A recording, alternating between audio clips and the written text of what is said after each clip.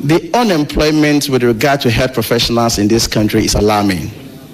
And the issue has to do with the effects on the wage bill. And therefore, there is the need for us to think outside the box, Mr. Chairman. Mr. Chairman, what I'm going to do is probably to link up with other countries so that we in the ministry will facilitate the migration of these health professionals to other countries so that we create jobs for them. Thank you. Thank you very much. Well, by indication, I need to give the floor to Honorable Minority Leader.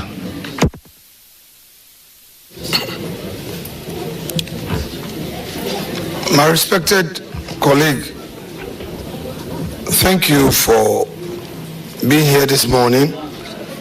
I know you were expecting to have your day with us last night. I'm sure because of some disagreement, we couldn't have you. That notwithstanding, you made it again this morning. Let me ask you,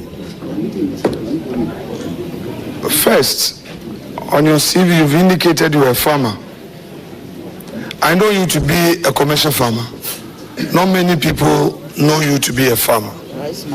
Can you share with us what you have done so far in your business life? Thank you, Mr. Chairman. Mr. Chairman, I hold a humble view that as a country, we have absolutely no reason to import food into this country. We can feed ourselves. And have spoken about this issue severally. And therefore, I took the trouble upon myself to demonstrate it. And so I started with cocoa farming, then I ventured into rice. Almost every household in this country consumes rice. Mr. Chairman, I start from planting through processing to distribution of rice. I started with not less than 150 acres of rice in the western north region. At the moment, this year, Mr. Chairman, I'm doing not less than 5,000 acres of rice in the Yagaba, So, Kobori, and EZC area in the northern part of the country. And Mr. Chairman, I am determined to even go beyond that. We have not less than 3 processing machines across the country. One in western north, another one in the Somia area, and then we're putting up another one 15 kilometers towards Yendi in Tamale to even bring in other equipment like the power boil machine to be able to get the right quality of rice to be produced locally for the benefit of the country. Thank you. Now, when MPP came into office 2017, I opted to stay out of government because I was doing so well in the private sector. I didn't want trouble. Kwabena, you are running, I don't want to use the word multi-million-dollar business. You are doing so well. I admire you, I respect you. You're doing so well in the private sector. I've seen my business go bad because I got into mainstream politics. How have you prepared a system to protect this your investment as you now move into limelight? And you're going to be held minister. That's your multi-million-dollar investment. You want to risk it? You ready? Thank you, Mr. Chairman. Mr. Chairman, this appointment is called to duty. His Excellency John Dramani Mahama. Honorable nominee, I do not have any assessment before me that your business is a multi-million-dollar business. So, accordingly, the multi-million-dollar aspect of the question is hereby expunged. You may proceed to answer the rest. Chairman, in that chamber, those of us in the private sector, we know ourselves. So I would accept that multi-million and replace it with, he's doing so well. He's running a very successful, business. I buy equipment from him, and I do business with him, so I know, and he knows. But anyway, so health minister, how? The question has been asked. May you proceed to give the answer? Mr. Chairman, it's a company, and I'm not the only director. And so there are other systems to make sure that the company will run. Thank you. Thank you very much. Now, today, yes, you did BSc Mathematics. Playing for your country, easy. Scoring, easy. Avoiding injuries, easy. Winning, easy, Charlie. But you know what be easy now? Kibo 4-in-1 Gary mix. Easy. It gets everything inside. Gary, cream. When new government assume office, people from all manner of places approach the new government, and it leads to termination of contracts, frustration of businesses. I have some businessmen who have sent me a message, and because you are a private sector man, they want to know what will be your attitude towards those who would come to you and say, terminate this, investigate this, do that. You mentioned the ambulance thing, for instance. The way you see it may not be how it is. All right? And as a businessman, what measures would you put in place to stop those hardliners who will come to you with that kind of attitude? Terminate, cancel, investigate, stop payment, don't pay, don't do this. What would be your attitude? Please provide the answer. Thank you, Mr. Chairman. Mr. Chairman, we all know that the private sector is the engine of growth. I am not prepared to capriciously terminate any contract. Mr. Chairman, as and when there is a need to inquire into it, I will do so. The drone Thank you very much. The drone services, you become aware of it. What steps would you take as a health minister to improve upon it?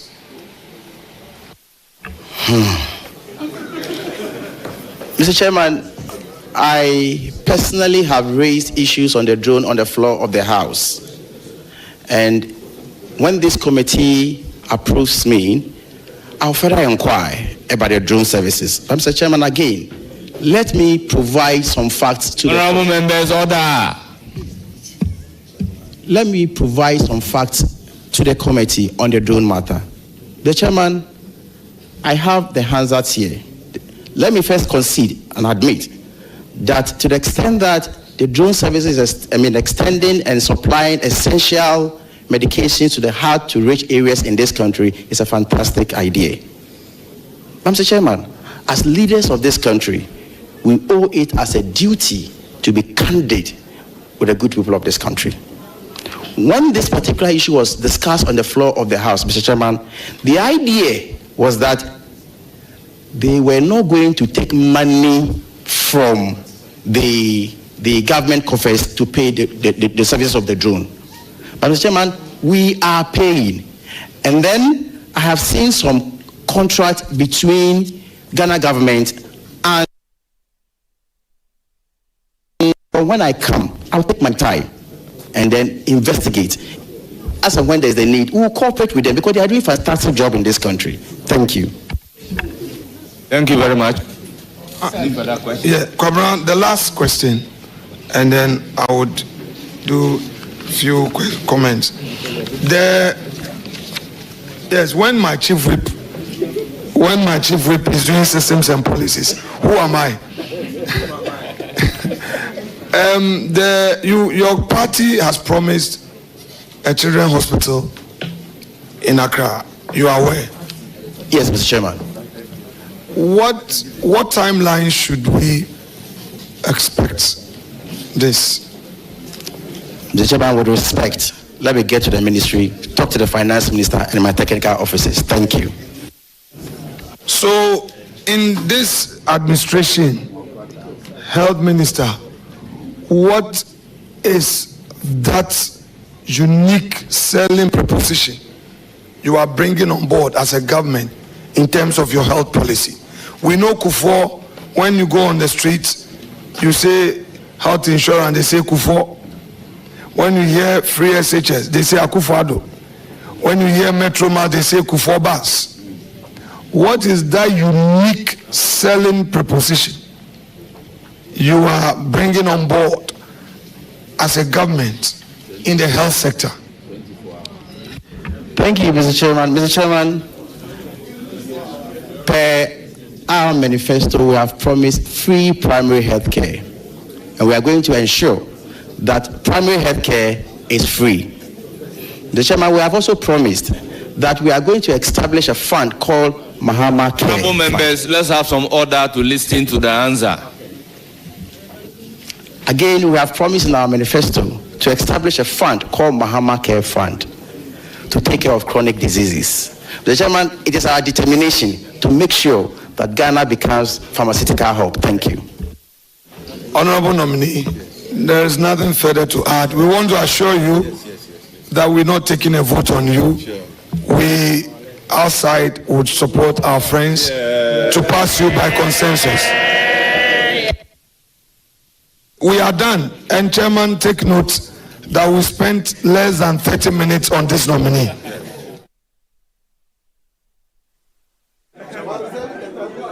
Honourable members, the indication from my right side is that I should have the opportunity to conclude. Honourable members, in conclusion, I acknowledge our revered guest behind the nominee, giving him the moral support. First on my list is Mrs. Lydia Nkrumah, the spouse of the nominee. Then we have Nana Bochi Ababio, the father of the nominee.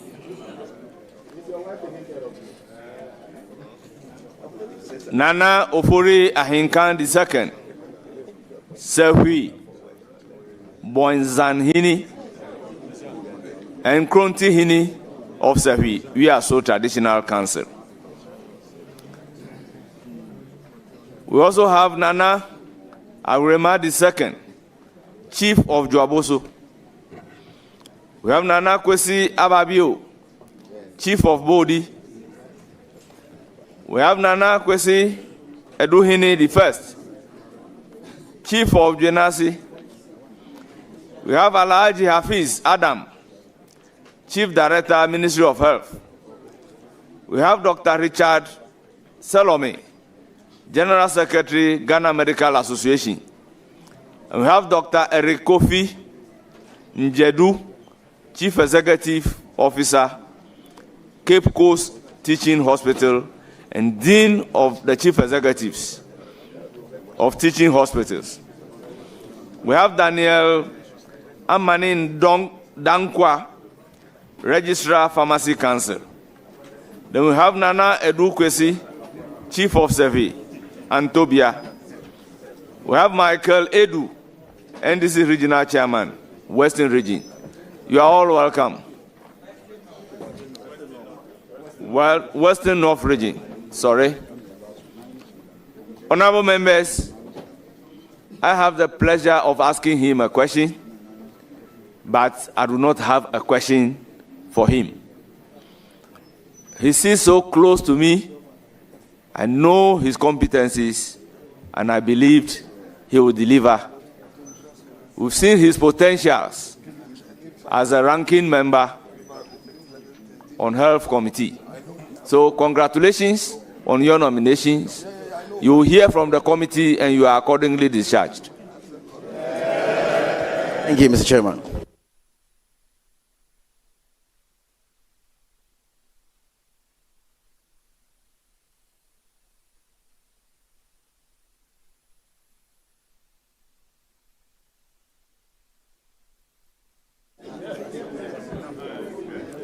Honorable members, before our next guest, we'll take a short break. We won't leave the committee room, but we'll request that those who are not members of the committee should humbly leave the committee room, and the committee will do a short discussion on some issues. And this should include the media. Please, we promise not to be long. And we'll call you back when we are done. Thank you.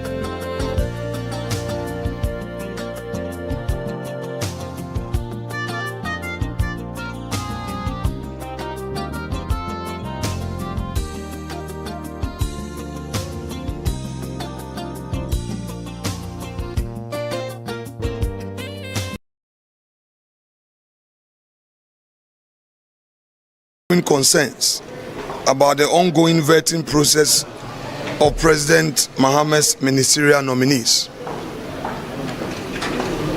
To begin with, it is now a known fact that we have, at the risk of criticism from our own party and supporters, elected to expedite the vetting process for the new administration. We took this decision because we believe it is better for the president to have his ministers in place early rather than leave the ministries to civil servants to run. And pursuant to this decision, we have even dispensed with the convention to advertise and invite memos for at least 14 days ahead of the appointment committee's public hearing. We have cooperated with the majority side extensively and have even been criticized for not conducting detailed inquisition into matters concerning some of the president's nominees. Despite this, we are beginning to observe attempts by the majority to force through some nominees and railroad them through a rubber stamp process. We are also beginning to observe a breakdown of security, law and order within the precincts of Parliament, and especially last night at the committee room by some NDC tax. These tax were hired, organized and brought in to come and intimidate minority. But let me tell the NDC, we are few, but we are a mighty few. Yeah. We are firm in our conviction, we are determined, and we shall never surrender to their intimidation. Indeed, yesterday night, we saw verbal attacks on us, and it took the vigilance of the police to escort us out of the chamber. We commend the police for what they did last night in ensuring law and order, and we urge them to continue their good work. We are also concerned about the attempt by the majority to disregard pre-sitting agreement on a number of nominees to appear before the appointment committee. Indeed, this is what led to last night's situation. Yesterday, there was an agreement to have only 3 nominees for the day.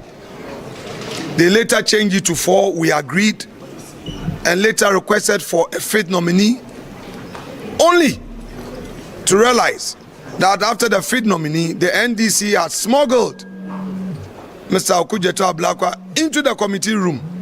He came fully dressed with his wife and other family members, and he was forcing his way to take his seat. Not only him, there were other regional minister nominees who had not been programmed, but they had forced them into the committee sitting room. Their plan was to use their so-called supermajority to intimidate us. The NDC must know, here and now, that they won an election, and that election they won, they are to govern together with us. We will not allow them to use their so-called majority to force their way. It won't happen. In fact, we are not going to boycott any proceedings. Boycott is not part of us. At all. We will stay in and protest, and they will not have their way. But I want to assure them that because we have been in government before and we know governance, we will not obstruct government business. We are further concerned about the breakdown of security within the precinct of Parliament and the way strangers feel emboldened. NDC, know that Parliament is not an extension of your party offices where you allow vandalism. You bring your party foot soldiers here to cause confusion. If today you are unleashing them on us, tomorrow when these boys are hungry and angry, they will come after you. It's not a prophecy. It's a... We cannot be intimidated even as we perform our legitimate constitutional mandate. And we caution the parliamentary service led by the clerk to parliament and his able marshal to urgently step up security within the precincts of parliament and protect the minority to enable us do our work. It will be an eyesore to witness supporters of the minority also invade Parliament House to provide security for our side. Our members are asking us questions, but we keep assuring them that we are a party of law and order. We believe in the police, and we know the police can do a good job. We are fortified by the conventions of the House, which have provided ranking members of committee the opportunity to inquire deeply into every nominee of the president without limit to questions. Since 1993, ranking members have always been given an unlimited opportunity. Why is it that when it gets to Afenyo marking, the NDC would want to frustrate the process? In any event, it is not every nominee that I question. This morning, the nominee for Ministry of Health, we spent only 30 minutes. So the nominees themselves should know that they are now coming into public office. Their conduct, their humility, their conduct would help matters. If you have a nominee who is so arrogant, so partisan, so disrespectful, so deceptive, so dishonest, you don't expect us to spend 5 minutes. Those who come and prepare well and know their brief and show us respect, we also reciprocate. Not those who would come and be insulting and abusing the Chief Justice of the Republic, the former president of the land, and you expect us to clap for them and take tea with them. We will not. I'm therefore cautioning the chair of the committee not to yield to those extremists who are pushing him to assert his authority because he is weak. The chair of the committee should know that we respect him. But I must also be quick to commend Honorable Mahama Yarega. He has shown leadership.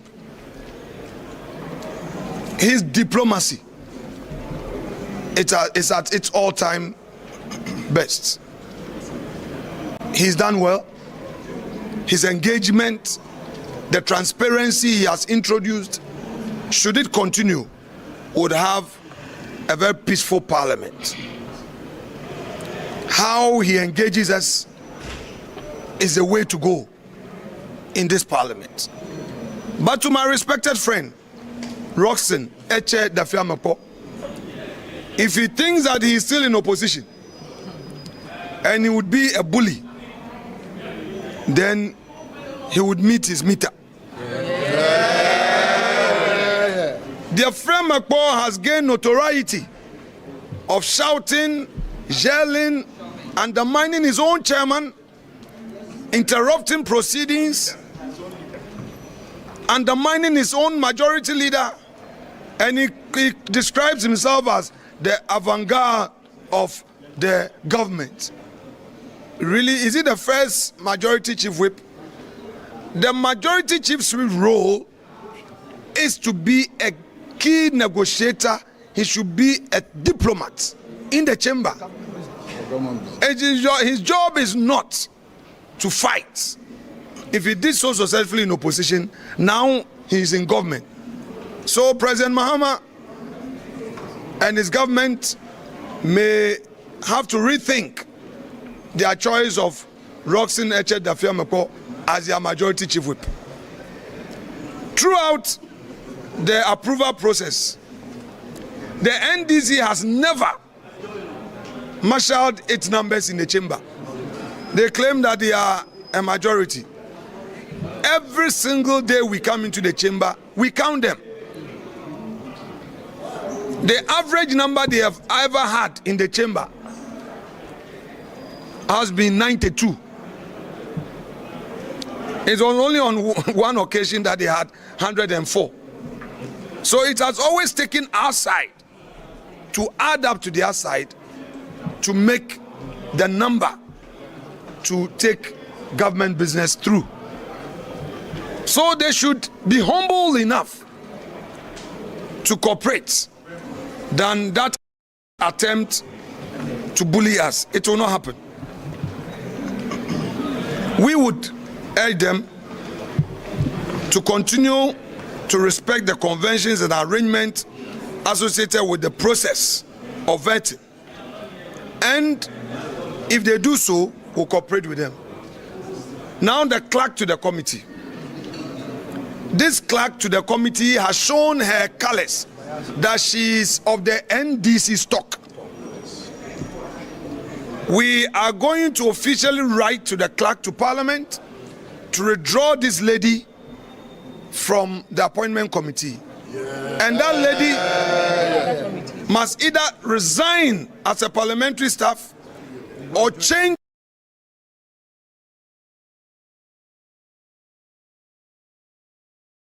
delay. When we were in government, this same clerk will insist that the minority must have its say, read through reports before it is signed by the chair. This same clerk today will advertise those who have been scheduled for vetting at midnight without notice to us as minority. Report gets signed, and the first time the minority will see the report will be on the floor. The practice has been that I would see the draft, go through, share my concerns before it is signed. But on a number of occasions, I try to engage quietly to resolve these things. Not even once has this NDC clerk brought a report to my attention. This morning, after all her numerous sins, she committed another grave sin this morning again. We were in Parliament as early as 8 o'clock to have our caucus meeting. When we were done, the majority chief whip reached out to the chief whip of our caucus that they wanted us to have a meeting. We agreed to the meeting. They said they were waiting for the majority leader. Indeed, the majority leader himself called me that he was on his way and that the meeting should be held in his office. Whilst waiting, we now saw the NDC caucus commencing the vetting. And this same clerk, without reaching out to us, administered the oath. What an irresponsible clerk we have. What an unprofessional clerk we have. What a partisan clerk we have. She must be ashamed of herself and ashamed of her profession as a parliamentary service staff. We will not spare her. We will go all out to deal with her in accordance with law if she will not change. Our parliament boasts of mature conventions and practices, and this we have navigated all these years. We would urge our colleagues one more time to cooperate with us. We want to assure the people of Ghana that we are acting in good faith. We want to support the government and be constructive, but will not allow ourselves to be bullied. We are the mighty few. Mighty minority. We are the mighty few. We will not surrender, we will not give up, and we know that God willing, fortune will smile at us come 2028. We are the new patriotic party. We are the new patriotic party. The elephant is a winning symbol. We shall win to save Ghana. The elephant is a winning symbol. We shall win to save Ghana. We shall win. We shall win. We shall win to save Ghana. To save Ghana. We shall win. To save Ghana. The elephant is a winning symbol. We shall win to save Ghana. Oh, the elephant is a winning symbol. We shall win to save Ghana. Eshi,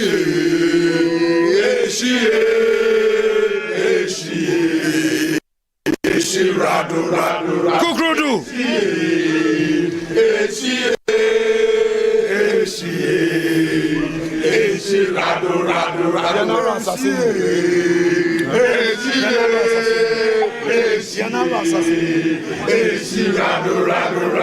General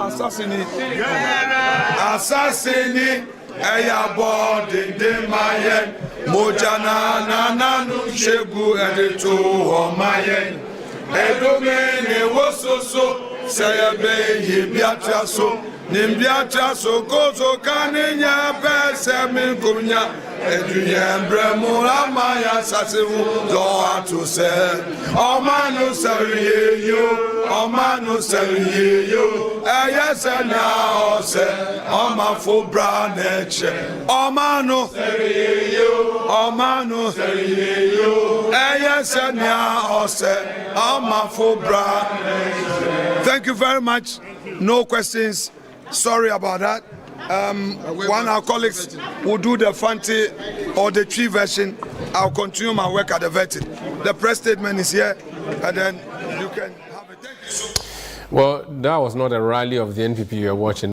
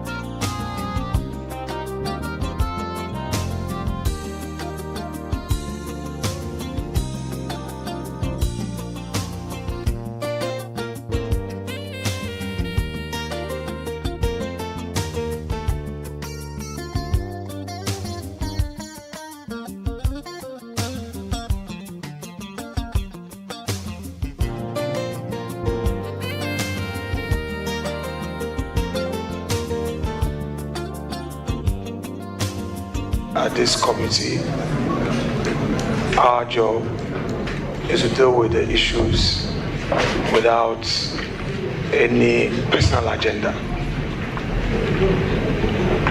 Be at peace with yourself, relax. You are one of us in Parliament. Be candid with us and deal with the issues. And I'm sure that we'll be able to dispense without responsibility as quickly as possible. So that is the assurance I'm giving you from our side. No ill will, be assured on that, but be candid with us.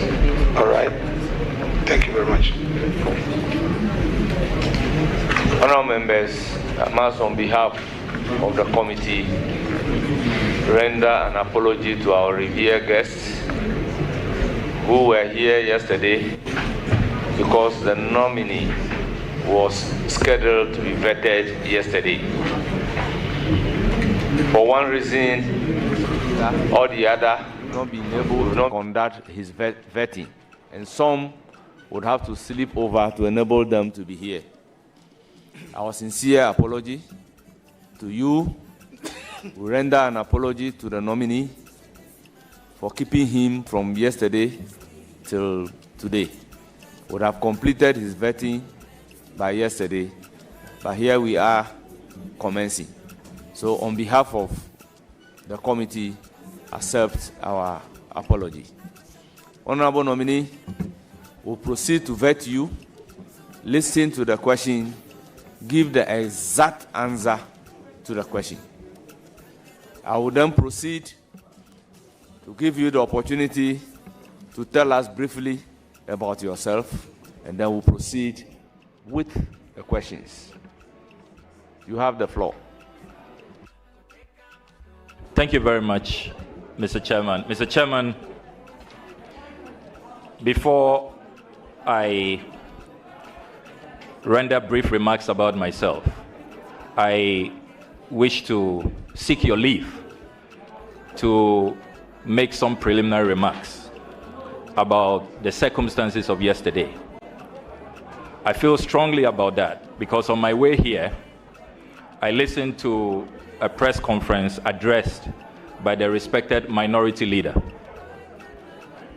The press conference was carried live on Joy FM.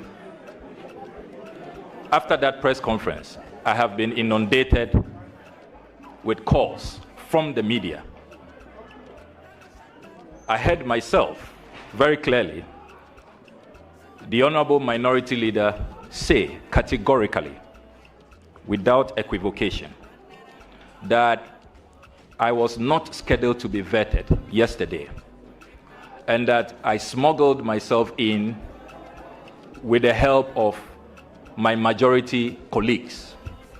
He even brought in my beloved, beautiful, diligent, celebrated lawyer wife. She didn't also take it kindly and said that we smuggled ourselves here without invitation, and that is the cause for the chaos. I want to set the record straight, particularly based on that press conference and the subsequent calls from the media. I hold in my hands a formal invitation letter from this committee, signed by the clerk of the Appointments Committee, Mrs. Gifty Jage Goba. And the letter reads, Honorable Samuel Okudzeto Ablakwa, Member of Parliament, Parliament House, Accra. Dear Sir, invitation to attend upon the Appointments Committee. The Appointments Committee wishes to extend its warmest congratulations to you on your nomination as Minister-Designate for the Ministry of Foreign Affairs. Pursuant to Standing Order 217, I am directed by the Chairman of the Committee to kindly invite you to attend upon the Appointments Committee on Thursday, the 30th of January 2025 at 1 p.m. Thursday, 30th of January 2025 at 1 p.m. Emphasis mine. At Committee Rooms 1 and 2 at the Administration Block. Parliament House, Accra. You are kindly requested to submit copies of your CV, tax clearance certificate, the Ghana Revenue Authority Secretariat, to the Appointments Committee on the second floor. And the letter adds, you are further requested to provide the names of 10 guests who will be present to witness your vetting. Please find attached guidelines for the preparation of your CV. Yours faithfully, Mrs. Giftijage Goba. And she did attach the schedule for yesterday. I was to come right after the lunch break at 12:30 p.m. I have a copy here. So for the minority leader to address a press conference a while ago and portray me as some hooligan, some lawless character who will be smuggled into your hearings with my wife, my chiefs, respected ambassadors, Chief Director of the Ministry of Foreign Affairs, former ministers of Foreign Affairs. I take strong exception to that. I thought that the minority leader, at the very least, will have apologized to my revered chiefs who had traveled all the way from the Volta region, including the Tepaman traveled all the way from the Ashanti region, where I have been serving as Mbrantia Hene over the last 15 years. Please, be brief. So, Chairman, this is a very serious matter. It's a reputational issue. I was not smuggled here. There was no conspiracy.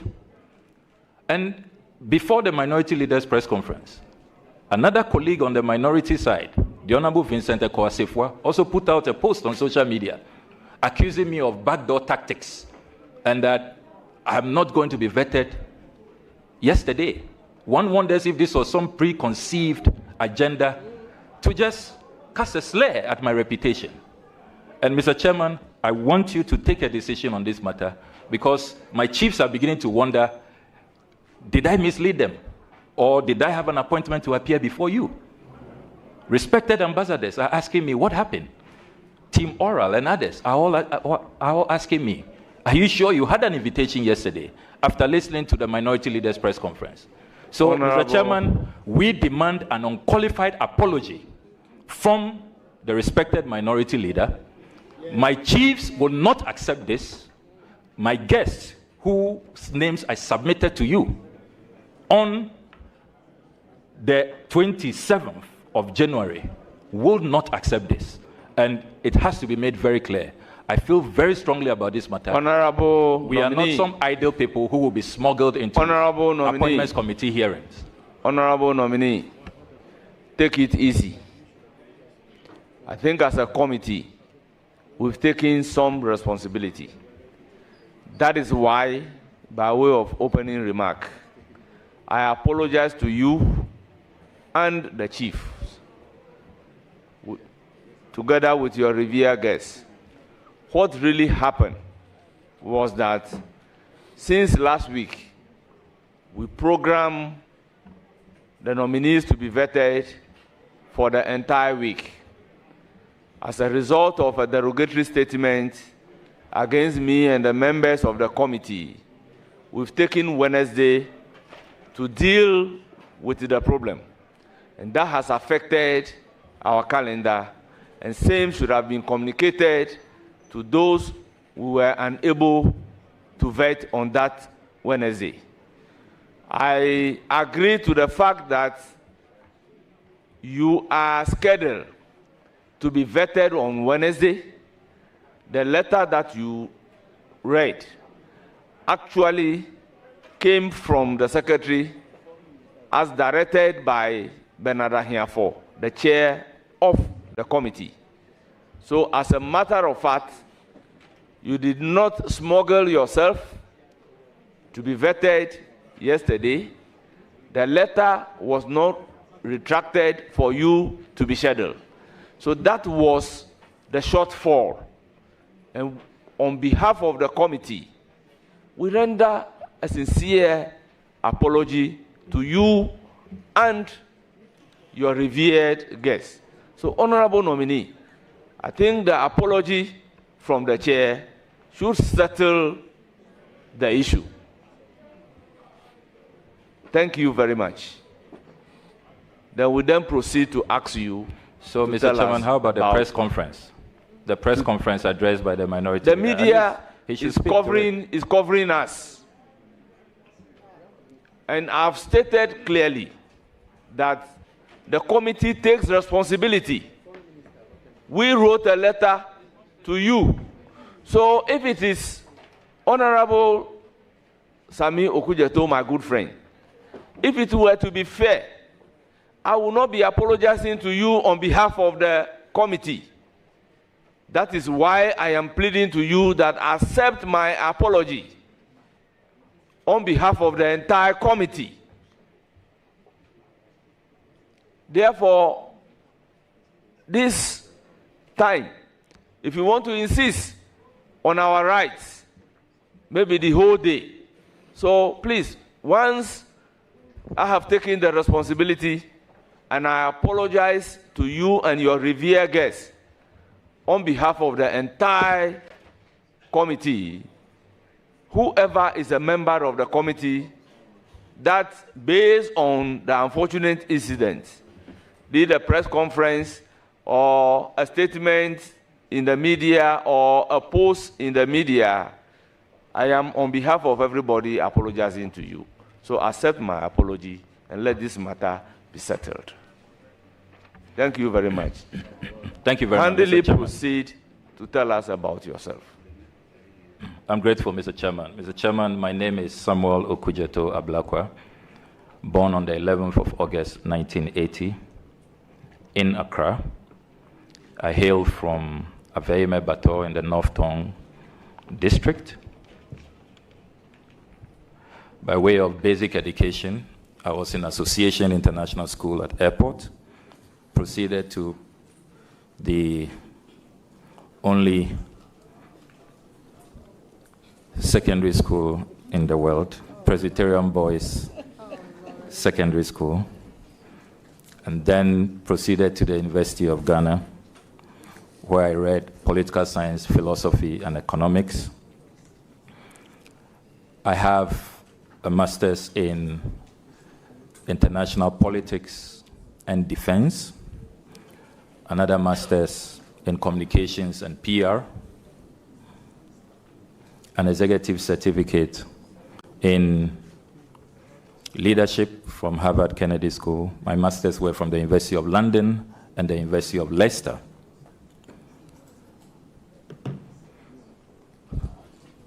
I also have a professional Prince 2 qualification. I am currently serving in my 4th term, representing the chiefs and the good people of North Tongue. I have served as ranking member on the Foreign Affairs Committee for almost 8 years. In the 8th Parliament, I also served as chair of the Assurances Committee. I've held various positions in public service, including Deputy Minister for Information, appointed by His Excellency Professor John Evans Atta-Mills of blessed memory. May his soul rest in peace. My dearest Mintah, who I miss greatly. I was also appointed by His Excellency John Dramani Mahama. I served as Deputy Minister for Education in charge of tertiary education. I currently chair President Mahama's flagship anti-corruption team, the Operation Recover or Loot team, a position I'm very, very proud of as chair, and I will miss dearly when I hand over in the next few days. Mr. Chairman, kindly permit me to convey sincerest gratitude from the depth of my heart to His Excellency John Dramani Mahama for this appointment. I have already assured him that I will give it all and I will make him and the country proud. Thank you very much. I'm concluding, Mr. Chairman, if you give me 30 seconds. I must also thank my dear mother Her Excellency Professor Nana Jenopoku-Agyeman, the first female Vice President of the Republic of Ghana. And in conclusion, Mr. Chairman, I want to thank senior and veteran diplomats and former foreign ministers of our country who have all met me, Dr. Obeda Samoa, Ambassador D.K. Osei, Ambassador Gbeho, Professor Kwabena Ahoy, who have all been very, very supportive since my nomination, all the other ambassadors and staff of the Ministry of Foreign Affairs. I definitely reserved the best for last, my loving, dear, supportive wife, who has always stood by me. I thank you very much, Mr. Chairman.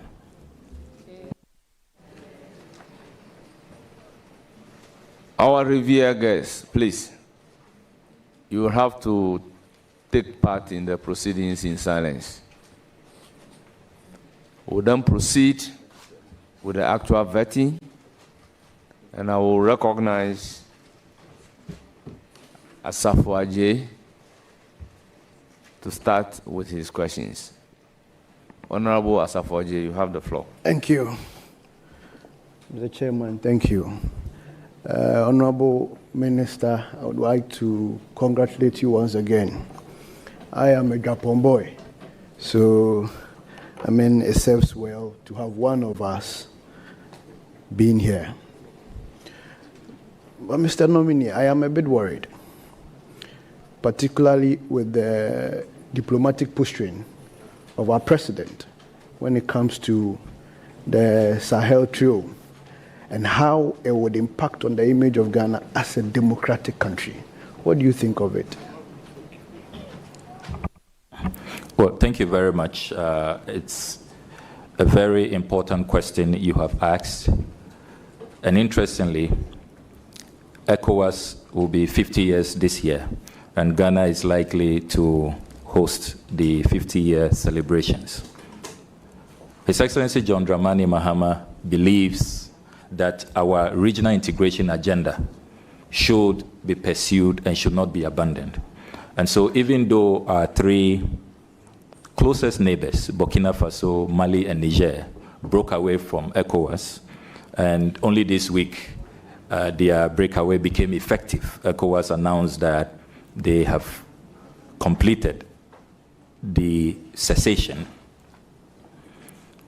We need to be conscious of the fact that as closest neighbors, even though we are promoting democracy and we have all said no to coups, we face serious threats. The threat of violent extremism and terrorism. And so, as good neighbors, President Mahama is of the view that he should not give up on dialogue. Article 40 and Article 73 of the 1992 Constitution enjoins the President and all of us who will be working in the foreign service space that our strategic national interest should always be at the center of our foreign policy considerations. If you have your neighbors who are being totally taken over with extremism, terrorism, and indeed, all our neighbors have been attacked except Ghana.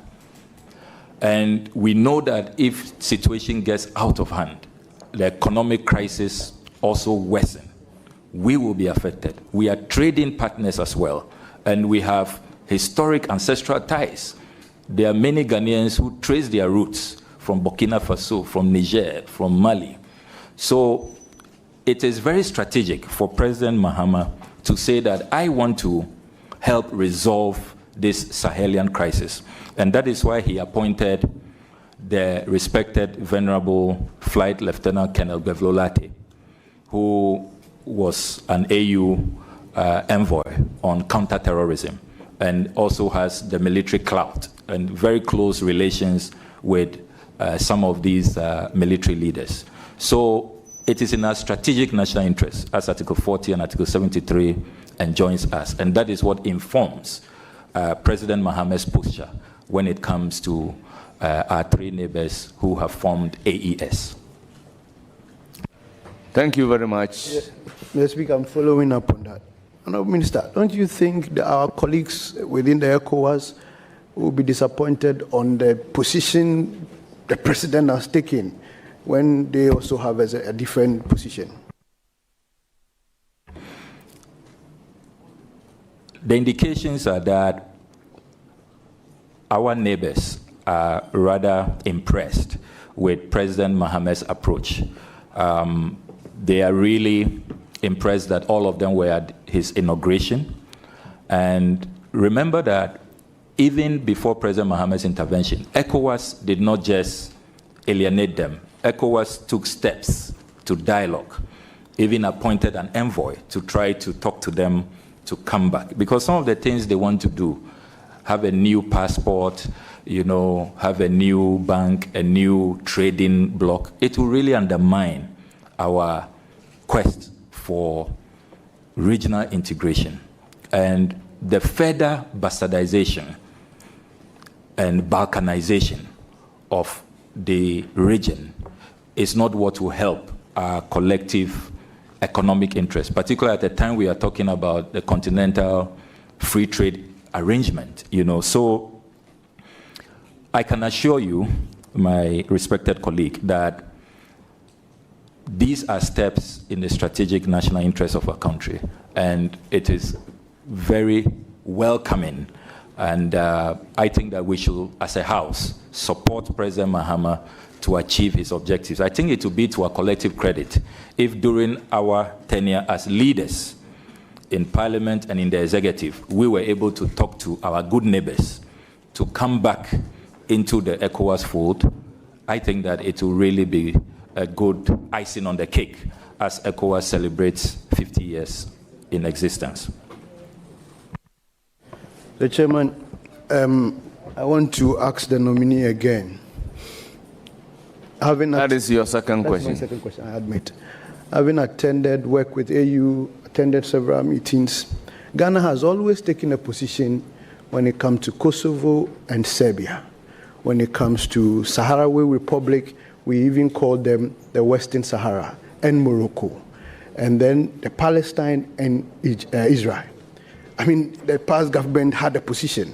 What will be your position vis-a-vis that of the President John Maham's position when it comes to these countries, and we all know what is between them? This is a very interesting question on geopolitics and what should be our geopolitical positioning.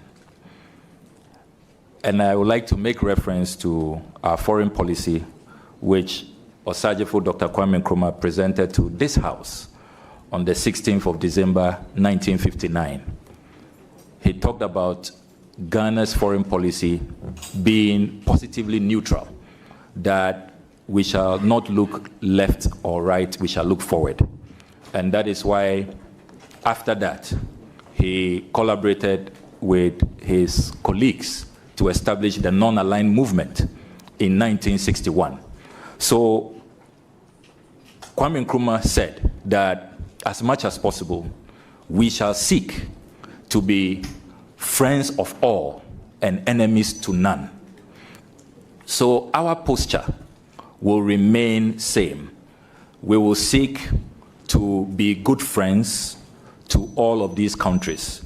But being good friends, as Kwame Nkrumah said on the 16th of December 1959, doesn't mean that if along the line there is a misstep, you engage in some violation of international law, you go against the rule-based order, it does not mean that we will not speak out or point it out to you. That is even what shows that we are really good friends. So in these countries you have listed, there are matters that are concerning. For example, the Palestinian-Israeli conflict. We take the view that the humanitarian crisis there is totally unconscionable and unacceptable. And it is with dismay that we will continue to urge for a resolution of the Middle East crisis. We remain committed to the two-state solution so far as the Israeli-Palestinian conflict is concerned. We do not align with hardliners on both sides who say that one state should be totally annihilated, does not deserve to exist. No. We say that let's respect the UN resolution, a two-state solution.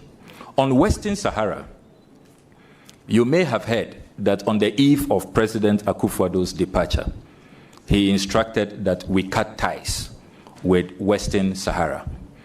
That certainly has created some anxiety and nervousness, and it marked quite a major departure from our position in the 1960s, 70s, and the 1980s. And you recall that we, in 1982, championed the cause of Western Sahara, which led to Morocco exiting the OAU, as it was known at the time, in 1982. So it was a very significant development, and a lot of our allies on the left are looking at Ghana's new posture. I can assure you that because this is a very sensitive matter, we will be open-minded. We will study exactly what the considerations were, what the experts advised President Akufo-Addo to take such a consequential decision. I mean, when you are in government, you may know things that others would not know. I mean, he receives national security briefings, he is at ECOWAS, OAU, AU now, and all of that, UN. So we want to keep an open mind. We will go and study what the considerations were, what analysis went into this decision. But the assurances I can give you, based on our foreign policy, is that we remain friends of all, enemies of none. Even if diplomatic ties may appear strained, as it is now in the Western Sahara question, it does not mean that our good friends in Western Sahara, we are going to disown them or cut ties with them in terms of the real people-to-people, cultural, and, if you like, ideological ties with them. But it's a sensitive matter. We will go and study it, and then we will look at the way forward. I agree with you that they have allies on both sides. Of course, the Algerians are not happy because of this decision. The Moroccans have welcomed it. They are excited about it. But we need to balance forces based on our strategic national interest. And we will look into it and see how best we find a resolution moving forward.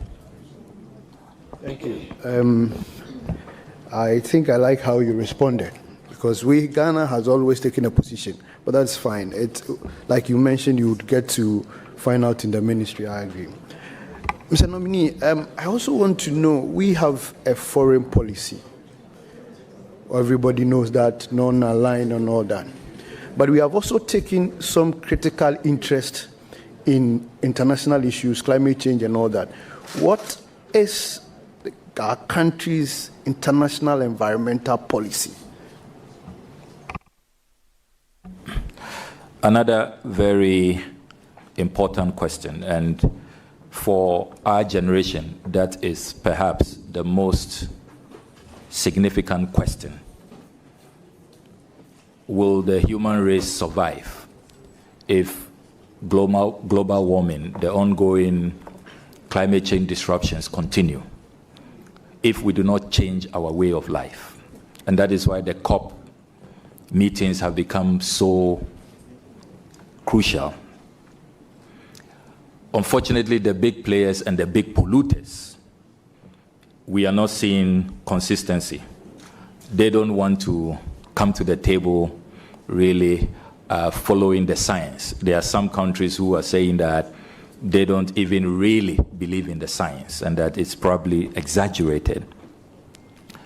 What I like about the foreign ministry is that we facilitate these engagements amongst key sectors. So on climate change, the Ministry of Environment, Science and Technology will be the lead ministry.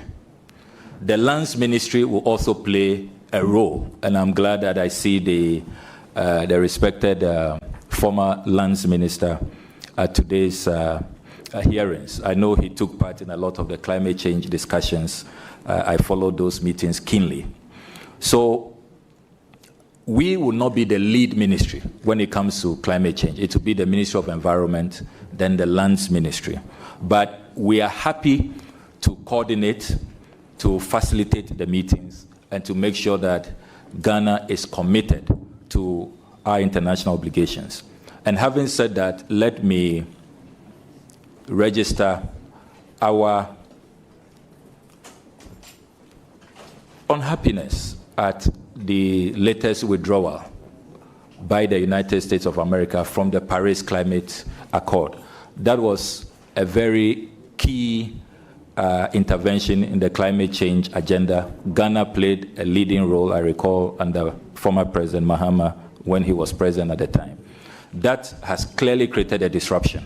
But we will continue to urge our big brothers and sisters to come back to the climate change agenda and to commit to a new global order when it comes to climate issues. So that's how I respond.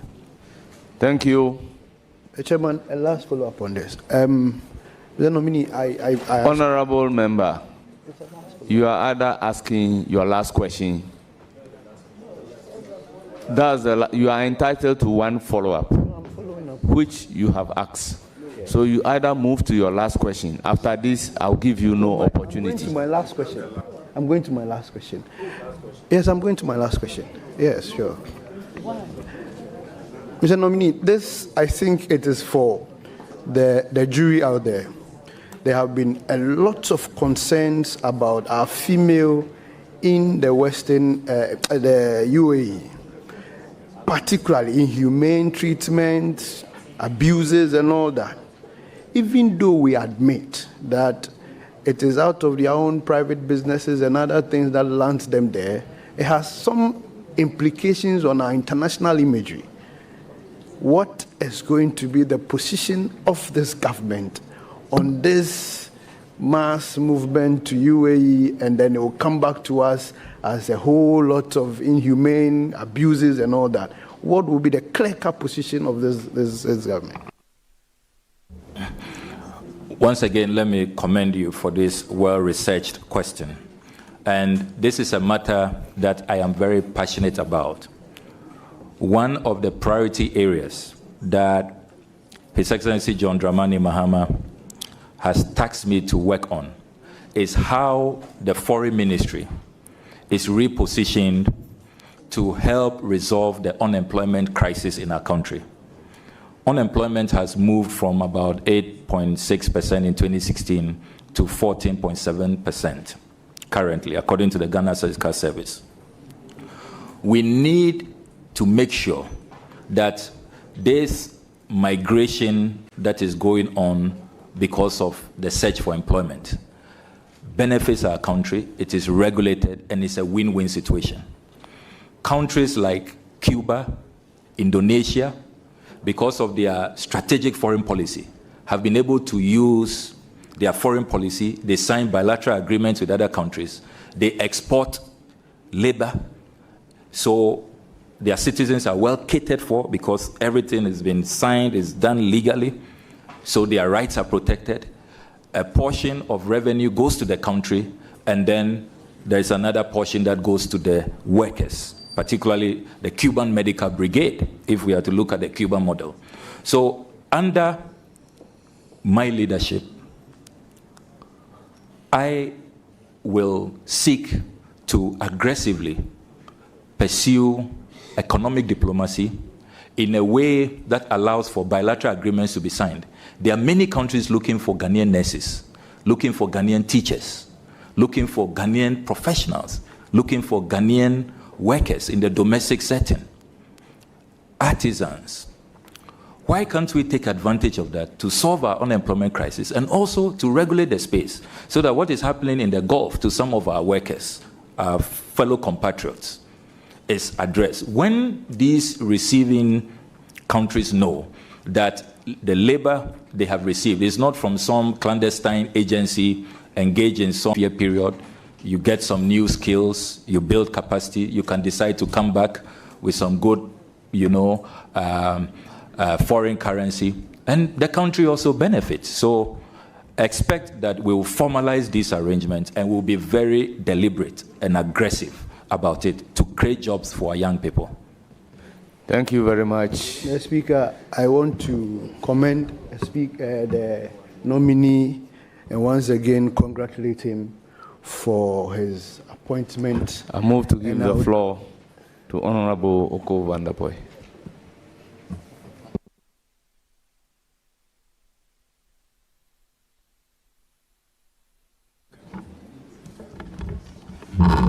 Thank you, Mr. Chair. Nominee, congratulations. I'm one of the many Ghanaians who are very happy to see you where you are seated this morning. Nominee, I've worked with you in the 7th Parliament and in the 8th Parliament as my leader on the Foreign Affairs Committee. And I appreciate the leadership skills and knowledge that you bring to where you are sitting this morning. When you get to the ministry, what would be some of your priority areas? Well, thank you very much, Dr. Okudzeto, and thank you for the kind words and the tremendous support you gave me for 8 years on the Foreign Affairs Committee as my deputy ranking. I have just talked about one of the priority areas, economic diplomacy, pursuing bilateral agreements to create jobs for the young people of our country in a regulated migration that benefits the individual and the country. The other thing that I want to reform is our passport regime.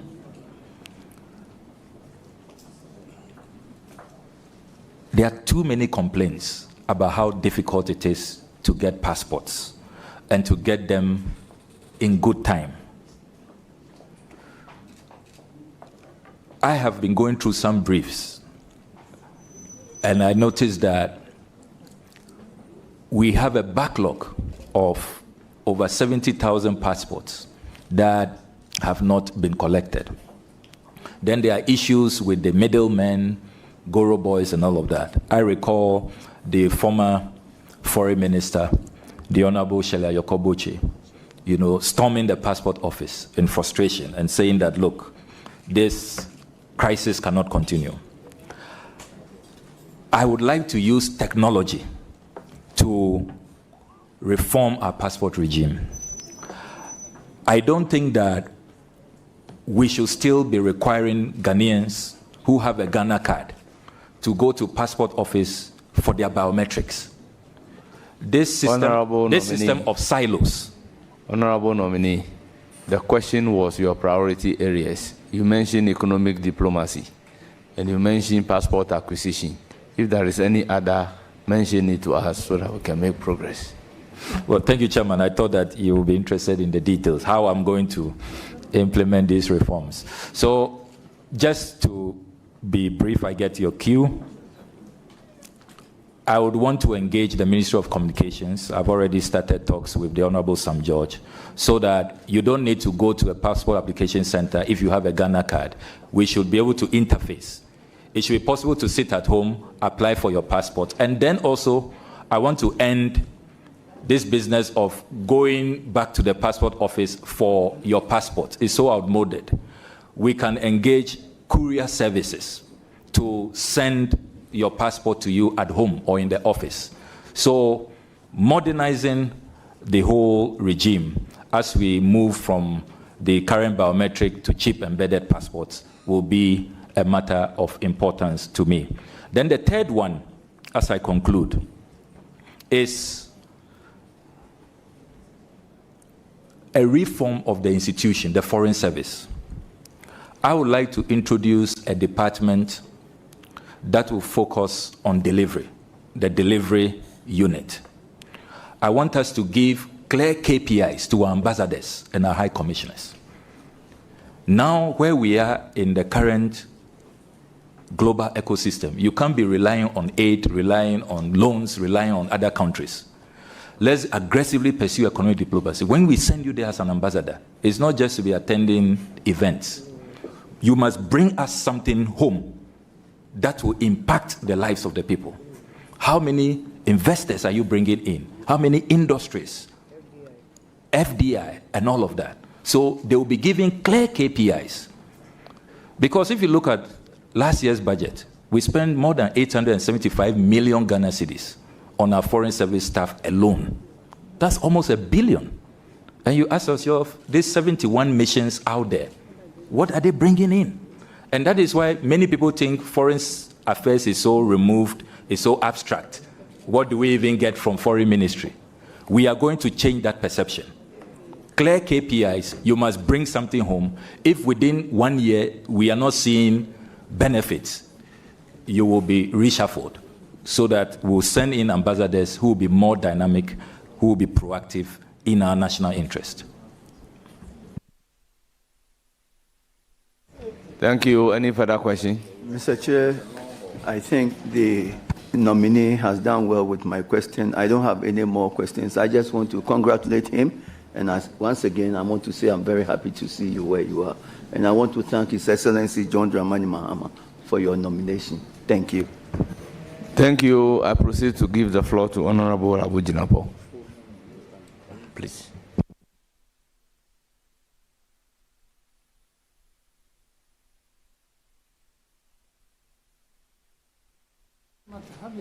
Thank Honorable you. Thank Abujinapo, you. you have the floor. Thank you very much, Mr. Chairman. Mr. Chairman, let me begin by congratulating the Honorable Okudzeto Ablakwa for his nomination to this very high office as, and occupying the shoes of statesmen like Nana Addo Dankwa Akufo-Addo, Obeda Samoa, Victor Gbeho, and the rest, especially at his age, is quite a significant achievement. And warm congratulations, Honorable nominee. Mr. Chairman, Ghana's policy, foreign policy, since 1957 has essentially been non-aligned. And as the nominee himself articulated in one of his responses, if I would say, we neither look left or right, we look forward, and we don't take sides. Indeed, if you look at the NDC Manifesto, specifically page 160, you will see that that same policy is articulated. And then President Mahama, in his inaugural address, also reiterates the point. Mr. Chairman, I followed the nominee. I've read most of his articles, his presentations, news articles about him and all of that. And it is clear on the evidence that the nominee is a leftist. It's a leftist. I would say he's a socialist. I will refrain myself from saying that he's a communist. I will refrain myself from saying so. You will see, Mr. Chairman, that the nominee, for example, wrote a tribute to His Excellency John Pombi Makafuli and delivered it on the floor of Parliament when he died on 17th March 2021. And therefore, Mr. Chairman, the nominee's views are known as a radical left. How is he going to marry his obvious personal ideological leanings and inclination, which he's on many occasions said he's very proud of, in wiggling his way through this complex international geopolitics of the left and right as it relates to Ghana's policy of non-aligned? Thank you. This question could have been asked without making reference to all those documents. Please proceed to answer the question. Well, thank you very much, Mr. Chairman. And Mr. Chairman, let me place on record that I am not a communist. Of course, I am left of center. All of us in the NDC subscribe to the left of center political ideology, which we are very, very proud of. His Excellency John Dramani Mahama has worn the badge proudly because we believe in the welfare state and we believe in humanism to our economic interventions that don't encourage exploitation, particularly by a few elites. So you are right about where I belong ideologically, left of center, which is where my party, the NDC, belongs. So I am very much at home. Having said that, let us remember Kwame Nkrumah's tact and skillful approach to our foreign policy. Kwame Nkrumah was on the left, but he managed to, at the height of the Cold War, a bipolar era, to still get the Americans to support him in the construction of the Akosombo Dam, and to still have the Russians to help him in building our atomic agency. So that model is what we must adopt. So our friends know where we belong ideologically, but they respect us and they know that we don't mean harm or we don't bear grudge or have any malice. We are friends of all and enemies to none. So be rest assured that even though I have left leanings, I will be very objective in pursuing our foreign policy, which Article 40 says must be guided by our national interests. Kwame Nkrumah did it, President Mahama has been doing it, receiving support from all sides. And in the current multipolar world, be rest assured that I will attend to this responsibility with all fairness and objectivity. Note from my CV that in the 8th Parliament, I was chair of the Ghana-Cuba Parliamentary Friendship Association, but also very active in our U.S. Ghana Parliamentary Friendship Association. Indeed, a proud member of the American Council of Young Political Leaders. So there are a few of us who straddle and who are liked by all sides because we are very objective in our dealings. So be rest assured, I consider myself a good friend of all the forces at play in the global arena. Chairman, that is reassuring, and I think, Chairman, it's important that we lay the proper foundations before we ask the questions so that both the nominee and the country... Please don't litigate with me. No, I'm not litigating, Chairman. I'm just... So I have a follow-up question. Now, again, Mr. Chairman, the nominee is on record to have, you know, if you want, not so much criticize, but raise substantive and significant issues with Ukraine as opposed to the West in the Ukraine-Russian war. And I have an article here where the nominee indicates that the war between Russia and Ukraine, which has been roundedly condemned by all international organizations, the United Nations, African Union, ECOWAS, and the rest, is as a result of Ukrainians' failure of foreign policy. Mr. Chairman, also the nominee is on record to have taken issues with the West in its dealings with Israel as it relates to the Israeli-Palestinian conflict. And the point I seek to make is that the nominee is obviously, in his years of activism, taking sides in these two major international conflicts of the world. If he gets the nod of this committee and Parliament, how is he going to navigate his way through this complex issue of Ukraine-Russian war, Palestinian-Israeli war, mindful of its rippling effects in the global geopolitics? How's he going to do that? Thank you. Well, thank you very much, and let me commend the Honorable Abu Jinapo for the well-researched question. The challenge that we all face, I've served on the appointments committee, is that you have to summarize, and so you can't read these articles in full. But those who will want to pay regard to the articles, you see that I try to be very objective and balanced and more nuanced than the summary. The conclusion, whether you've taken sides, is it correct? No, the conclusion is far-fetched. I have not taken sides. And Mr. Chairman, I know you'll be happy to hear that I have been invited by both sides. There are probably few people who have achieved that. The Russians invited me, and I was guest in their parliament. There was a second invitation where I went with former President Mahama to launch his book at the Russian Academy of Sciences, the Russian translation. And then the Ukrainians invited me. I spent a week there. We were, touring Kiev and other places. We went to the landmines. I helped them to even demine, some of the Russian mines that had been left in Ukraine. So that should tell you, the countries don't have any issues with me. Israel has invited me on a number of occasions. The Palestinians have also done that. Indeed, the Palestinian ambassador in Ghana is one of my very, very good friends.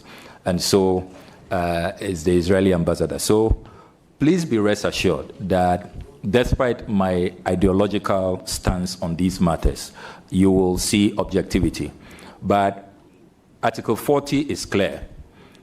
We must also, in the pursuit of our foreign policy, be guided by international law, a rule-based order, international principles. So where our friends err, we should be bold to point it out. Because as Nkrumah said on the 16th of December 1959, when he presented our foreign policy to Parliament, he said that we will not be passive spectators, that as good friends, when you err, when you commit genocide, when you commit atrocities against women and children, we will point it out to you.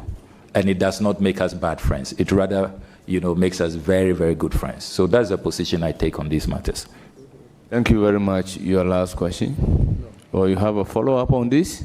This was a follow-up on the first question. It cannot be. No, it was. It cannot be. I said so that it was a follow-up. No, the fact that you said so doesn't mean it should be a follow-up. No, it was Please, a follow-up. ask a follow-up question whether he is taking sides in these various wars that we have mentioned. Please go ahead with the follow-up question on this. Mr. Chairman, respectfully, I asked a question about his leanings on taking sides, and I made a follow-up on the specific issue of whether or not you take sides. It was all about taking sides. Thank you. How is he going to marry? No, it was taking sides. And then I gave a specific example, whether you take sides. Please, your last question. Last question? If you have a follow-up on this, I will allow it. Mr. Chairman, no. This is it. I can give you the documentations I use. No, because it's a follow-up. It was a follow-up on the first question. Thank you. So, Mr. Chairman, the question I want to ask the nominee, which is the second question, is the nominee, if he's given the nod as foreign minister, as I said initially, is a very high office. And as he himself has been articulating, it will require, in his words, rules-based. It will require a lot of fairness, objectivity, and all of that. Mr. Chairman, on 23rd December 2024, the nominee made a post where he alleged that unimpeachable evidence from the Lands Commission shows that the two daughters of President Akufo-Addo have acquired some state lands in cantonments, and that amounted to state capture. Mr. Chairman, the company which was the subject matter of this allegation was Nsunam Company Limited. Mr. Chairman, a search at the Lands Commission will show that the land in question is the property of administrators of the estate of Justice, the late Justice Johnson Sribo, a former Justice of the Supreme Court and Chairman of the Electoral Commission, who acquired the land as far back as 1969, specifically on 1st June 1969. And indeed, Mr. Chairman, at the time, the President's children were not even born. The subject matter land was acquired by the state, Mr. Chairman, as far back as 1869, and the lease will end in 2069. So clearly, this land is not state land. The President's children did not buy state land. On the evidence, on the record, it is absolutely clear that they did not buy state land. Will the nominee concede, given that he's seeking to be foreign minister and will be required to be fair to all manner of persons, that the president's children were wrongly accused and he will apologize to them. Thank you, Mr. Chairman. Well, your quick answer. Well, thank you very much for the question. The Honorable Abujinapo will recall that when I put out that article, I supported the article with evidence from the Lands Commission. I attached an official search that I had conducted on those two lands. Indeed, those are lands that you have in Somnam and then the lot boutique, a fashion boutique. And I sought to inquire from the Lands Commission the status, the ownership of the land. And the Lands Commission responded in that official search, which I published, and Ghanaians can go on my social media handles. You see the official search results, where the Lands Commission, in their response, indicated that all those lands are government lands. So in my article, I asked a question. Is this another state capture? Is President Akufo-Addo allocating state lands to his daughters? It was a question. Based on empirical evidence, what the Lands Commission had told me in writing as official search results when I put in that official search. So there is really no need to apologize on this matter. We need to probably be discussing reforming the Lands Commission. You were Lands Minister. If you think that the Lands Commission misled me, you need to join us with ideas on how to reform the Lands Commission, get their data to be more accurate, so that when we conduct official search, what they tell us, the reports that they give us, their search certificates, are not misleading. Because all of the facts you've put out, I don't know them. In 1979, I wasn't born. Thank you. So the Lands Commission told me they are government lands, and I have the documents here. Thank you. To confirm Thank you that. So very much. Thank you very much. It's not my fault. Any follow-up on the land acquisition? Mr. Chairman, my follow-up will be that I have in my hands, and this is all about government lands. Of course, I mean, the nominee is literally established and conceded that the president's daughter did not buy state lands. If they were government lands as far back as 1969, they were not state lands at the time when they were tenants, as you know, they are tenants of that place. Please, but anyway, your follow-up question. Please, your follow-up question. Mr. Chairman, please, this being a house of records, I have not admitted. I know. I haven't said House of Record. I'm saying that you never the record I have, what the Lands Commission gave me. Therefore, when I conduct official rescind search. your decision Yes. and apologize. So please go ahead with I'm your not question. changing my stance on the matter. I've not litigated that. I will not litigate that. All that I said was that the evidence is clear that the land was bought as far back as 1969. The president's children are just tenants, so they did not buy state land. That's the point I'm making. It's not, I'm not litigating with you, Mr. Nominee. I'm just setting the record straight that they did not buy state land as you suggested. So, Mr. Chairman, the follow-up will be, and this really is flowing from the issue of the nominees' standing and reputation on the protection of public funds, state lands, and all of that.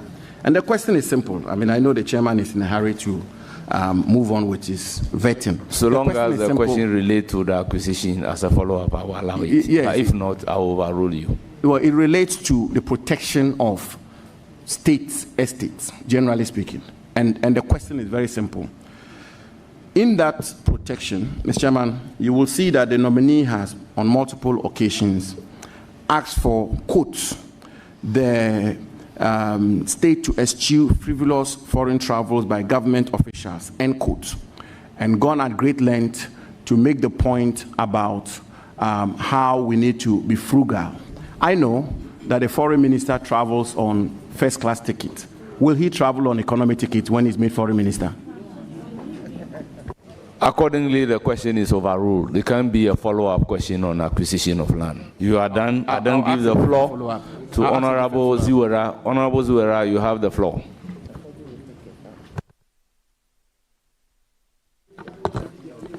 Thank you very much, Mr. Chairman. Thank you for the opportunity to congratulate my boss and my mentor and to wish him well. Congratulations, Honorable Ablakwa. Your leadership has been exemplary. Mr. Chairman, I served with Honorable Ablakwa on the Foreign Affairs Committee. And if you look for a team player, you'll find it in Honorable Ablakwa. Honorable Ablakwa, extent of knowledge in the foreign ministry and international relations makes him the best choice, actually, for this position. And I want to commend highly President Mahama for giving us this choice. We know that with your extensive experience, with your knowledge, and with your excellent human relations, you are going to lift the flag of Ghana very high in the Committee of Nations. I can only wish you well, and I say congratulations, Honorable Ablakwa. Thank you very much. Well, thank you very much. Thank you, thank you. Order. Order, thank you. Order. Order. I proceed to give the floor to Honorable Soa. Thank you, Honorable Chairman. Honorable nominee, my Anglican brother, I wish to congratulate you on your nomination by His Excellency, the President of the Republic of Ghana, John Dramani Mahama. And I am sure and I trust that you are going to deliver well to the people of Ghana. My question, how will you make our embassies and high commissions more responsive to Ghanaians in the diaspora? Well, thank you very much, Honorable Odole. I call her the MP with the most embassies in Ghana. Virtually all the embassies and high commissions are in her constituency. This is a very, very important question, and Ghanaians in the diaspora are really concerned about how our embassies and high commissions can be more responsive. As ranking member, I advocated strongly for the establishment of a consular fund. I was shocked to learn that our hardworking foreign service staff have to sometimes contribute their own money from their pockets to assist distressed Ghanaians out there who need consular assistance. In the budget for the foreign service, we don't have a line item for consular relations. You know, under the Vienna Convention on Consular Relations, 1963, countries must extend these courtesies to their citizens. So, as foreign minister, when given the nod, I will make sure that we establish the consular fund. We must make sure that this fund exists, that can be assessed by our foreign service staff to extend assistance, particularly in this period where the United States has announced mass deportations. Those who may be rounded up to be deported are entitled to consular support. We must get them legal assistance so that they are not just rounded up and deported, their rights violated. You know, sometimes even in the deportation, how they are deported, sometimes chained to seats and all of that, treated as criminals. That is a violation of their human rights. It affronts their dignity. And these are matters that I will pursue forcefully. So we will seek to establish the consular fund. And in the KPIs that we will be drafting for our diplomats, we will also make sure that they prioritize the needs, the concerns, and the plight of Ghanaians who are living abroad. Because really, why establish an embassy if you cannot take care of Ghanaians within that jurisdiction? So that will be a priority area. And I thank you for bringing it up. Thank you. I'm sure our brothers and sisters out there will be excited about your response. I wish to wish you well on your appointment as the Foreign Minister for the Republic of Ghana, and I pray God's blessings for you. Thank you, Mr. Chairman. Thank you. Thank you very much. I proceed to recognize Honorable Amprechum.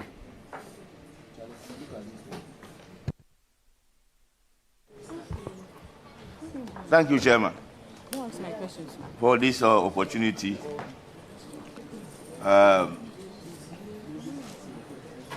Honorable Sami, we meet again.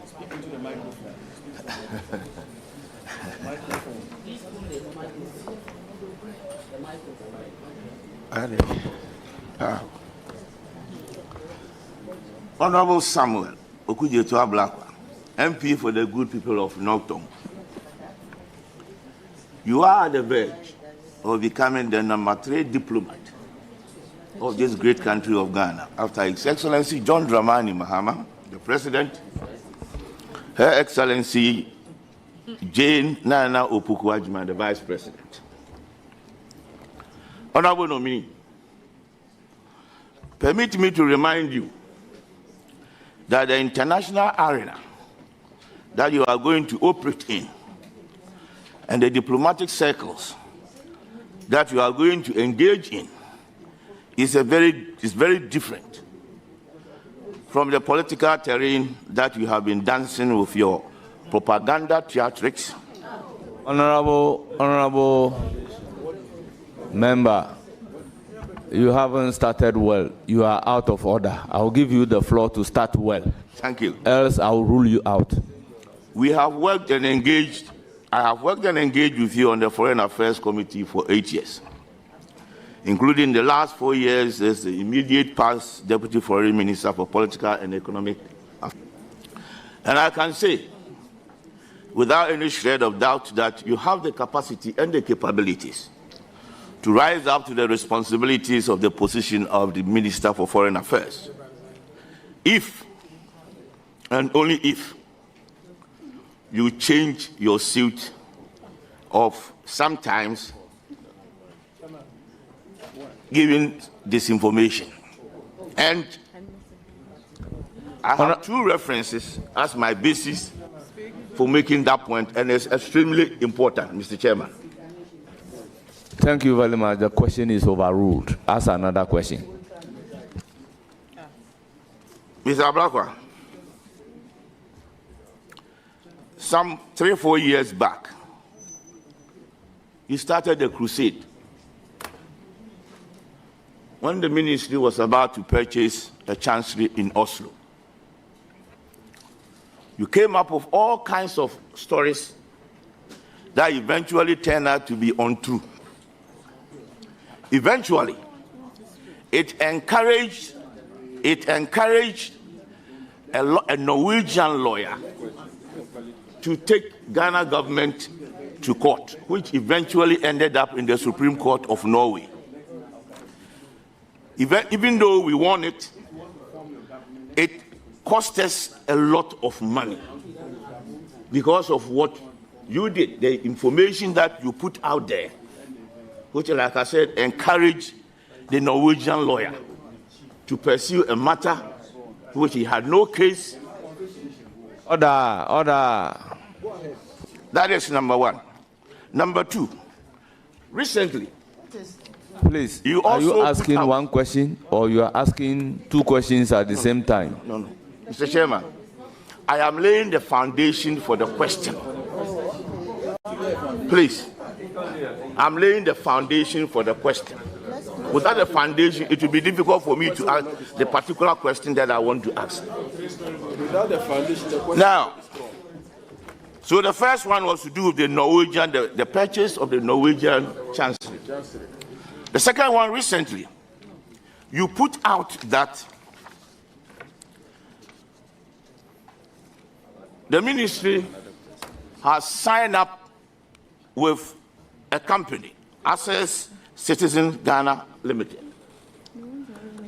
which are supposed to provide front-end premium consular services, just like the services being provided by VFS.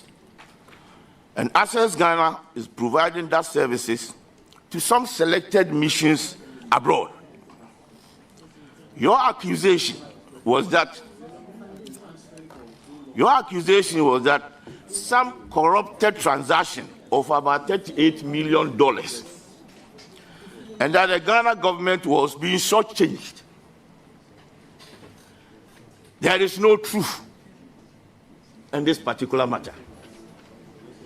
Now, in the course of making these allegations, you indicated, and it's constantly something that you've been doing, that you have intercepted. Yes. I have intercepted documents. Now, here is the case that you are coming to work in a ministry where you have constantly been saying that you have intercepted, which presupposes that some staff in the ministry has been giving you these documents, or you have been encouraging it. Confidential documents. All the staff in there have signed up to an oath of secrecy and confidentiality. And you are constantly out there saying that you have intercepted. You have intercepted. Putting these officers in very difficult situations. Now that you are coming to work in this particular ministry, how would you take it if documents are leaked and it's being encouraged by, let's say, an outsider? Honorable Amprachum, what is your question? I have asked it. Honorable member, go ahead and answer the question. No. Devoid of the aspect of how you are intercepting the documents. He understands. Go ahead, answer the questions devoid of how you intercept the documents. Because of what I've always been saying, that we have the Whistleblowers Act. Well, thank you very much, Honorable Chairman. And I see that my good brother, the Honorable Amprechum, is probably aspiring to become the next chief interceptor.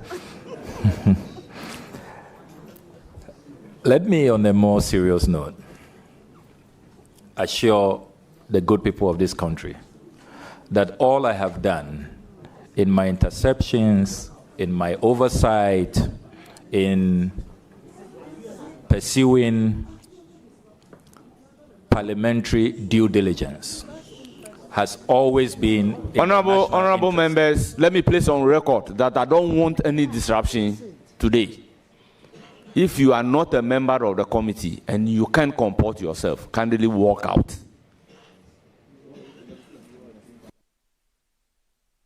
Well, thank you very much, Mr. Chairman. Mr. Chairman, as I was saying, all the interceptions, the parliamentary oversight, the due diligence I have carried out as MP and ranking member on the Foreign Affairs Committee has been in the national interest. Indeed, many Ghanaians have celebrated me for saving this country's billions of dollars, not cedis, dollars. I can go through a long list of over 100 exposés which have saved this country billions of dollars. And I will have thought that my colleague will be commending me for saving this country billions of dollars. On the specific matters you raise, Oslo Chancery purchase. Again, I should be commended that I saved this country $12.2 million. Remember that you had appeared before us that you were going to purchase that chancery. You brought us the information that you were about to purchase that chancery based on the $50 million facility that the Honorable Hannah Tete secured before she left the ministry. I then decided to carry out due diligence. And in the work that I did, not being an armchair ranking member who is told that we are going to buy a chancery and then I give you approval, blank check, yeah, go ahead, go and buy it. When I did the due diligence, I discovered that the property had been purchased a few months before Ghana was going to buy it for $12.2 million, for $4 million. And I raised alarm. Indeed, the court documents that I have read, and you rightly confirmed that the Norwegian property owner took the government of Ghana to court. The defense of Ghana is that your ministry, the foreign ministry, did not authorize the official who went to commit Ghana. And that is why Ghana then won the case, and that official was chastised that she didn't have the full approval and authorization to go purchase that chancery. So what I put out was not false. It was fact. The court documents confirm it. You yourself told the judges, the Attorney General, Godfrey Dame, represented us in the Norwegian courts and said that that foreign service official did not have your authorization. The court records are there. I can produce them if the chairman wants to see them. So it's a confirmation of what I put out. And I should rather be commended because, but for me, if what you told the court is true, it means you wouldn't have known that your officials in Norway were committing you to this outrageous purchase, which will have cost Ghana money. So please commend me. I saved Ghana money. Then on access, the visa deal. I'm again surprised that you say that that matter is not true. And you see, you can't have it both ways. You can't be complaining about leaks, that people are leaking documents to me from the ministry. And at the same time, you say that I'm just engaged in, putting out a figment of my imagination. I can confirm today that thanks to the oversight that I carried out, the latest information when I was briefed by the directors at the ministry is that that whole transaction did not follow due process. It did not follow the Procurement Act. If it was PPA, if it was a PPP arrangement, it required parliamentary approval. All of that was not followed. So they showed me documents confirming that the ministry has rescinded, has backed out of the deal. And indeed, they've gotten access to write a letter committing that they were no longer going ahead with that agreement. Again, I saved Ghana $38 million. So please, I know that sometimes when we carry out our oversight, it may not be pleasing to you, but we do it not with malice, not because we don't like you. It's just love for country. As I always say, for God and country. It's a tough job. I'm not happy that so some of you will not like me and all of that. But somebody has to do it. Somebody has to step in and save the country money. And that's my only motivation. All the scandals I've put out have been confirmed. Indeed, those who even went to court seeking to take me on, they lost. Check all the court cases. Because I make sure that I always secure unimpeachable, irrefutable, and incontrovertible evidence before I put these matters out. Thank you. Thank you very much. Any further question? Question. Mr. Chairman, I go back to this 38 million. It is not true that you have saved Ghana $38 million because Ghana was not going Honorable member, it is not for you to establish. It is not for you to establish whether it is true or it is not true. If you want to go that tangent, we may not be able to. You have asked a question, the nominee has provided the answer. So how do we create the opportunity for you to say it is not true? He also say it is true. So please take his answer, whether true or not. So proceed to answer, to ask another question. Before due respect, in that particular transaction, Ghana government was not going to pay any money. That is the point I am making. So if Ghana government is not going to pay any money, how do you save Ghana government that money? That is the point I'm making. So is that your question? That is the point I was just trying to clarify. You are not here to make a point. You can put that to him as a question, and then you can elicit the answer. Okay. Mr. Nominee, would you agree with me that the investigation that you did and you said the briefings that you had from the officers at the ministry, you came to the conclusion that you did save Ghana the 38 million, and that Ghana was going to pay the 38 million. And if that was the case, can you please tell the committee how that payment was going to happen or come about?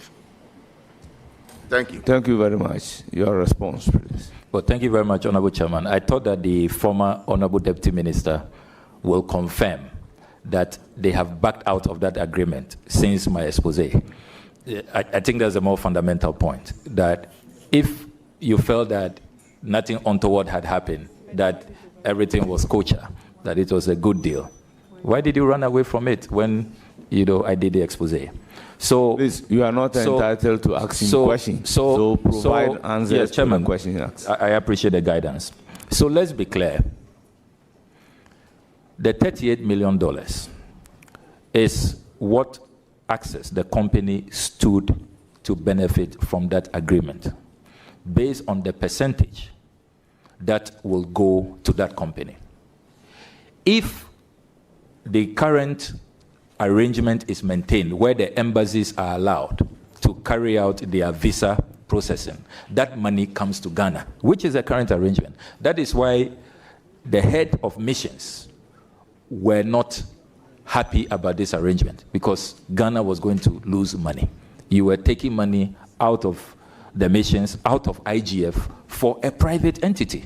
That was the nature of the transaction. That is why I conclude, based on the conservative analysis we did, that we have saved Ghana $38 million. And I can make the agreement available, Mr. Chairman, if the committee would want to see it. Thank you very much. Any further questions, or you are done? There are further questions. I don't want to go there again, because I was highly involved in this particular matter that he's spoken about. Mr. Chairman, I want to ask the nominee, honorable nominee, in the international multilateral arena. It is changing rapidly. Big alliances are reshaping in a very dynamic ways.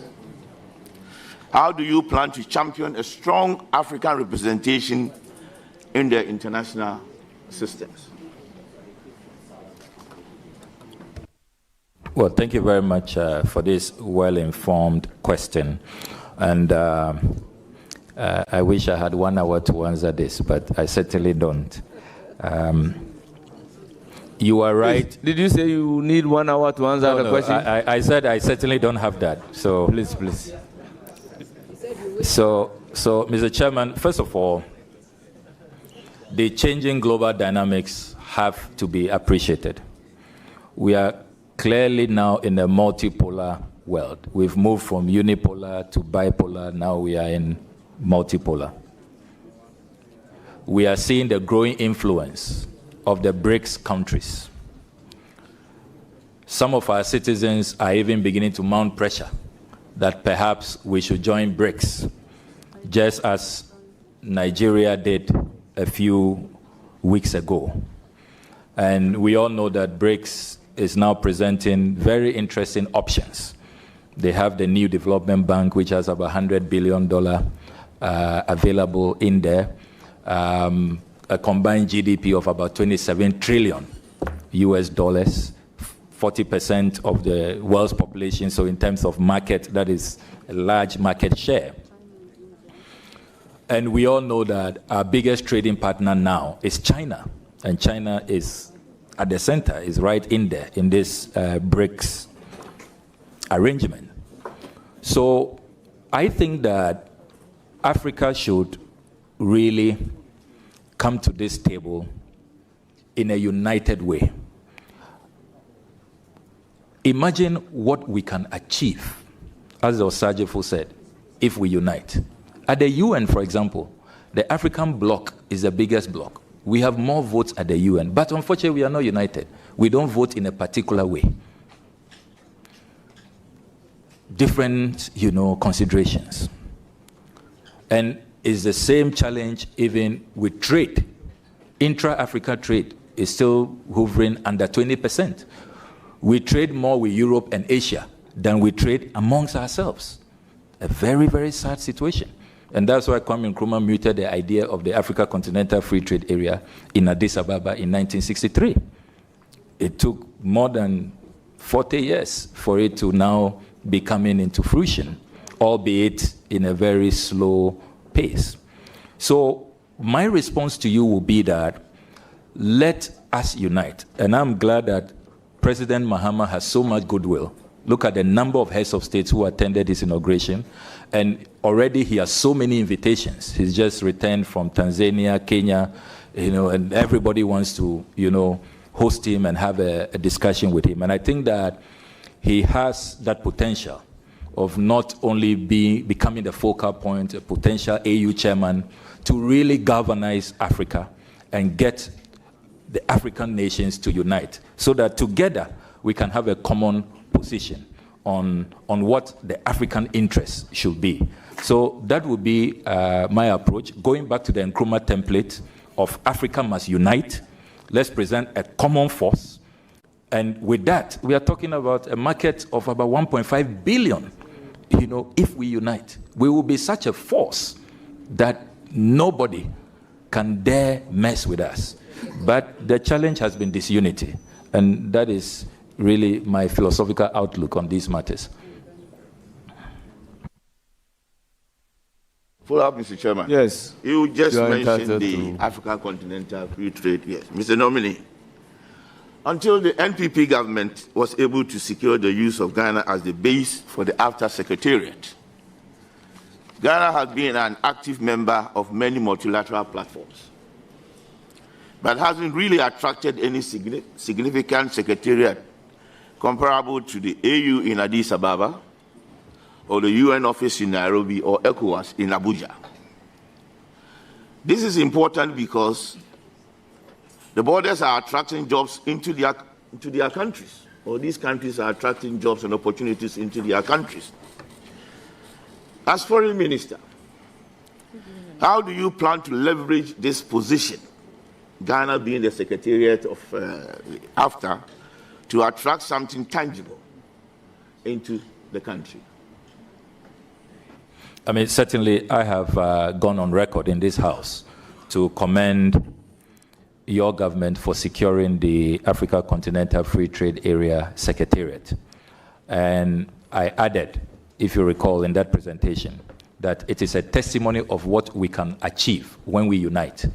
I recall that former President Akufo-Addo reached out to former President Mahama, former President Rawlings, God bless his soul, former President Kufuor, and all of us across the divide and said, look, let's form a joint campaign team and campaign for this secretariat. And that is why we were such a formidable force and we secured it. So I'm a bit disappointed that you have tried to partisan it and you have discounted the contributions that all of these former heads of states, particularly from my side of the political divide, did. And don't forget that the reason why it was also easy for Ghana to win the secretariat is because of Ghana's consistency. Kwame Nkrumah had mooted this idea on 25th May 1963, and then in 2012, January 2012, Professor John Evans Atta Mills, a renowned Nkrumahist, revived the discussion at the 18th ordinary session of the AU. He moved the motion that we must go back to the Africa Continental Free Trade Area. And that is why heads of state said that, look, Ghana's consistency on this matter, you are deserving to host the secretariat. So I think that it's a collective effort, CPP, NDC, MPP, all of us, and it shouldn't be partisan. But having said that, the thrust of your question is how we can leverage this. We need to make sure that we are hosting and winning. So as we host, we are getting more jobs created. Often there are concerns when these secretariats begin to recruit that it doesn't really favor locals and that they bring in a lot of outsiders. And these outsiders often get the top jobs. And then, we are left with jobs that are not that rewarding. I intend to engage with the dynamic Secretary General, Wankele Meni, and I think that we should look at a plan on how we can really leverage on hosting, because we are spending so much money hosting. Some of the staff have also expressed concern about their working conditions and all of that. And I think that these are matters we can discuss in confidence and see how we boost employment opportunities for our people. Because I overrule your first question, you have your last questions to ask. Thank you, Mr. Chairman. Honorable Ablakwa, I do wish you well. And I know you will succeed. My last question. The African Union seems to have a credibility problem among young Africans, in that it is perceived as weak and toothless on the international stage. For example, in matters regarding the overstay of certain African leaders in power, the countless tragic deaths of African migrants crossing Sahara and the Mediterranean, and in the vocal defense of African interest on the global stage, the organization is found wanting. The AU, unlike the EU, appears to be too timid on behalf of its people. What would you, as foreign minister, do to help change this negative perception about the AU? Well, thank you very much, Honorable former Minister, for your kind wishes. And I must place on record former Deputy Minister, that you prophesied 8 years ago that I will be Minister of Foreign Affairs. So I was quite surprised when in your earlier submissions you sought to take me on. But, Mr. Chairman, on the more serious note, if the Osagefo Dr. Kwame Nkrumah was alive, his response to this, your question, will be, I told you so. Remember that when he led the Casablanca group, he wanted a more integral, united African states, a strong political force. He added that we must have a standby force, military force, we must have a bank, we must have a common currency, we must remove all trade barriers, trade tariffs, artificial borders, which are relics of the Berlin Conference when Otto von Bismarck called his friends in Europe and shared Africa amongst themselves. But unfortunately, the Monrovia group prevailed, and they said, let's have a loose union without an Africa standby force, without a bank, and all of these, political structures that the visionary Kwame Nkrumah put forward. So I think at the heart of this perception of the AU is about continental Africa unity and how we must go back to the original Nkrumah blueprint, as was espoused by the Casablanca group. And I am glad that already those talks have begun within the AU. There are massive reforms going on. Indeed, some countries have even said that they will not pay their full access contributions unless they see greater reform and see the AU become more, transparent and more, beneficial to the African people. So it's good that those discussions are continuing. President Paul Kagame is leading the reforms, and President Mahama has already struck a very good, chord with him, and I'm sure that they will continue to champion those reforms. But ultimately, you may call me an Nkrumahist, but ultimately, we must go back to Kwame Nkrumah's vision of the United States of Africa. That really is what will make the AU strong and more impactful. I will proceed to give the floor to my follow-up, please. Your follow-up on this. My question. This very is well. my follow-up. Very well. Mr. Nominee, let me take you on to social media, because you are a key player in that particular area. Social media has become a source of misinformation and disinformation, undermining the ability of leaders in West Africa to mobilize public support for its decisions and development agenda. You are one of the leading politicians who uses social media a lot to get your message and interest across. Looking at the generality of the situation and the concerns across the political divide, what are some of the initiatives that you will promote to overcome this dangerous development? Well, thank you very much. I take the view that social media is a double-edged sword. It can be a force for good, and then if it's misused, it can be weaponized and, used as a destructive element. I think that African leaders should become conscious of the new age, new media, and we should encourage more transparency. My view is that if African leaders and African governments adopt an open governance architecture, if they are more transparent, they are more accountable, then the people will know. Knowledge is power. It will not be easy for the people to be misled. Unfortunately, in Africa, you struggle to get information. If you are not an interceptor general, then God help you, So, Mr. Chairman, I really would say that let's have more open governance.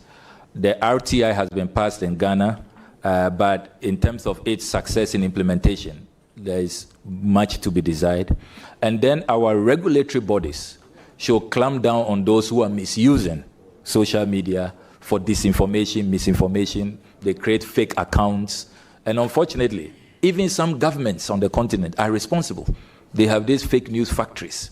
They pay people to just, put out fake news. Will you believe that on my way to this vetting, few days in the run-up to this vetting, there was fake news all over that I have started deleting my Facebook messages, my Facebook exposés. All over, people were sharing it. And some people believed it, that I'm indeed deleting my Facebook posts. Why will I? I'm not a coward.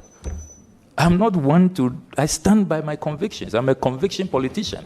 So fake news is a real problem. But I think that as for social media, it's come to stay.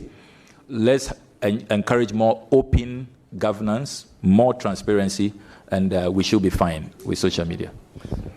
Thank you very much. I'll give the floor to Haji Haladi Ayamba, Honorable. Thank you, Mr. Chairman. Mr. Chairman, let me take this opportunity to congratulate Honorable Ablakwa.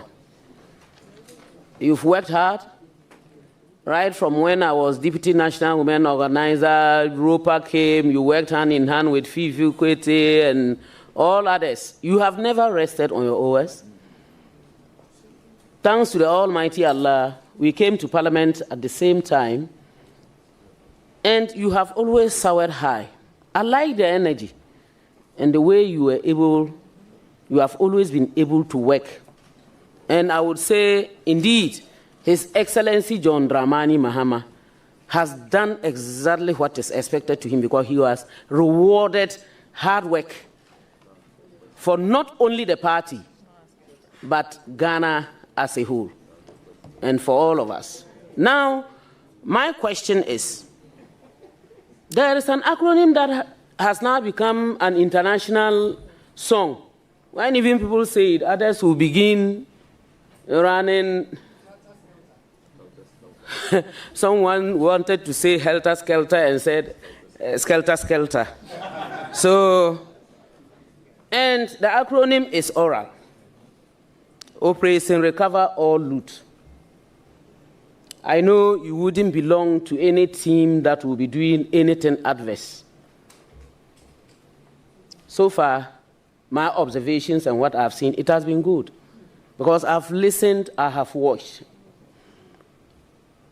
Now, sooner than later, ORAL as a team needs to have a way forward. What is ORAL going to do so that all the things that you have done, the time, and now that you are not even being paid, you are just doing a yeoman's job, it wouldn't go waste. We would actually benefit from it. And then, can you tell us also, apart from the way forward, can you tell us also, this particular activity that you have undertaken, how much have you saved Ghanaians from these corrupt activities that has bedeviled the country and taken so much from Ghanaian taxpayers? Thank you. Honorable member, proceed to ask the question. But because we don't have any evidence of evaluation of how much oral has been able to save, proceed to answer the question minus that. Thank you very much. Well, thank you very much, Honorable Chairman. And let me commend my big sister for her question and thank her for her kind words. She's been one of our mothers. We all go to her for advice, and she's always generous with her counseling and guidance. Mr. Chairman, as I said in my introduction, one of the jobs that I am so proud of, and I'll remain ever so proud of, is this sacrificial job to chair oral. Operation Recover or Loot, which is a major plank in President Mahama's anti-corruption drive. The establishment of oral is such a master stroke, and President Mahama ought to be commended. I can reveal to you today that since oral was established, just by the establishment of the team and we receiving information from the general public, we have saved this country 20 bungalows which were going to be demolished. 20. And I can provide the list. Bungalows that were being occupied by staff of Research Department of the Foreign Affairs, the Ministry of Gender, the CSIR. Bulldozers had moved in, but because they called the Oral Secretariat, and we then called National Security to take action, they were able to protect these bungalows. I have not added the Du Bois Center, the NDA lands, which were about to be captured. So President Mahama has saved this country a great deal with the establishment of oral, and all of us must support oral. Now we are having an international discussion. Many people forget that oral has international dimensions. I need not remind our colleagues here that President Nana Addo Dankwa Akufo-Addo has been an oral champion in the international arena. Why do I say that? He has been advocating for reparation, that our colonial masters who looted Africa, they should bring it back, return our monies, our artifacts, return the loot. So I'm so shocked that our friends who started oral even before President Mahama won the election in the international arena, when they come home, they don't want to hear about oral. This is quite remarkable. You know, and I would have thought that charity will begin at home. You want the Brits and the French and the Dutch and others to return the loot. But back home, you want looters to go scot-free. Let's not do anything about looting. I find it really contradictory. So let's see some consistency.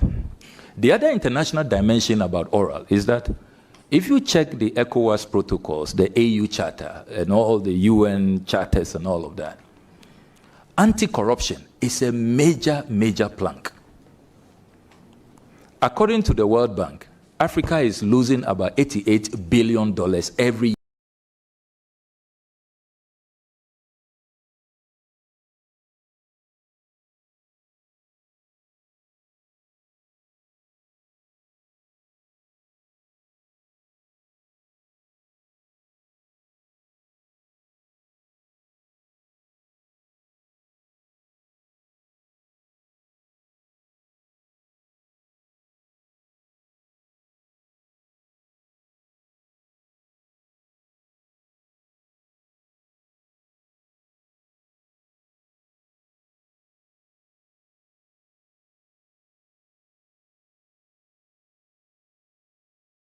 year because of corruption.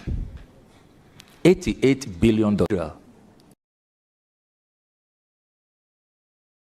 We can get our $58 million back. Honorable PDS, member, these $88 million back.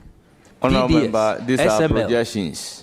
Yes. Are these projections? Projections. Honorable member. Projections. Honorable No, member. but I think that it's important to contextualize so that, you see, when we talk about oral, people discuss oral in abstract terms. This House, Mr. Chairman, and it's unfortunate that the ranking member is not here. Mr. Chairman, if you pardon me.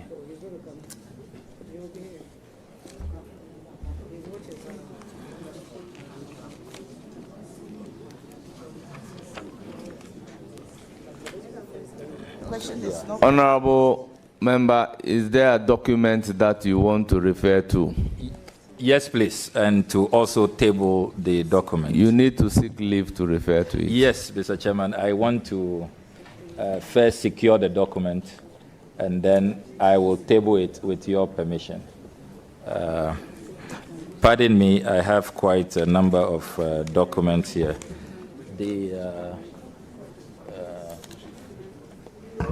Please, just conclude your answer on this, then we can make progress. Honorable member. Yeah, Mr. Chairman. We have a very tall list today. Yeah. Yeah, Mr. Chairman, I have found it. It is a report of this House. Your report, Mr. Chairman, with all due respect. A report of the ad hoc committee to investigate the procurement contract between the government of the Republic of Ghana and His Highness Sheikh Ahmed Dalmouk Al Maktoum and SL Global for the supply of Sputnik V COVID-19 vaccines. Mr. Chairman, this document, submitted to Mr. Speaker, adopted by this House, August 2021, signed by the Honorable Alexander K. Afenyo-Markin, Chairman of the Ad Hoc Committee. This was their conclusion. Paragraph 12.4. Quote, with your permission, Mr. Chairman. The committee urges the Minister for Finance to take steps to recover the money due to the Republic in respect of the amount of $2,850,000 United States dollars, so $2.85 million, equivalent at the time to 16,331,640 Ghana cedis, being the cost of the Sputnik V vaccines that were procured wrongly. Adopted by this House. So, Afenyo-Markin, the Honorable Afenyo-Markin, signed this report. I was part of that committee. Yes, thank you very much, Honorable Yafo. Yes, I'd even forgotten that. So, let's make progress. So, even as a House, we have been doing oral with the support of Honorable Afenyo-Markin, signing documents, also concerned about monies that have been looted that we cannot find. So why will you fight President Mahama when you have some of these reports that you yourselves have signed, urging retrieval from a finance minister? So, as for oral, it has come to stay. The second part of a question about the future of oral. Let me place on record that our job at this point is just to collect the Honorable information. member, just limit yourself to the scope of the question. Yes, yes. She asked about the future of oral. It's important. And many Ghanaians have been asking since my appointment. Many Ghanaians have been asking. The way forward for oral. The way forward for oral is that all the information that have come from patriotic Ghanaians, we will be handing over our report soon, in the next few days, to His Excellency the President, the appointor. And then he will decide with his Attorney General on the second phase of oral, which is the execution phase, the retrieval phase. Thank you very much. So that is the future of oral. Thank you very much.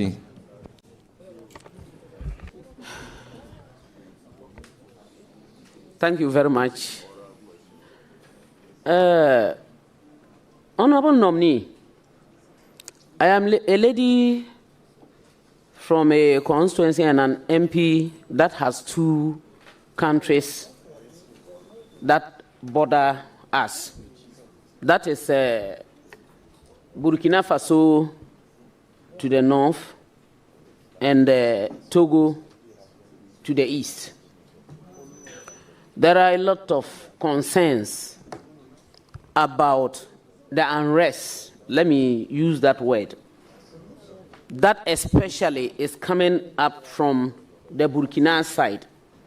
We have a lot of unapproved roads, and because of where we are coming from, you cannot tell who is who immediately, because we look alike, basically we speak the same language. We are afraid of spillovers because of the people who say Boko conflict, and I will say the COSAG conflict, because it entails a whole lot. Will you take it on yourself as a minister, if approved, to make sure that you work hand in hand with the two countries, although Burkina Faso has opted out from ECOWAS, but we are well aware that there is some leverage that we should work hand in hand with them. Will you work with them to ensure that we bring an end to these issues? Because those who are there and causing these problems, which can readily escalate, are also human beings and need to be listened to. Will you do that? Thank you. I can assure you, Honorable Hajia Ladi, that will be pursued. It is a priority of President Mahama. That's why he's appointed a special envoy to the Sahel in the person of Lieutenant Colonel Beflo Latte. And you are close to the challenge, and I'm glad about how eloquently you speak about it. I mean, those who think we should leave them to be on their own, no. I mean, when the violence escalates, we will be the immediate harboring point for refugees, for even some of these, extremists who will come in with weapons. There are small arms and sophisticated weapons that will, be brought into our jurisdiction. And don't forget, we are already having challenges in Boku. So it presents such a toxic mix. And so if we do not help to quench the fires in these neighboring countries, we are at real risk, and there will be no stability. And what we have going for us is our stability. Without peace and stability, nothing else can be achieved.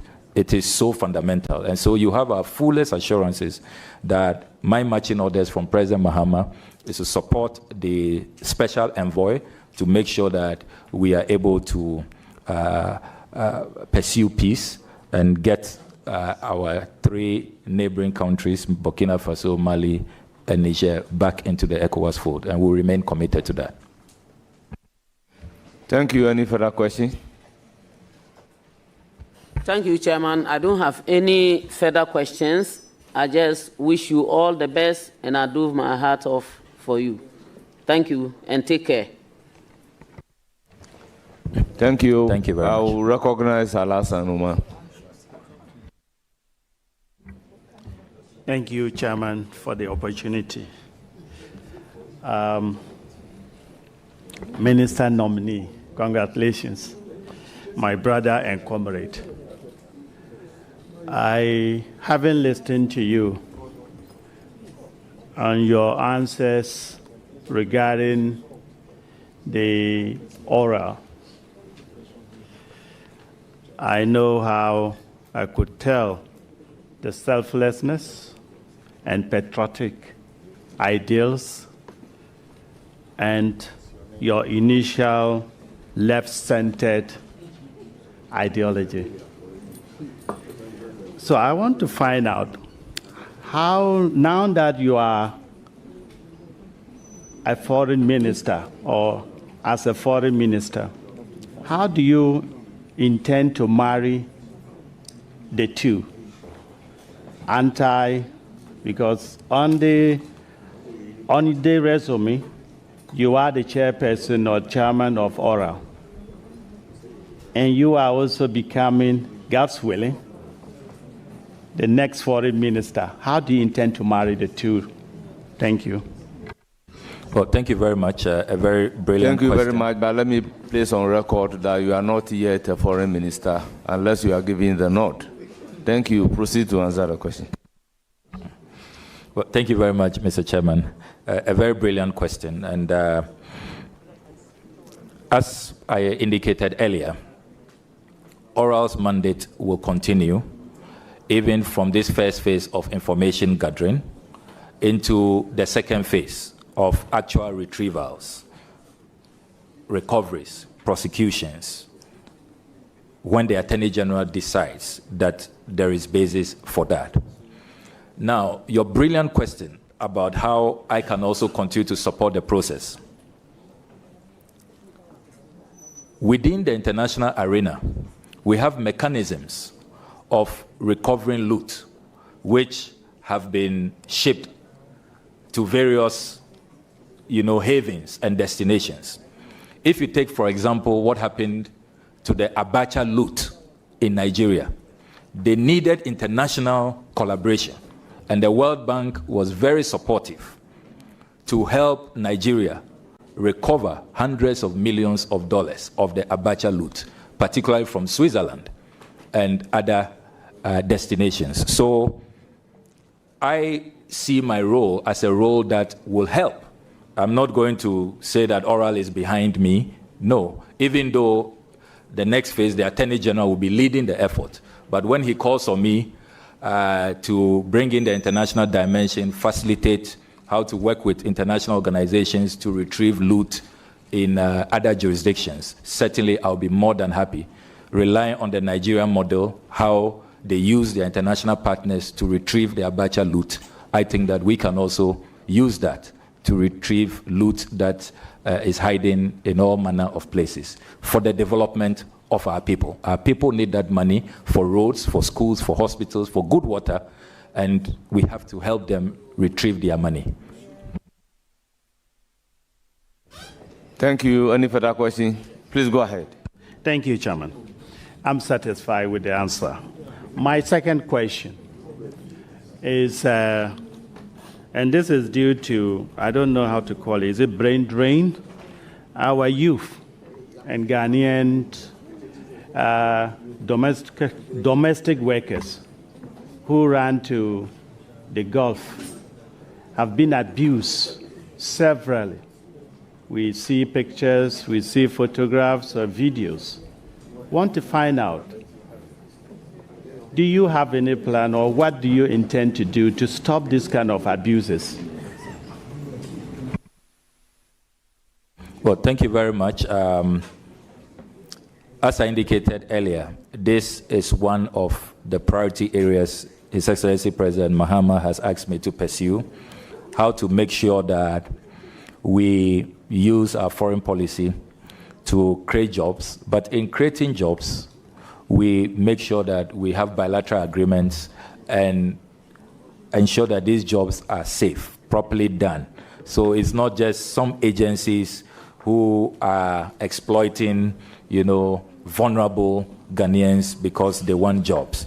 So be rest assured, we are not only going to be verbally condemning what has happened, but we are going to take concrete steps with a new economic diplomacy outlook that seeks to create jobs for our young people in other jurisdictions.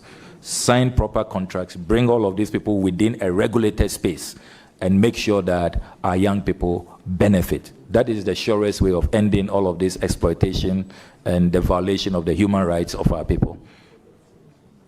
Chairman, I wish you well. Thank you. Thank you. I give the floor to Honorable Vincent Asafua. Thank you very much, Mr. Chairman. Let me use this opportunity to congratulate the nominee on his appointment as the Minister for Foreign Affairs. My question to you, Honorable Nominee, is that, and I will try to give a certain background. on the 4th of September, 2021, you granted an interview on Newsfile, Joy FM. You stated that traveling on a private jet jeopardizes the president's security, and that we need a presidential travel policy to regulate how President of our Republic travels. Now, just a few days after the President of the Republic was sworn in, specifically on the 17th of January 2025, His Excellency the President, President Mahama, used a private jet to travel to Gambia. He also used the same private jet to Senegal. Now, my question to you is, will you condemn this action of the president as you have done in previous times when presidents use private jets? And if given the nod to become the Minister for Foreign Affairs, when should we expect the presidential travel policy that you proposed to the people of Ghana?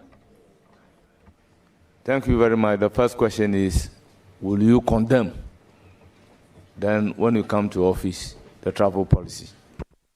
Well, thank you very much. It is important for us to put this matter in the proper context.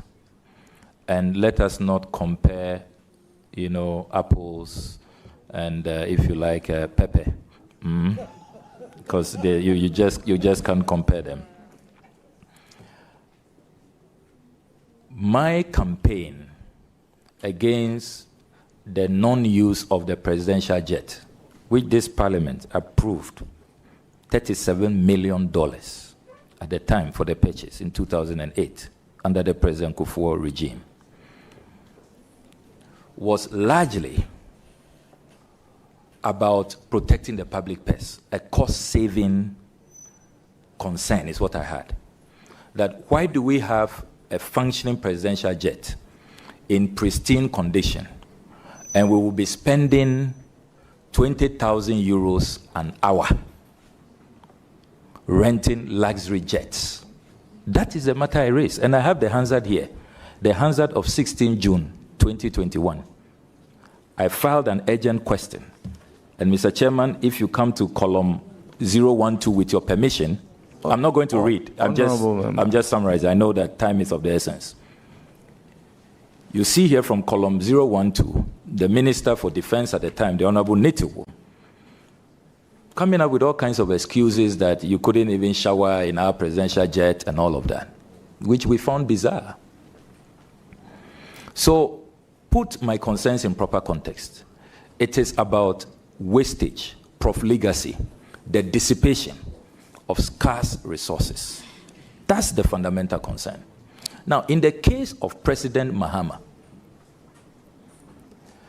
President Mahama is using his brother's private jet without paying for it. We are not being charged 20,000 euros an hour by the celebrated entrepreneur and business mogul, Ibrahim Mahama. What the presidency has explained is that in the initial days of the presidency, they asked the Ghana Air Force to present a report, conduct an assessment and present a report on whether the presidential jet was fit for purpose. The Ghana Air Force had delayed in their submission, and in the interim, his brother stepped in. We didn't pay for it. There was no financial loss to the state. I can confirm to you that since the Ghana Air Force presented its report, I remember that on the floor of this house, the former Minister for Defense told us that he can confirm that the jet is in great condition. And I found that very revealing, because when I was on this campaign in 2021, he was telling us the jet wasn't fit for purpose. But suddenly, under a different president, it's such a great jet which can be used. So we are glad that there's been a U-turn. The Honorable Netiwo has confirmed that the jet is in good use.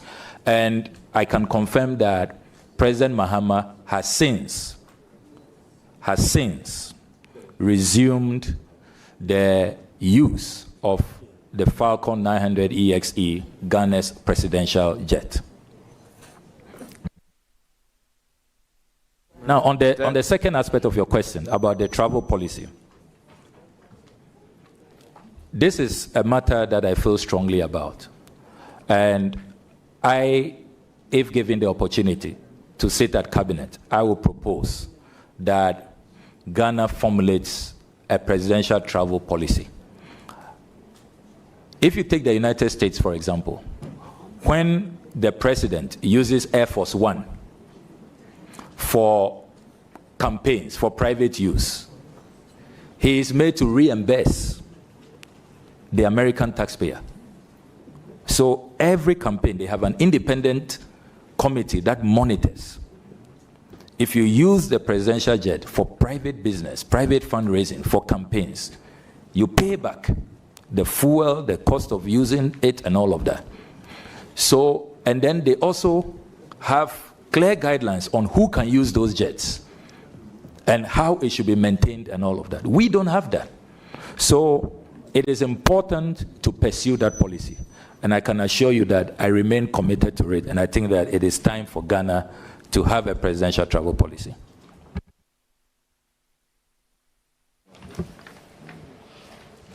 Any further question? But remember, you asked two in one question. Condemnation Actually, have a follow-up. Policy. I have a follow-up. You have a follow-up? Yeah, I have a follow-up. Very well. Honorable nominee, granted that His Excellency the former President Nana Addo Dankwa Akufo-Addo engaged in wastage and profligacy, in your own words. On the 29th of March, 2021, while you were paying tribute to the former president of Tanzania, President John Magufuli, on the floor of Parliament, you praised him for placing a ban on what you term frivolous foreign travels by government officials. Frivolous foreign travels by government officials. And if my memory serves me right, you made a post on Facebook allegedly saying that President Magufuli was flying in economy, which turned out not to be true. But now, as a foreign affairs minister... Please, for the record, I've never put out such a post. Never. I only paid tribute to Magufuli in Parliament. I didn't talk about economy travel. Just for the record, Mr. Chairman. Nominee, that should be your answer. So allow him to finish asking the question. Honorable nominee, I'm suggesting to you that you made a Facebook post. And in that Facebook post, you indicated that President Magufuli has been flying in economy, and for that matter, other African countries should also learn from him. Now, as a foreign affairs minister, obviously you will be engaged in a number of travels, specifically outside the country. And I am informed that foreign affairs ministers travel on either first class or business class. Now, if you were to make a round trip to New York in the United States of America with Emirates, you will be paying around 250,000 Ghana cedis on first class. Now, if you decide to do business class, you will be doing about 140,000 Ghana cedis. In your own words, His Excellency the President Nana Akufo-Addo engage in wastage, profligacy. If you want to do economy, you'll be doing around 27,000 Ghana cedis. Would you decide to use economy class ticket, or you will do business class? The first question is, did you make that Facebook post? No, I did not. He's making reference to contribution on the floor and a Facebook post. And he interjected to say that the Facebook post, no. Is that not it? So now that you have the opportunity to answer the question, did you make those Facebook posts? What was your contribution on the floor? So my contribution on the floor was to eulogize President Magufuli, and I stand by it. I think he's one of the greatest African leaders we've had, and it's a shame that he didn't live long. I mean, just like Professor Mills, he could not complete his term, and President Magufuli did a lot of things, a lot of cost-saving measures, including even reviewing how they celebrate their national days and all of that, renegotiating, their agreements in the extractive industry and all of that. Great leader, and I admire such leaders who protect the public purse genuinely, not just by rhetoric.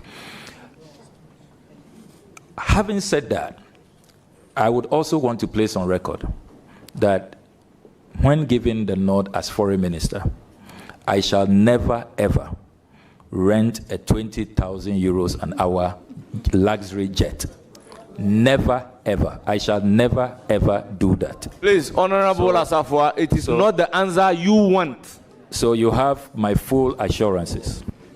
Now, on the matter of business class economy, Honorable Chair, I am wondering why members of Parliament who fly business class don't want a foreign minister to fly business class. I'm really wondering what this is about, and where they are headed. But I can assure you, Honorable Chairman, that I don't care a hoot which class I travel. If we get into economic difficulties and there is a policy that ministers should travel economy, I am happy to travel economy, because even as MP, there are times that I travel economy when I can, and I don't see it as a big deal. Indeed, when I met the Venerable Dr. Obeda Samwa, he told me that for the first 7 years, in the heady days of the revolution, as foreign minister, he was flying economy. Didn't take anything away from him. So I really don't care if there's a policy that let's fly economy. And don't forget that even about cost-saving measures, sometimes it depends on the airlines. As minister, I'll be interested in cost-saving measures. So if there is a travel, it is not only the class that you travel that you can save money. Even the airlines, can KLM take you there cheaper? Can Africa World or Delta or Kenya Airways or Ethiopian Airlines take you there cheaper? Give me the options, and let's look at what is in the national interest. Then size of delegation. I can assure you that what we saw in the recent past, where more than 300 people can claim to be going for a COP27, President Mahama would not tolerate that. So even size of delegation, you can all decide to fly economy. But if you pack 1,000 people, 1,000 officials, that you are flying economy, you haven't saved the country anything. So we should be more nuanced about these discussions. It's not as simplistic as it's being presented. I recognize the minority leader on a follow-up question. No, it's okay. Very well, he said it's okay. So, Honorable Safwa, your second question. I would have wished that I would have another follow-up question, but it's fine. Let me ask my second question.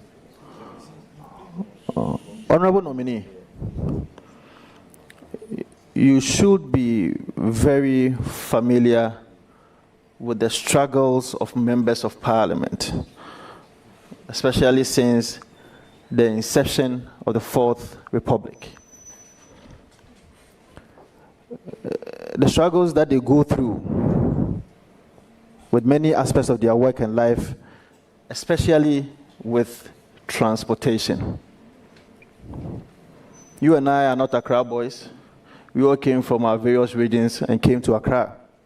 And so obviously, when you are elected as a member of parliament and you get to Accra, there are issues of transportation for members of parliament. Now, in the 8th Parliament, in spite of these glaring difficulties that are faced by members of Parliament... Honourable Member, your question, please. Honourable Chairman, with the greatest of respect, just 30 seconds to lay a background. It's not offensive, respectfully.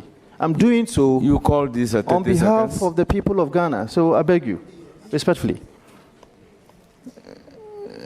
In spite of all these difficulties that colleagues go through, you vehemently oppose the grant of car loans to members of parliament. Now I have in my hand a report by the City Newsroom dated the 10th of July 2021. And that publication, the headline that I have in my hand says that government must stop facilitating MPs' car loans. Government must stop facilitating MPs' car loans. Now, did you, as a member of parliament at the time, receive a car loan? And if yes, did you purchase a vehicle with that money? So, Honourable Asafwa, I want to get the question clear. The City News, how is it attributed to the nominee before us? Because the author definitely is City News. Especially Honourable Nominee, Honourable Chairman, I made mention of the fact that the Honourable Nominee made a statement which was captured by City News, attributed to the Honourable Nominee, which is the Honourable Ablakwa. So it is a statement that is attributed to him to have said that government must stop facilitating car loans for members of parliament. Honourable Asafwa, the difficulty that I have is that City... Yes. Did you receive the car loan, and did you also use that money, if indeed you received it, to purchase a car? Well, thank you very much for that question. I'm very happy that you bring this up. And I have always maintained that we need to review the car loans arrangement for members of parliament. I am not saying that members of parliament should not be entitled to cars provided for by the state. But the model, how it is done, government going for a loan for MPs, which is then deducted from their salaries. Our colleagues in the executive, our colleagues in the judiciary, there's a car pool where you have access to those cars. And then when you are done with your term or you are being moved to another place, it is left behind for the next person. So I was advocating for a different model because this model, this approach, did not sit well with a vast majority of Ghanaians. And that is a position that I still maintain. Why do we have different regimes? Those who serve in the executive, those who serve in the judiciary, they have a different regime. Nobody is going for a loan for them. There's a car pool where you can access vehicles for use. And then those in the legislature have a different arrangement. That is what I was opposed to. Now, the second leg of your question. Yes, I received the funds, but I didn't use it for a Land Cruiser. I used it to buy a combined harvester for the rice farmers in my constituency. And the records are there. So you can check that for yourself. Well, I have a follow-up question. Any further I have question? a follow-up question.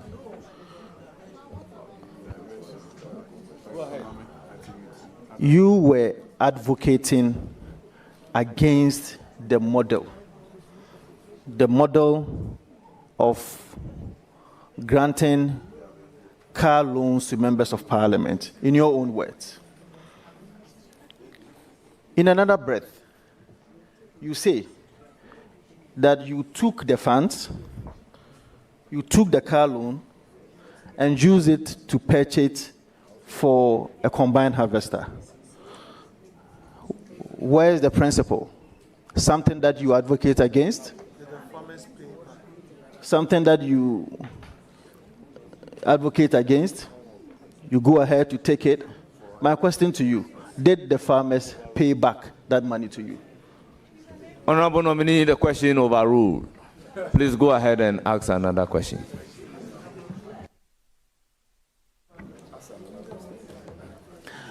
My last question to you, Honorable nominee.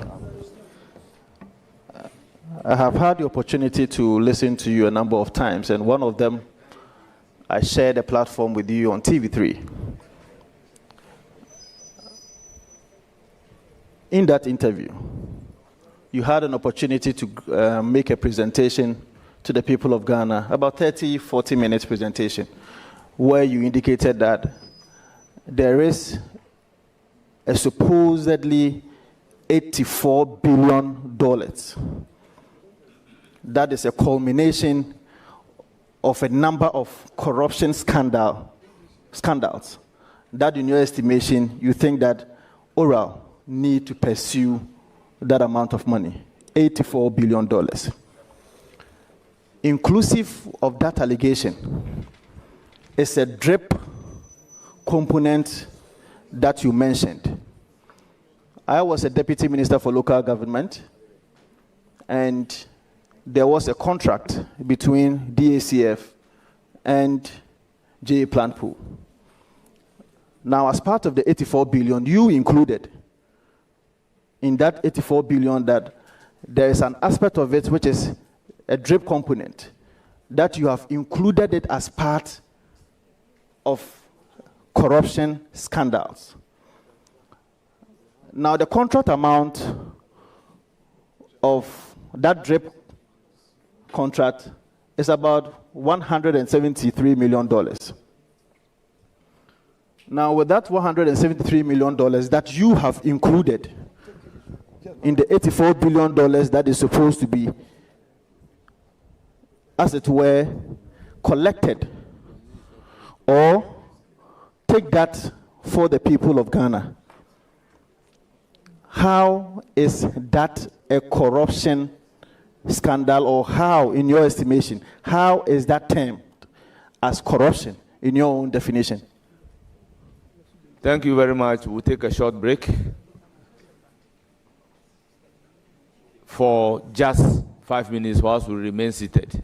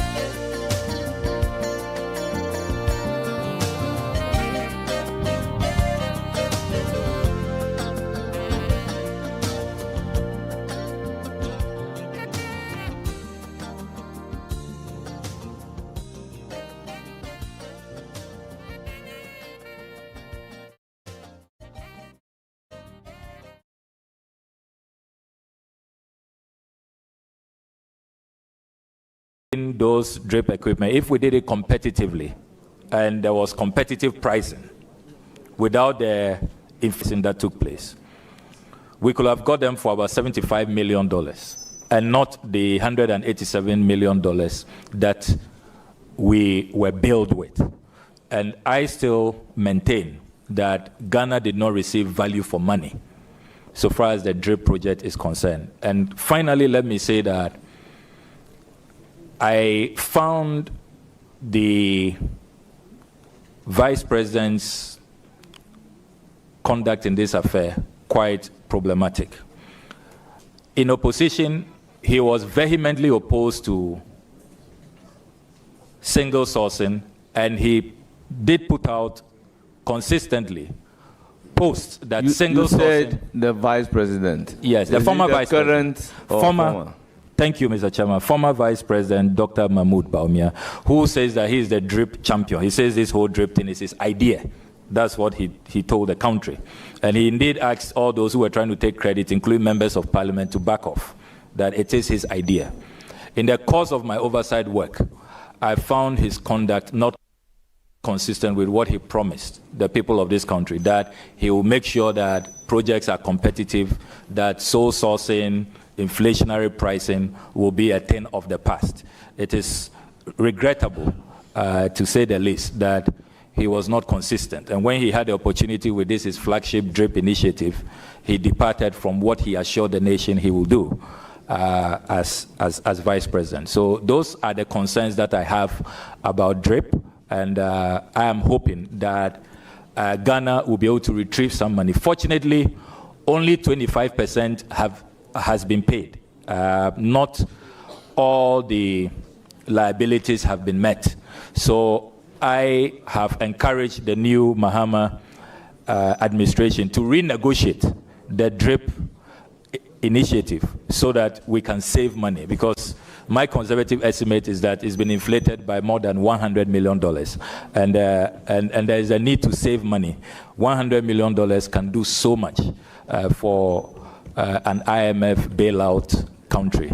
There's so much that we can do with $100 million. And I'll encourage my colleague, the Honorable Asifwa, to get close to me. I can share some of the work we have done on this with you. And when you see yourself, I'm sure you will become an advocate. You will join me that we should renegotiate the DRIP intervention. Thank you very much. I have a follow-up question. You have a follow-up on the $84 billion, as you said, that he is saying it is 18 billion cedis, and the DRIP.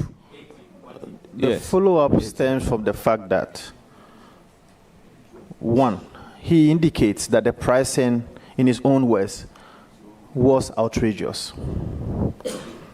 And it was inflated. And he has done some work, and because of that, in his estimation, the pricing was indeed outrageous. Now, he said he has done some work, and I have also done some work, and I'm happy to share that with you.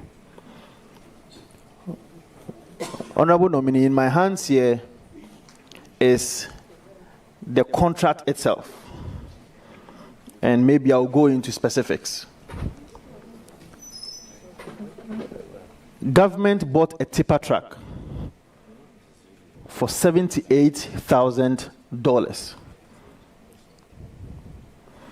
So if you say it was outrageous, inflated, now the big question is, what is the market value for such an amount? Now I will take you to Zonda. Zonda is one of the well-noted agencies who sells tipper trucks. Honorable Asafwa, with all due respect, my question stems from he said he has done some work. And he said it's outrageous. And you have done some work. Yes. Now, the amount being outrageous was based on the assessment of the work that he has done, but not your own. So the way you are going about the question, that is what is calling for worry. Honorable because Chairman, the work that you have done is not the same as the work that he has done. Honorable Chairman, your indicators may not be the same as his indicators. Respectfully, I am saying that in the contract, government bought a tipper truck for $78,000. I am also referring the honorable nominee to Zonda, an agency that deals in tipper truck. When you go to Zonda today, Zonda sells a tipper truck for about $82,000 or $83,000. And government bought a tipper truck for $78,000. With this background, how do you term this as outrageously inflated contract? Because I don't see it. Well, I don't know whether Zonda is the cheapest in the world, but I would ask the nominee to provide a question. Well, thank you very much, Mr. Chairman. Mr. Chairman, clearly my good friend, the Honorable Asifwa, has to do more work. As for this work he has done, with all due respect, it leaves much to be desired. For Zonda's trucks, they pay duties. You imported your trucks free of duties. I did an RTI request, and I asked the DACF administrator, did you pay duties on the trucks? They said no. Zonda is importing their trucks, paying duties. So of course, you are not. I keep talking about comparing apples with pepper, and it has to stop. Then when you talk about we bought tipper truck, there are many types of tipper truck. What kind of model? Which year? What are the specs? So, Mr. Chairman, with all due respect, the oversimplification of matters it's not helpful. And I am willing and ready to submit the work that we did. I say procurement breaches, no value for money, inflationary pricing, and it's a fact. I'm so convinced that Ghana could have saved $100 million. And you should stop comparing vehicles that have been imported with duty and those that you are buying without paying duties. It's not helpful, Mr. Thank you very much. The questioner said he is also involved. Are you involved? With the greatest of respect, Chairman, please let me be. Recognize Honorable Shaibu. Chairman, let me thank you very much for the opportunity. Sami, congratulations. Thank you very much, my good brother, who supplies me smokes. Sami, a well-deserved nomination. I wish you very well in this new role. Sami, let's move away from this corruption, oral, and whatever, and get to Pan-Africanism, so that you can cool down a bit. A movement that has come to stay, a movement that has taken the whole world. I note that in the last 2 hours, you have mentioned Dr. Kwame Nkrumah. Tell us briefly, don't go to your involvement, what's your motivation on Pan-Africanism? Thank you. Pan-Africanism is the only way the African continent can be liberated. As the Osagyefo Dr. Kwame Nkrumah said, nobody will care about our fortunes and our destinies more than ourselves. The reason why we are the most endowed continent in terms of resources, and yet we are the poorest, is because we have not taken control, the commanding heights of our economy, as President Achampong will say. The Pan-African agenda is for us to take control of our resources, to chart our own path, not to be pawns, not to engage in proxy wars with others. That is the key to our emancipation and our liberation. And I see in President Mahama a leader who believes in Pan-Africanism. And if you look at his priority areas, even the first countries he has visited, as president, he's yet to go to Europe or Asia or anywhere. It should tell you immediately, you know, where his priorities are and how he remains committed to the Pan-African agenda. And to conclude practically, I think that we should take a second look at our negotiation skills and abilities as a people. And it's one area that I'll be seeking the assistance of experts to beef up capacity at the foreign ministry. You look at a lot of agreements that we get into, and it's clear that we could have gotten a better deal if we had really put Pan-Africanism at the center, looked at the continent's interests, and subjected all other secondary interests, you know, out of the window. We can then get better. And I don't want to go into specifics because of how sensitive these matters are, but really at the core of our retarded development is the fact that we have not really imbibed, you know, the philosophy of Pan-Africanism as the likes of Du Bois, Kwame Nkrumah, Padmore, and others espouse. And I think that the time has come for us to really trace our roots, you know, to genuine Pan-Africanism. Thank you very much. Any further question? Then I proceed to give the floor to Honorable Jerry Shaib.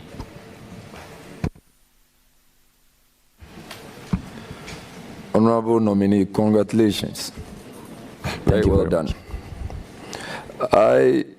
Before asking the question, I've made an observation. I just want to run by you. First of all, I've watched you over the period, and I think you have grown very well. And I also think that people have watched you, and you've done very well for yourself.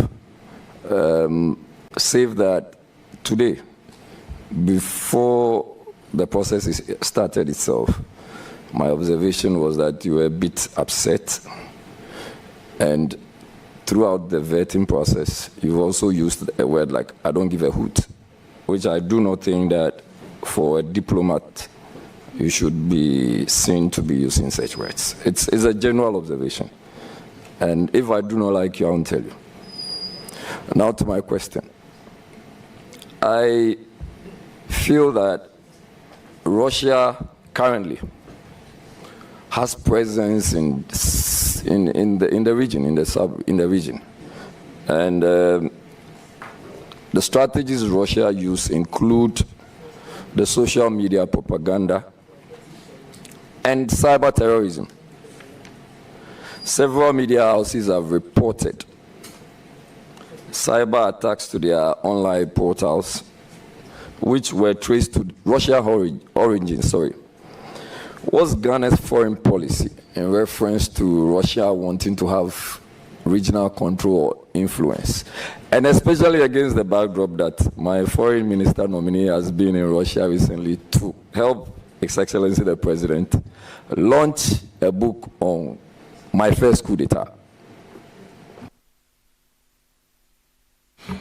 Well, thank you very much. And your foreign minister nominee has also been to the United States recently, has been to France recently, has been to the United Kingdom recently, and has been to Ukraine recently. So let's place all of that on record.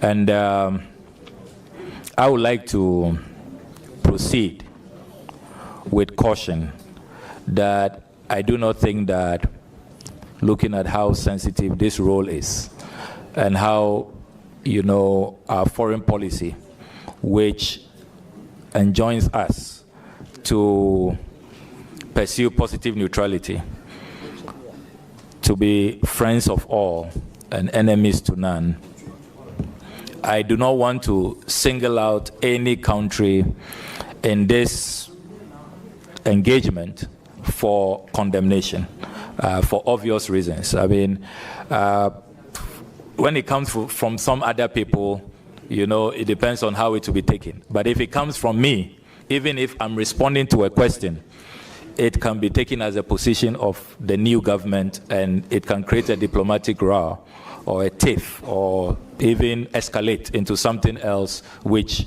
we do not want. So I will plead that, Mr. Chairman, you permit me to stay away from condemning specific countries.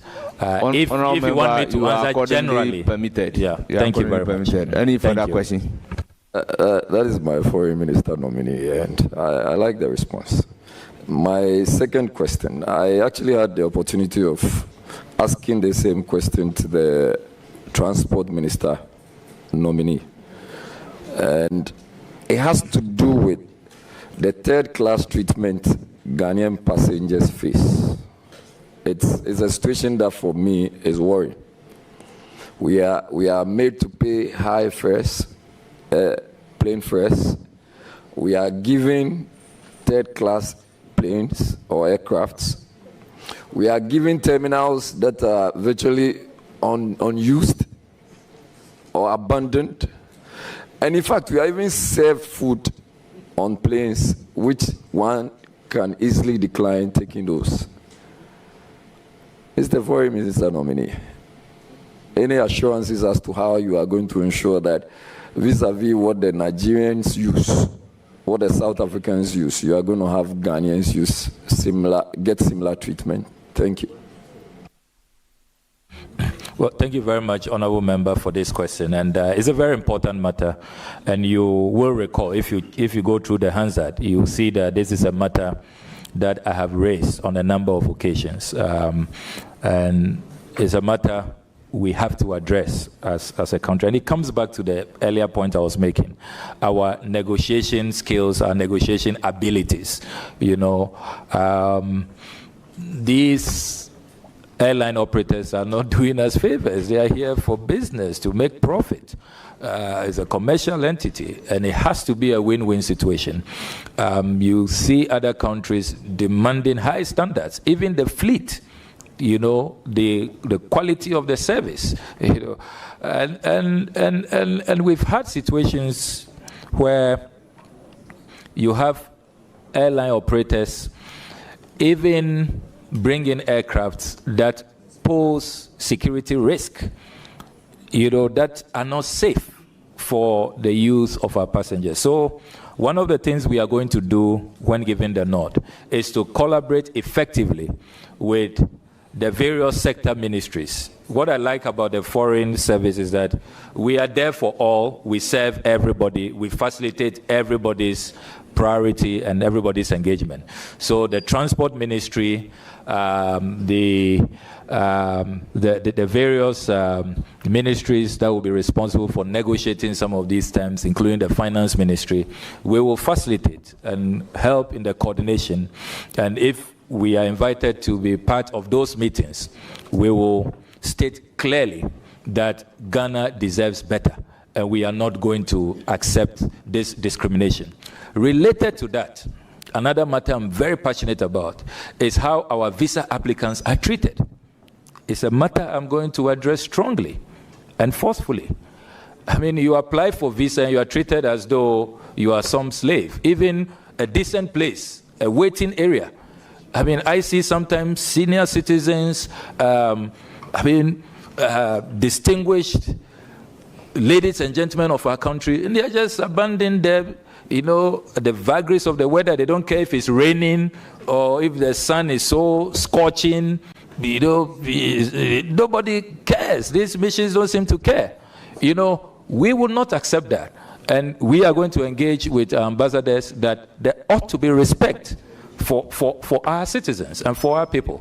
You know, so be rest assured that in all of its, you know, variants and features, we will stand up for Ghana and insist that Ghanaians' rights are protected. And it's going to be a major area that we'll focus on as a ministry. Thank you. Thank you.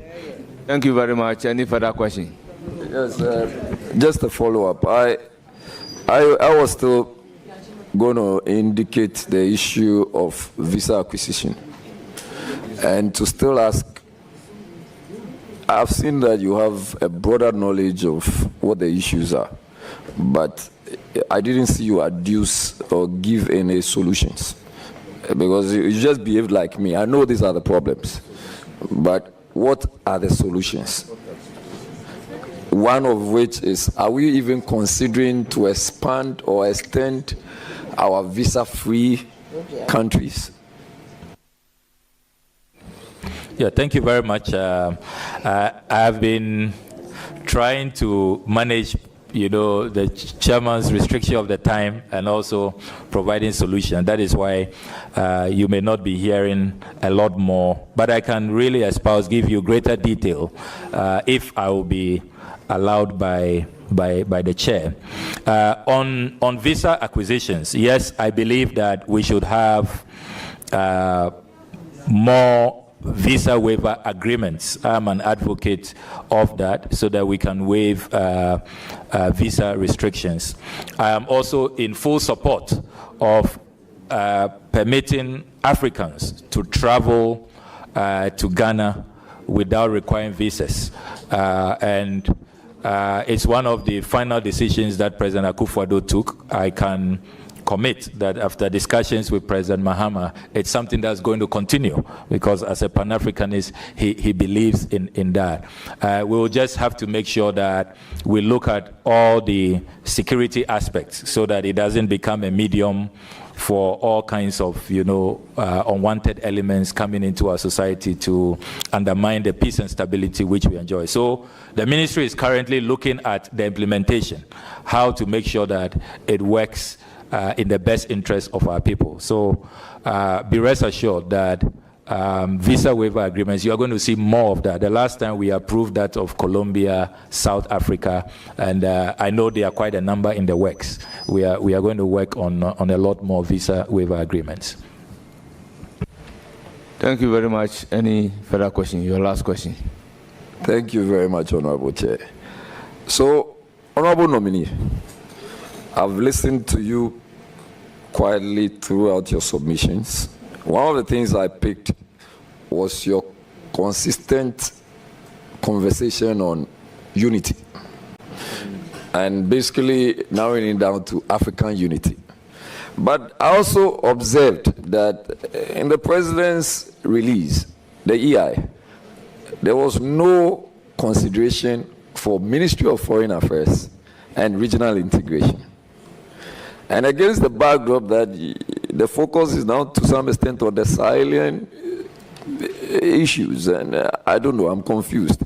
Do you want to expatiate on why we do not have regional integration? And have you had the opportunity of talking to my very senior sister, Honorable Shelley Ayokoboche, on all of this? Well, thank you very much. You are right that the new EI simply refers to the ministry as the Ministry of Foreign Affairs. I have inquired, and I have been duly informed that regional integration will remain a priority area. But the thinking is that let's not limit the scope of the ministry. That name suggests as though the ministry has one focus, even though regional integration is important. So we'll still maintain the Regional Integration Bureau. We are still going to be champions of African integration. Everybody knows that that is Ghana's forte. We are the foremost nation since the days of the Osajefo to advocate for an integrated, united union of African states. So that will remain a priority, but it's just a simple nomenclature issue. On engagement with the Honorable Foreign Minister, you do know, have continued to engage with the minister and her deputies when I served as ranking member. Sometimes because of the oversight, you will understand that relations may not be as great because of the oversight and how passionate I have been about protecting the public purse. But it is definitely without malice, and I would put on record that we have great working relations. I have enormous respect for her, and I'm going to support her at the Commonwealth, where she has become the Secretary General. And you do know that our flag bearer at the time, President Mahama, put out a formal statement on our behalf, our collective behalf, celebrating her, celebrating the Honorable Sheila Yokoboche on her electoral victory as Commonwealth Secretary General. So I have nothing against the former minister, and we'll work together within the Commonwealth. Thank you very much. Follow up. Very well. Yes, I'm excited to know that there is a very good working relationship. I want to find out, flowing from that, if you want to be seen to be pushing for such very enviable positions. The Secretary General, I think I remember Honorable Attache and Honorable Ibn Chambers, and then now my venerable sister, Honorable Sheila Yokoboche, and Kofi Annan. I want to see Honorable Okudzeto. Are you going to assure us that it is a path you are going to push? Honorable member, the question is overruled. You have to determine whether you can do that or not. And it's not a matter that you should be disclosing to the whole world. How? Thank you very much. How is that? I'll give the floor to Honorable Roxanne Nelson Dafamoko.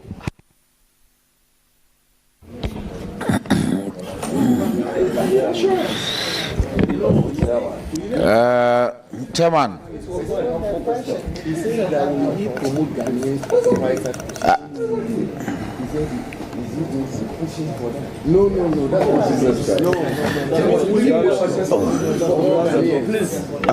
Chairman, ma zamonu pokpo ma da pe gbogbo na mi o duplo la John Dramani Mahama abe ale na otiamiefo Honorable Samuel Okudzeto Ablakwa be na nye foreign minister na Ghana dukonene mio tonto batoto evoduko voter regime mi dakpo gbogbo na togbeje klekli o duko fi o cho bato o dakpo gbogbo na ta wezo Mr. Chairman, babiare kamala sinyo babiare kakwe la sinyanya be translation. I will. Let me land. I'll translate it perfectly for you. Nyababia kwenyabe na scholarship ya na chotu bubu made ali la wena wa camion of Yosio. To wit, congratulations.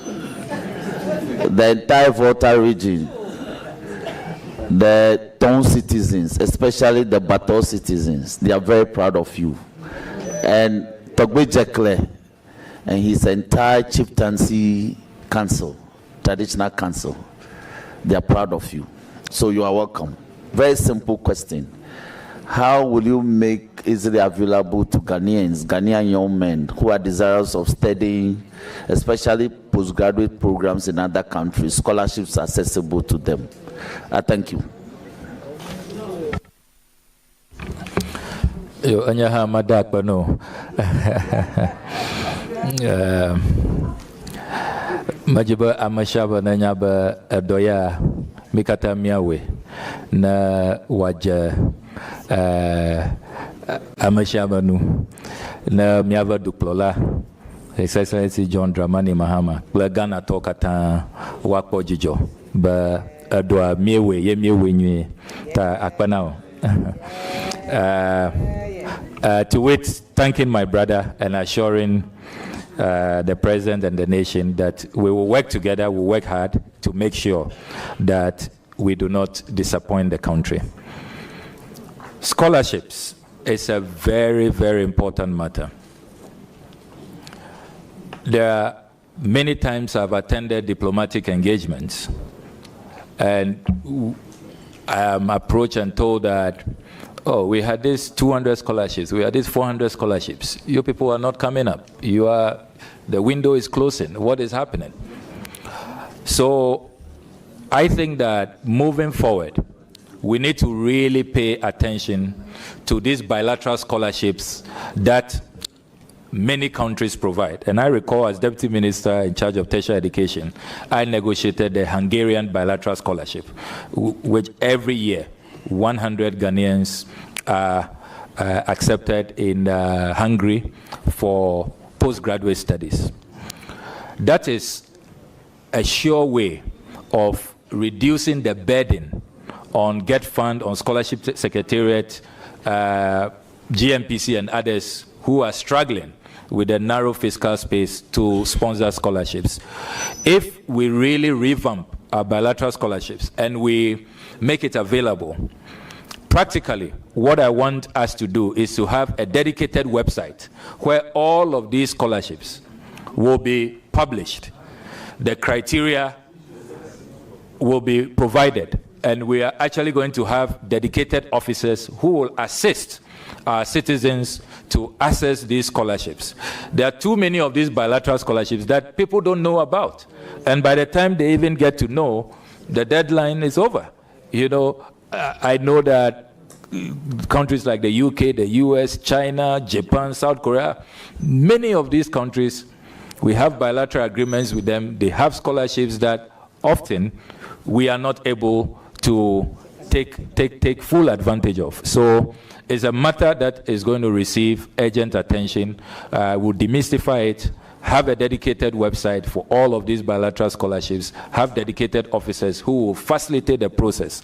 And the other innovation that you should also expect is that I want us to look at the passport fee regime again, so that we will create some dispensation which will omit some categories of Ghanaians, particularly brilliant but needy students, from paying passport fees.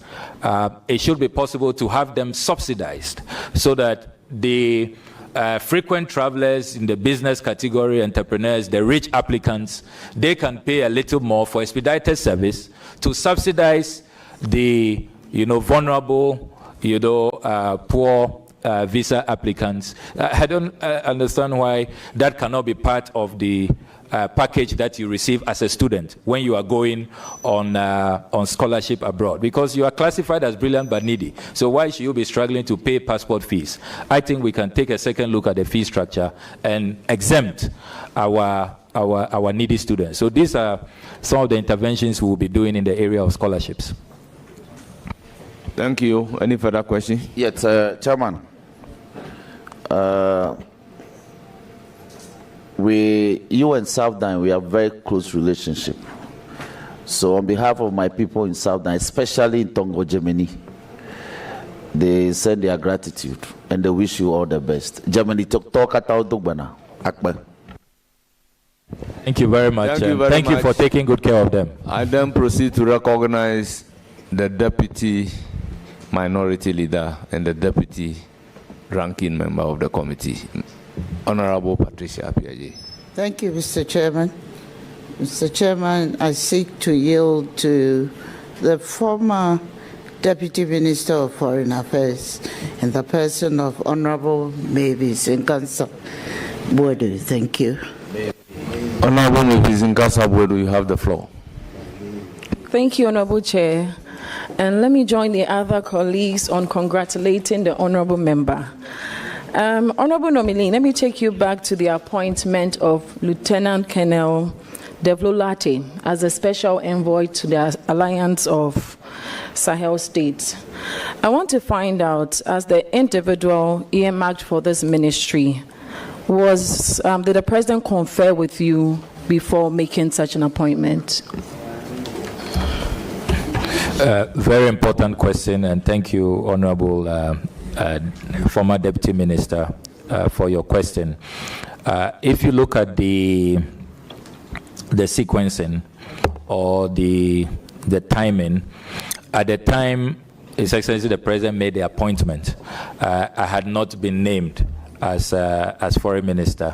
We were all wondering what will happen. I know the president kept his cards close to his chest. We didn't know which ministry we'll be serving in, or if we'll even be considered for appointments at all. So it was very early, and I wasn't a foreign minister designate, so I couldn't have been consulted. Thank you, Honorable Chair. So that brings me to my question.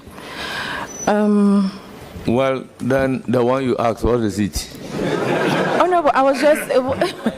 Please, treat that as your question number 1. Proceed to question number 2. That will be a follow-up, Honorable Chair. Thank you very much. So then I want to find follow-up flowing from the answer. Yes, please. That at that time, yes, he definitely. was not in regards nominated. to his appointment as the special envoy to the Sahel states.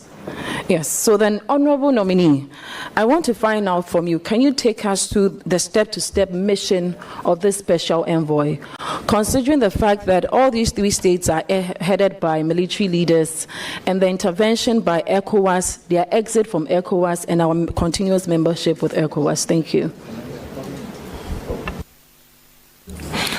If I heard you accurately, is it about his mandate? His mandate. Okay, thank you very much. First of all, Lieutenant Colonel Bevlolate is a good uncle of mine, and so if you are probably concerned about working relations, I can assure you that we have such a fantastic working relationship. The camaraderie is absolutely phenomenal. When he was National Security Coordinator, I was Deputy Minister for Information, and we worked together. So we have had a long-standing, very cordial and warm working relations. And I can proudly say he's one of the people that I look up to and I admire greatly.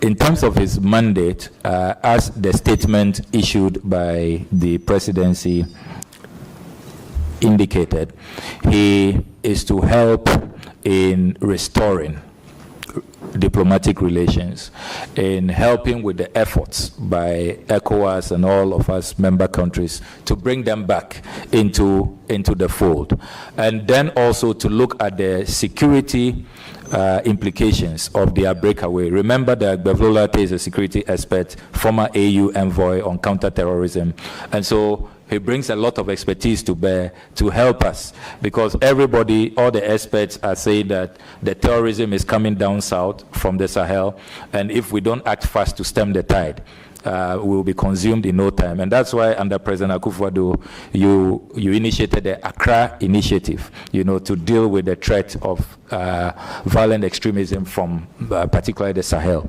So his mandate is to open dialogue, and in diplomacy, dialogue is key, is really fundamental, and to help in bringing them back to the fold, whilst at the same time addressing the security challenges that the Sahel is posing to us as a country. So that's his mandate. Thank you, Honorable Chair. This will be my second question. Honorable Nominee, let me start by saying that there's no malice intended with this question. I just want you, I'm sure a lot of Ghanaians would want to know. So then, some Ghanaians, the population, have described you as someone who is a populist. Some have also said that you're a propagandist. Others have said that you are quick to come out with information without verifying. I want to find out if the international community is supposed to go by this narration of you. What would you do, or what would you say today to put them at ease? Thank you. Thank you very much for this question. If these are qualities that saves a country billions and billions of dollars, then we should encourage more of these qualities. And I'm sure the international community will be happy to know that there is a potential foreign minister from Ghana who is committed to meeting UN goals, AU goals, the goals of the international community in combating, corruption, waste, state capture, and that integrity, is a quality that we all should really encourage and aspire to. And I can also place on record that in all of the work that we have been doing, we have not injured anybody's reputation. We verify, we make sure we validate. And you know me, that if I have not intercepted the right documents, done the right analysis, I don't put out what is, just imaginary or conjecture. I make sure that it is credible and unimpeachable. So please be rest assured that our foreign policy and the foreign ministry will be well regarded by His Excellency John Dramani Mahame's appointment. Thank you, Honorable Nominee. So, in a nutshell, what you are seeking to tell Ghanaians is that you are taking off a new leaf? Honorable Member, he's answered the question that if that description will fit into his international relations, then it's good for all of us. So it doesn't suggest that he's taking a new leaf. Well, thank you very much, Mr. Chairman. You couldn't have put it better. Okay, so then it's the old Okudzeto Ablakwa that we know. All right, so Honorable Chair, that will take me to my last question, which will be to find out from the Honorable Nominee. So then in the past, your predecessor, Honorable Shirley Ayoko Botche, has showcased made in Ghana goods and services and products. I want to find out, and she has done that through diverse ways, and one way is through the bazaar. I'm sure you're very much aware of it as a ranking member of the Foreign Affairs Committee. I want to find out if it's something that you plan on continuing. Thank you. I can assure you, Honorable Nominee, Honorable MP, pardon me, that this is an area that will be pursued. Cultural diplomacy is really important. Kwame Nkrumah talked about the African personality, that we must be proud of who we are and showcase that to the world. And Ghanaian culture is always talked about in the international arena. When people come to terms with our culture, they are always enamored, always out, and it really projects us positively. So please be rest assured that all of those initiatives and more will be pursued, working in close collaboration with the Ministry of Creative Arts, Culture and Tourism. And I'm glad that Mamaga Jifagomashi herself is here to offer full support. And we have great working relations. We'll work together to promote cultural diplomacy. Thank you very much. I will proceed to give the floor to Honorable Kweku Rickett Hagan. You have a follow-up question on whether or not you pursue what the predecessor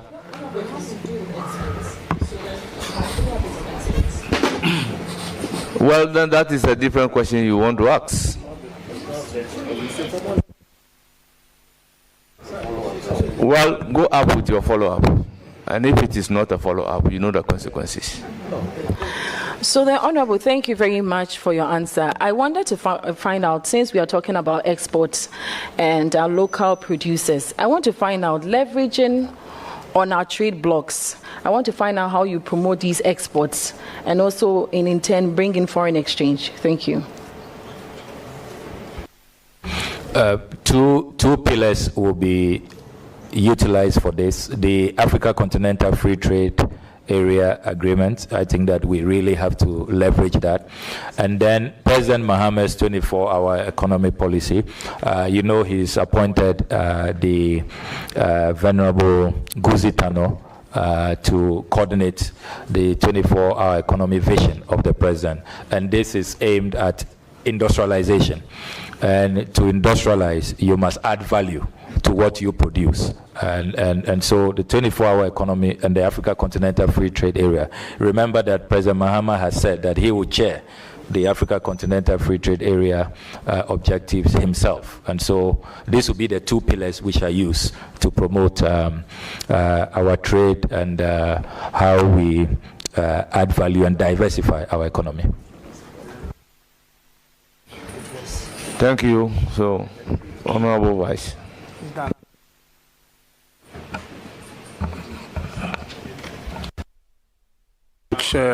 Mr. Chairman,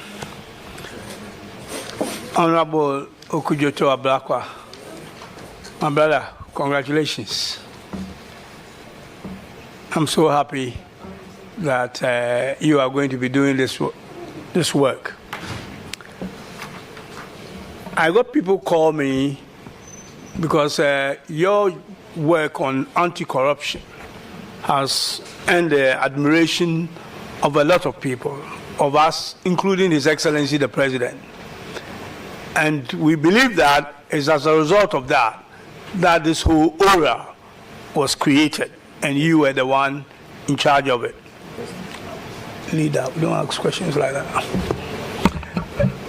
And people are beginning to wonder, when you got your new portfolio, that you have become the face of aura, and you are going to move on to foreign affairs.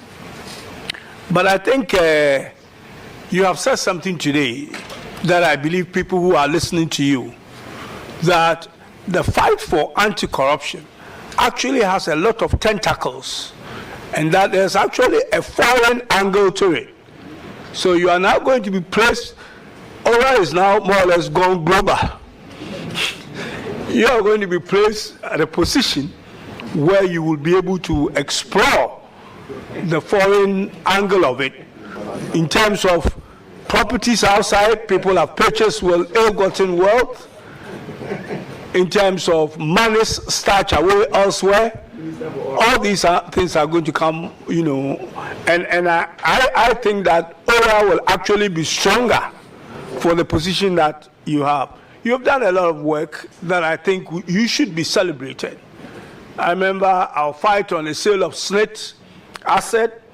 The National Cathedral is one of them, air travels of the executive, and actually purchase.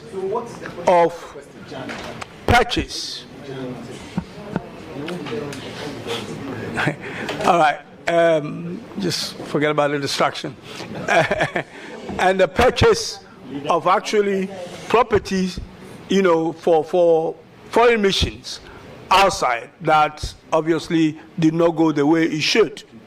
And I think that we should take this opportunity to actually thank you and celebrate you for the good work that you have done for this country in not only protecting the national purse, but in your case, you're actually saving the national purse.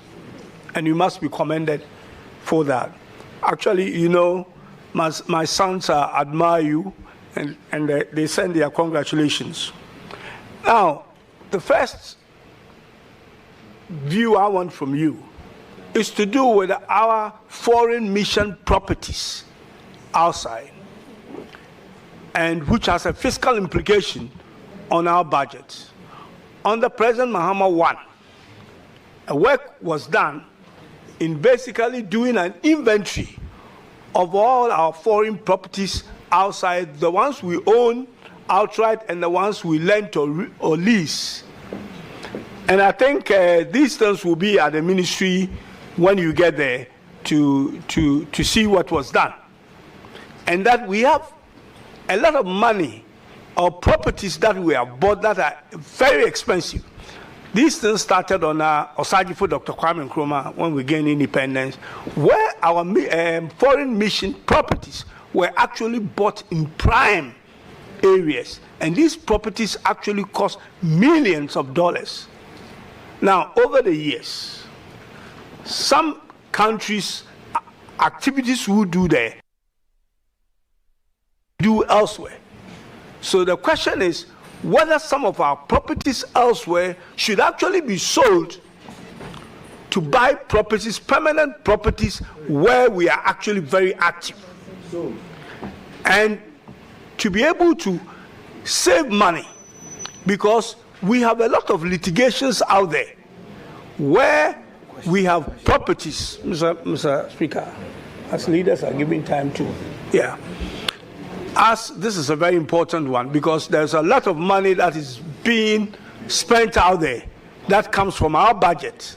I mean, on recurrent expenditure, we spend about $1 billion a year, across 71 or so foreign missions. So some properties we rent, and actually we have properties, because I was part of that work that was done on President Muhammad Wad.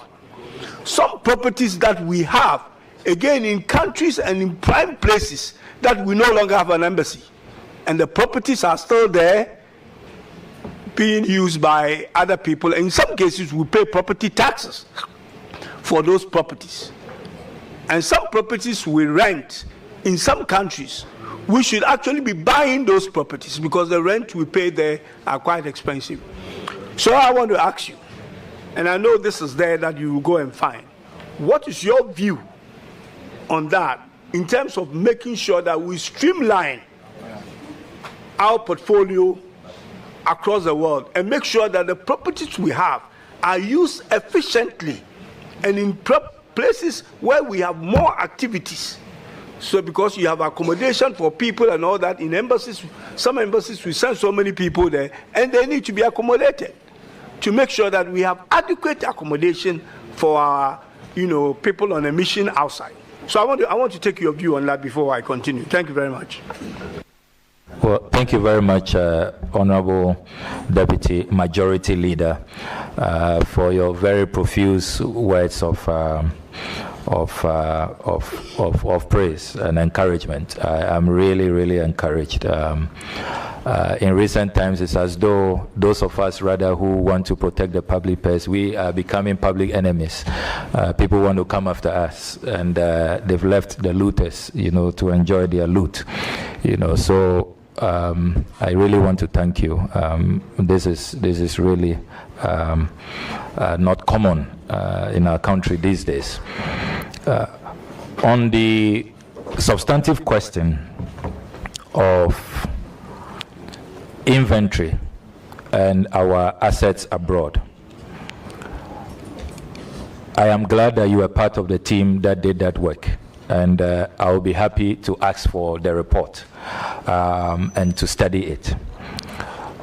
As ranking member of the Foreign Affairs Committee in the 8th and 7th Parliament, I recall every budget cycle raising on the floor that if you paid regard to how much we were spending on rent, if we had purchased properties, it will have saved the taxpayer.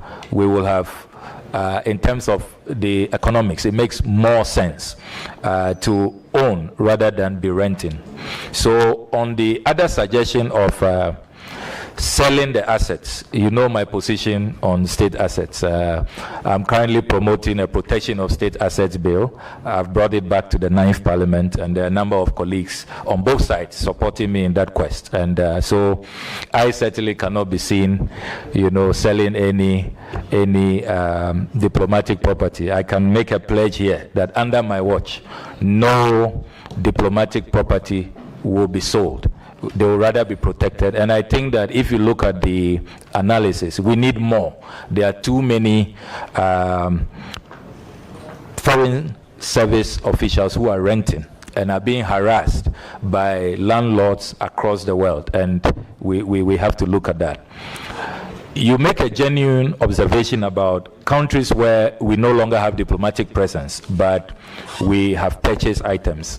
The history is that this occurred during the economic crunch in the 1980s, when the Dr. Obeda Samoa era under President Rawlings, they did a realignment and to cut down on our expenditure on our missions abroad.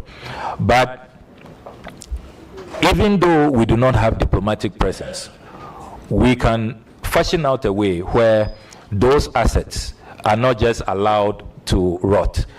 They can be put in good shape and rented, and then it raises money, good IGF for the ministry. So it's just about being innovative. So I would rather that we should, because you see, today you don't have diplomatic presence, but tomorrow the need will arise. The exigencies of the time will ask you to rethink and re-establish diplomatic ties. So I would say let's keep all our assets. We don't have enough. We need to even build on what we have inherited. But certainly we'll look at the report and then see how we acquire more assets and then reduce the annual expenditure on rentals. It's really killing this country, and it's something we have to deal with frontally. In conclusion, I must also point out that we have observed that there are some of the assets that we have even lost. If you go to the UK, for example, poor record keeping has led to some of our diplomatic assets being lost over the years. And it's one area that I want to pursue strongly to recover what has been lost, even if we have to wage a strong legal battle to take it back from the encroachers. We need to do that. And as I said earlier, as for selling of these assets, please be rest assured that it's not something I believe in. Let me follow up on this. And I think I do agree with you, though selling is an option, but I know your position on that.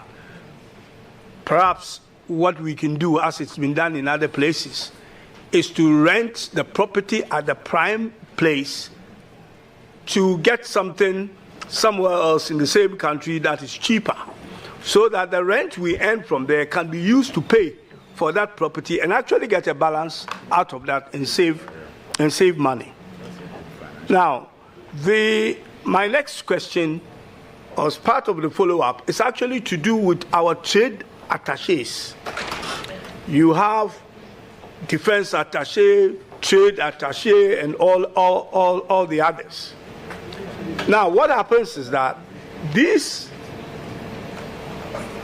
officials come from their various ministries, like defense, like trade, and they are posted to London, US, and other places to help the mission over there to either promote trade or in the defense, the least say about it, the better, about what you go there and do. We know they do very important work there, but because of the sensitive nature of it, I wouldn't, Now, what happens to them? Because they draw the foreign affairs or the mission draws their salaries, goods, and services from your ministry through the national budget. And these attaches also draw theirs from their various ministries. Now, when they get to London or US, they come under your mission over there. And then many of times they are not looked after properly in terms of looking for a place to stay and all that, or they don't even have adequate budget like you make provision for all that. So I think in the future going forward, we should look at how we can work together to make sure that the people we sent out there, if they don't belong to your mission and they are coming from elsewhere, they are able to fuse them together to make sure that they have adequate resources to do the very important work that will support you as being the ambassador out there to bring investment and trade and all that home. This you can take as an advice. The third one, and that will be my final one, is to do with, as you mentioned, and His Excellency the President. I'm very glad he had made that he's going to take the African continental trade under his own leadership. The headquarters of the African continental trade sit here. We have done agreements, various agreements that we've signed around the world, but we don't actually prepare, especially in terms of the diplomacy side of things. So we go and sign all these agreements that in the end doesn't benefit us, but it benefits the people we've signed the agreement with. AGOA is one example. African continental free trade, as we have signed and ratified, some countries took their time in ratifying it for the simple reason that they were building themselves up to be able to take advantage. But we have been slow at it because the diplomacy has also been slow. The trade side is there, but the diplomacy should lead everything else. We have some African countries around us, especially our neighbors, who have moved from democracy to military rule after their ratification. Some have recently left ECOWAS, which means that relationship with them needs to be re-energized, and that requires some foreign diplomacy, and that is by yourself when you get the nod, not if. So I want to know from you how you are going to make us a leader through trade diplomacy on the African continent, through the Pan-Africanism that we've talked about and the development of Africa. We do about 2 or 3% of trade among ourselves. We have now created a single market, and that single market requires diplomacy to nurture it before the trade actually comes in.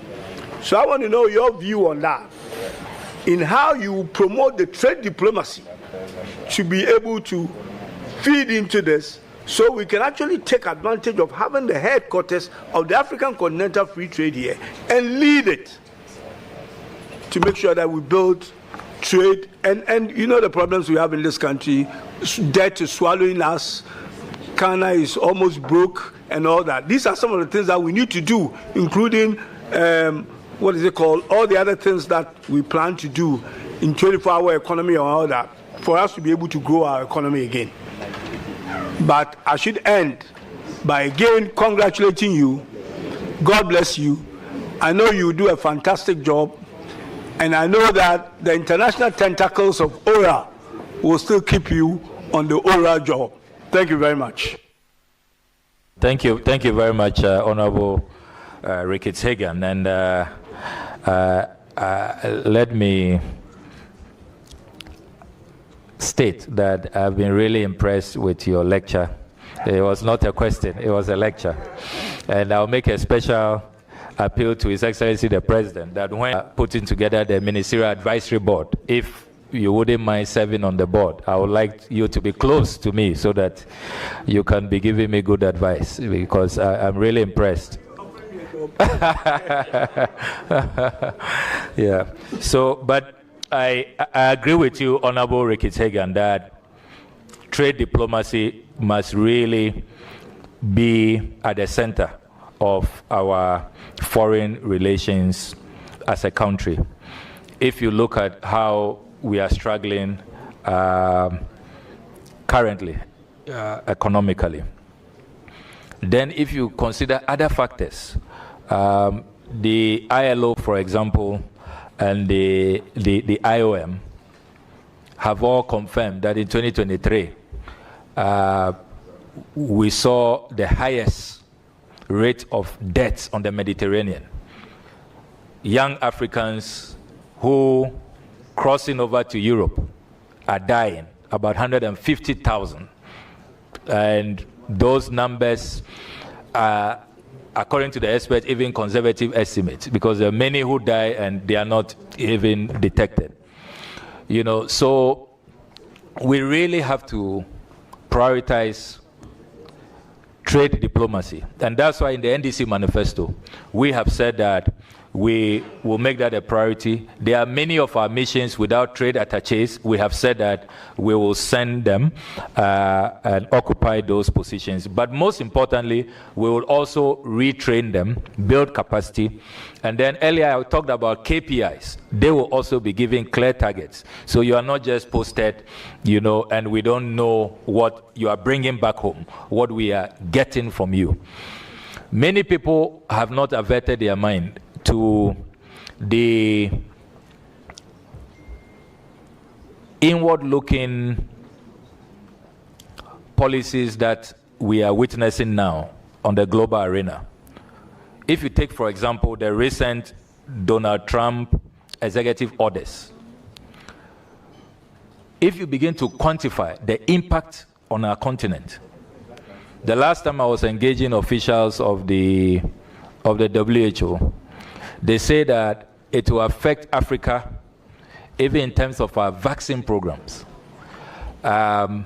in terms of even the Global Fund, which has been a major player so far as our health priorities are concerned.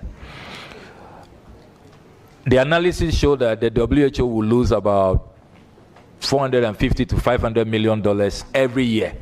If every month, I think I was told, if this executive order remains in force.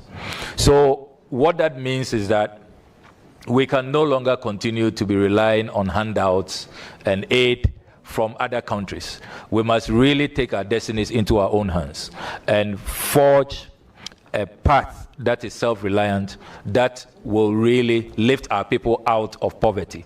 And that is where this trade diplomacy comes in. And the literature is clear that over the decades, aid hasn't worked. What we really must promote is trade. Trade, not aid. So these trade attaches will now take a very serious look at it, build capacity, make sure that there are clear KPIs, and within the larger ambit of economic diplomacy, where in our manifesto we talk about formulating a blueprint for the first time in our country's history. We will do all of that with clear targets so that trade diplomacy will work for our people, will help to improve the living conditions of our people and create jobs for our people.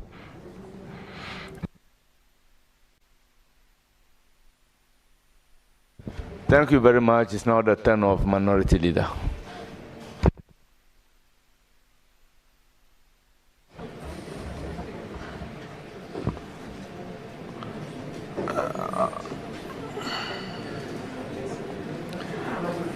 Honorable nominee,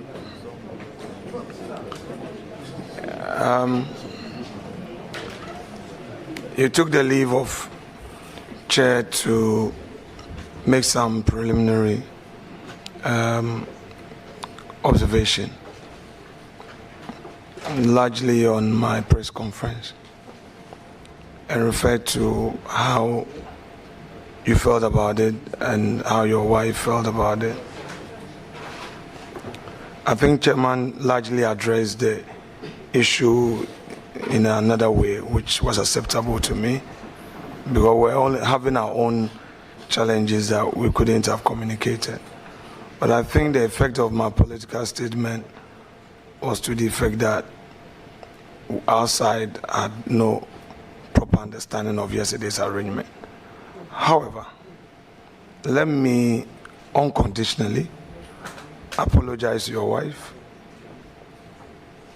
for how my press statement conference came about. I mean, how she felt about it. I mean, I'll feel bad if somebody said something about my own wife, and it's fair. All right, these are no ego matters. So I'm sorry to your dear wife, and how my press conference was carried out, you felt. I also say sorry to you. I would have utmost respect for you. I will be the last person to run you down. Okay? So I'm sorry. And I'm sorry to your wife one more time. Is that okay? Yeah, very okay, and we are grateful. Thank you very much. Very well. That's settled. You have expressed concern about the state of the public purse, the state of the economy, and the need for us as public officers to be mindful of costs. Can you, without prejudice, assure the nation that true to those values you hold dear, you will consistently fly economy, make it a policy at the Ministry of Foreign Affairs to fly economy and nothing more?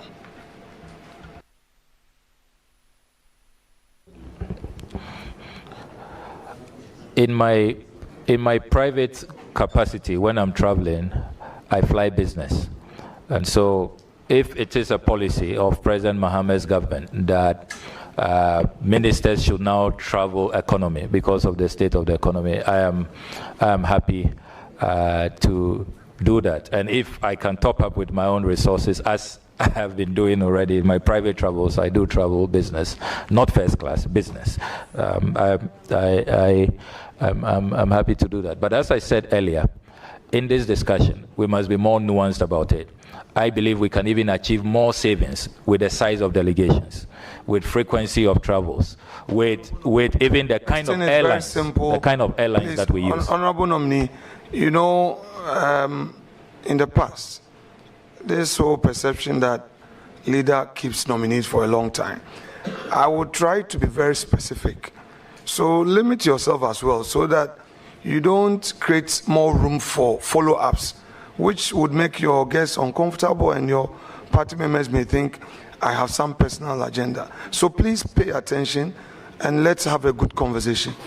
So just to rephrase it, would you want to take a personal decision to fly economy, even if government policy is for you to fly business? I don't see what that achieves. It's totally unnecessary. I would save costs on travels using other mechanisms. I'll watch the size of delegation. I'll make sure that the kind of airlines will always go for what is competitive, and even per diems and all of those, the kind of hotels and all. There are many ways that we can save money, and those are the matters I will pursue, and we will save even more money for the country. I really don't see where this economy discussion is going to. No. Please, your question, please. Any other question?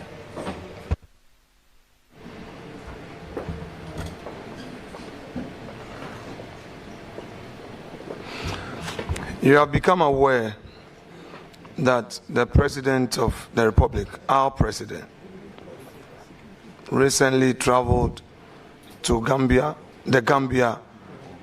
and the Republic of Senegal by using his brother's private jets. You become aware of that, correct? Yes.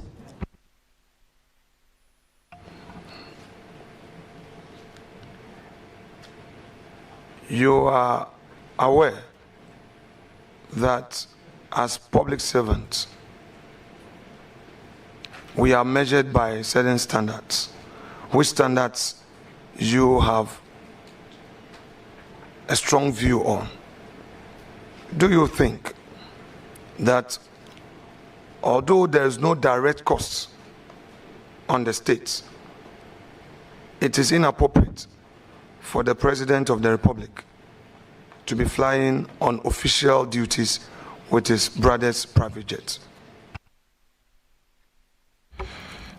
I have long advocated for the need for Ghana to have a presidential travel policy. And I've said that even in cabinet is a matter that I will pursue.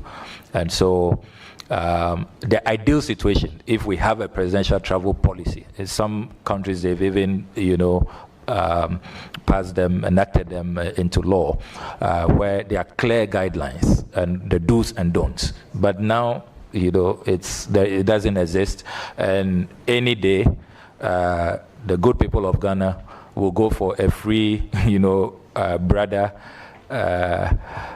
trip as compared to a 20,000 euros an hour chartered jet where the Ghanaian taxpayer suffers. So you agree with me that though the state did not pay for the president's travel by use of his brother's private jet, it costs his brother money to fund the trip of his brother to Senegal and the Gambia? You agree with me? Air travel comes with costs, aviation fuel, landing rights, all kinds of fees you have to pay. So yes, it definitely comes at some cost. In view of that, it is inappropriate for a brother to bear the cost of the president's travel. You would agree with me that it's inappropriate, given the circumstances.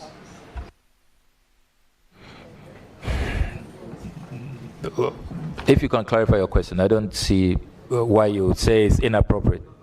I will clarify. Just.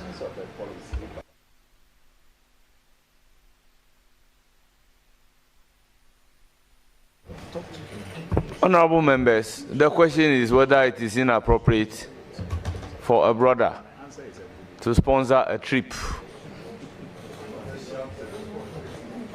Honorable members, as for a gift from a brother, you can hardly reject. So to ask the appropriateness or otherwise, I have a difficulty about the question myself.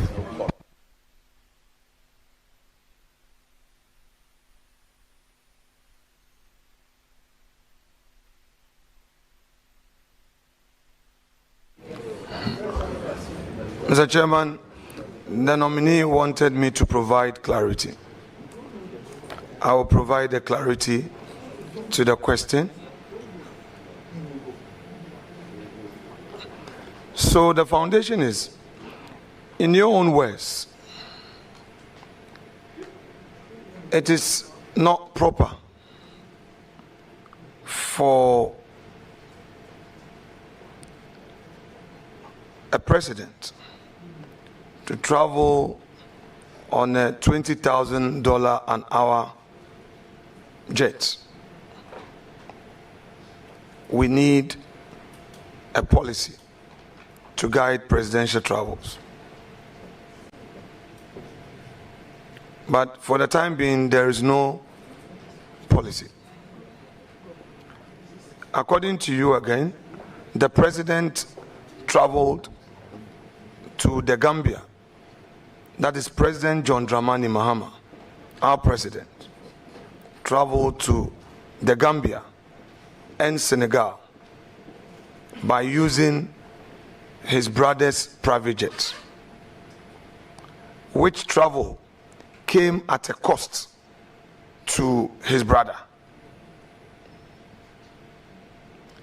You've given a breakdown: aviation fuel, the cost of landing, all those associated costs, including meals that are served on the aircraft, salary allowances of the pilots, the air hostess, all those who are hosted, not only the president, all those officials in the aircraft. His brother bore that costs on the president's behalf.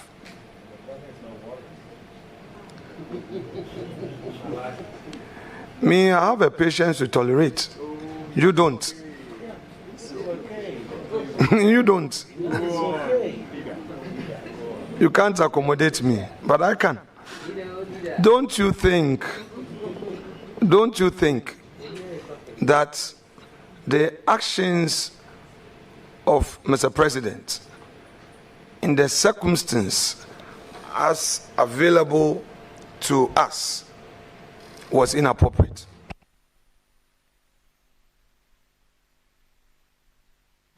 I do not think so. Respected colleague,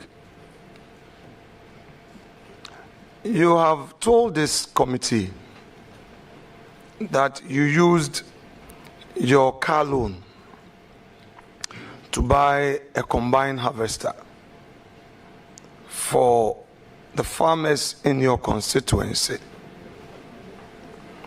First, I want you to be specific to guide us. You had a car loan in 2013, 2017, and 2020. Please share with us which of them you used in buying the combine harvester. Is it the 2013 one, or 2017 one, or 2021? Because each parliament, an MP is giving a car loan. So I want to know from you which of them you used to buy a combine harvester for your farmers. I was making specific reference to the 2021. In fact, the question was specific reference to 2021. So, may I know from you, the 2021, you see, normally the procedure is this: you will give the name of the automobile company that you intend to buy from. You provide the name to Parliament, and then Parliament will issue the check directly to the automobile company because the check is not issued in your name.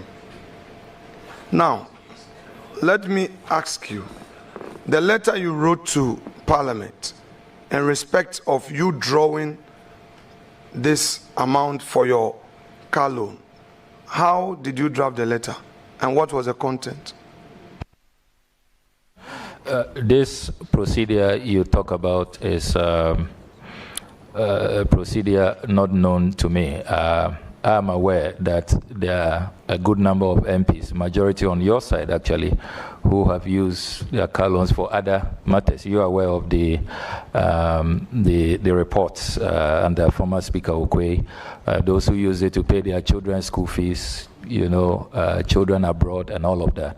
And I don't know how they then drafted their letters to automobile companies when they used those monies for school. So some have used theirs to pay their children's school fees.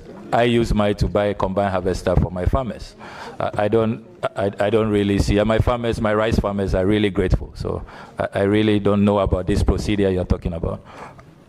Honorable member, and I'm happy that we're having this exercise, and I just want Chairman to pay attention to this. Honorable member, I am being very specific to you. If you say I am aware, at this point I am not on oath. If you say I'm aware some people used their monies for children's school fees and other things on my side, you see, then we'll be getting into a certain arena. People may not appreciate when I want to now delve into it, provide evidence of those people, then they also come and defend themselves. So I would plead with you. I'll be happy to provide. I have the list. Okay, that's fine. I can provide. That's all right. Then I'll be happy to know. I'll be happy for you to provide. But for the time being, let's deal with you. And then if it pleases you that because you are not the only guilty person and that there are other accomplices, that's fine. Because you are saying that people use it to pay their children's school fees. You use yours to pay for buy a harvester. So blah blah blah. So I am dealing with your situation. I am dealing with your situation. I don't know of others. So I want to know how you procured the combined harvester in Parliament. Honorable Minority Leader, I will again plead with you. I have a cause to even make an appearance for some members of Parliament before the office of the Special Prosecutor. So if we can veer from this and make progress, it will be in the interest of the entire Parliament of the Republic of Ghana. Chairman, with respect, I would be very, very firm and I would not allow any attempt for a scene to be created. I'm very guided. I'll respect you. I know what I am doing. I'll be very respectful. Please allow a process to go on. Honorable nominee answered. I'm not bringing this up. He said that in 2021, he used his car loan to purchase a combine harvester. I'm not vetting any other person apart from him. And I'm limiting myself to him, and I'll show him utmost respect as our chief diplomat. Honorable nominee, this combine harvester that you purchased for your people with your car loan, the fact is that the monies are lodged with Parliament. You will need a correspondence to access that money. Please share with us the process you undertook to access that money. Yeah, Mr. Chairman, I'm happy to provide that. You do know that in our offices, our RAs are responsible for all of these administrative enterprises. So, Mr. Chairman, if you will allow me, I'm on oath, I do not want to make statements because I don't have those documents here. But I'm able to retrieve them from the office and submit them later, if Mr. Chairman, you will permit. Honorable nominee, let us all tread cautiously. Be brief in your answers. Honorable, but Mr. Chairman, I'm seeking your your ruling. Am I allowed to submit that later? Because I don't have those letters here. I don't mind. Yeah. To make it available to us later. Because I didn't draft those letters. That's all right. So, Chairman, can you talk to your people? It would make the thing mad. Can they be quiet? You. Honorable nominee, whilst we give you time to furnish us with the letters that you wrote to the Clerk of Parliament, did you, in the letter, state, to the best of your memory, did you state to the clerk that your money, instead of using it to buy a car, which was why the state granted you that amount, instead of using it to buy, you were going to use it to buy a combine harvester? I've been very open and transparent about my dealings, and I do not want to engage in guesswork. I have said that I will submit all the necessary documents on this particular transaction. So I would not engage in any guesswork. But I volunteer this information. I've talked about it time without number. Everybody in my constituency knows I have nothing to hide about this matter. So I'll submit the documents to you. But for now, I will not engage in any guesswork because I don't have the documents here. 2013, your car loan, did you access it?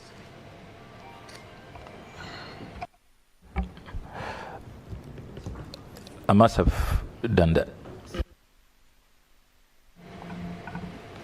Can you share with us how you accessed that? Again, I'll have to retrieve those documents for you. Chairman, with your leave, I would stay questions on that to enable our respected colleague to bring documents in respect of how we access his 2013 car loan.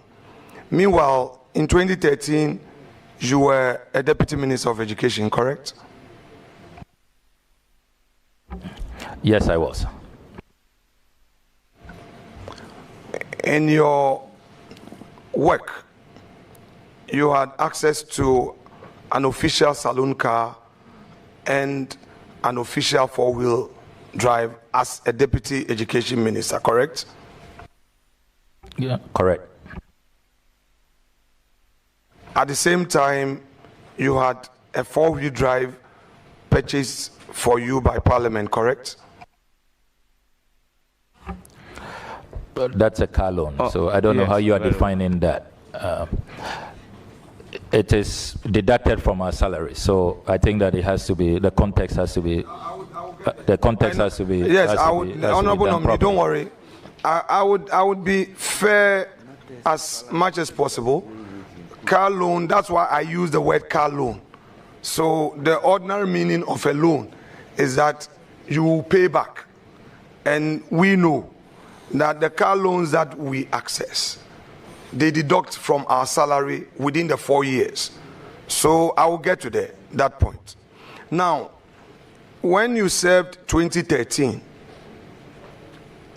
to 2017 as Deputy Minister of Education, on record, you've told the Ghanaian public that you had access to an official four-wheel drive, had access to a saloon vehicle, and then on top of it, another four-wheel drive, which was a car loan from Parliament.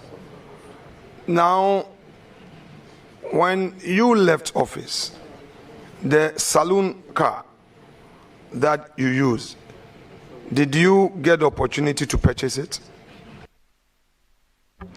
I didn't put in an application to purchase it. That was available as an option, but I didn't avail myself for it. So I left it behind. Same with the four-wheel drive you used at the ministry? Yes, four-wheel drives are not covered under this policy. Emphasis. So for I'm bringing the emphasis, all my emphasis. official cars were left behind. I didn't apply to buy any of them. So as at 2017, the only vehicle available to you was your four-wheel drive that Parliament bought for you, which there was deduction, correct? Honorable Minority Leader, the nominee keep on saying it is a car loan, and you are using the word Parliament bought for you. Let's not create a different impression in public. So let's restrict ourselves to a car loan before the impression is created in public as if Parliament buys the car for us.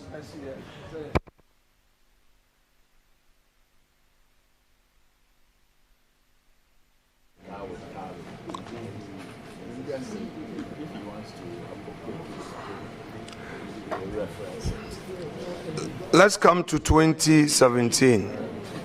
Again, you won election and you came to Parliament. 2017, again, the state made available a car loan to you. Did you access that car loan for your second term in Parliament? Yes, I did. Did you buy a four-wheel drive with it or some other cars?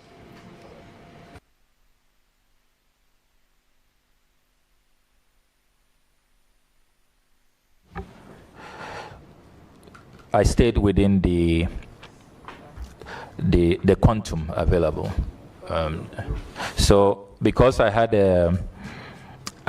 the Land Cruiser for the previous term. This time I purchased 2 saloon vehicles, but I stayed within the parameters. I didn't exceed. Yeah, because you know that some people do pickups and all of that. Yeah, so.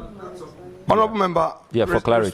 Yes, with respect to you, please help me by limiting it to only yourself, because when you say other people, that's where Chairman doesn't want me to go there, so that we don't introduce whistleblowers and other people's rights. So it's you now for the time being. Is that okay? No, it cannot be okay. It's important to put things in proper context. People must know that there are these options available to all of us. People are taking different decisions. Some are doing a pickup or 2 pickups, or a pickup and a Land Cruiser, or a saloon car, and all of that. So it is important to put things in proper context so that the wrong impression is not created. So for 2017, you used your car loan to buy 2 saloon vehicles. You've just told us that. Yeah, absolutely.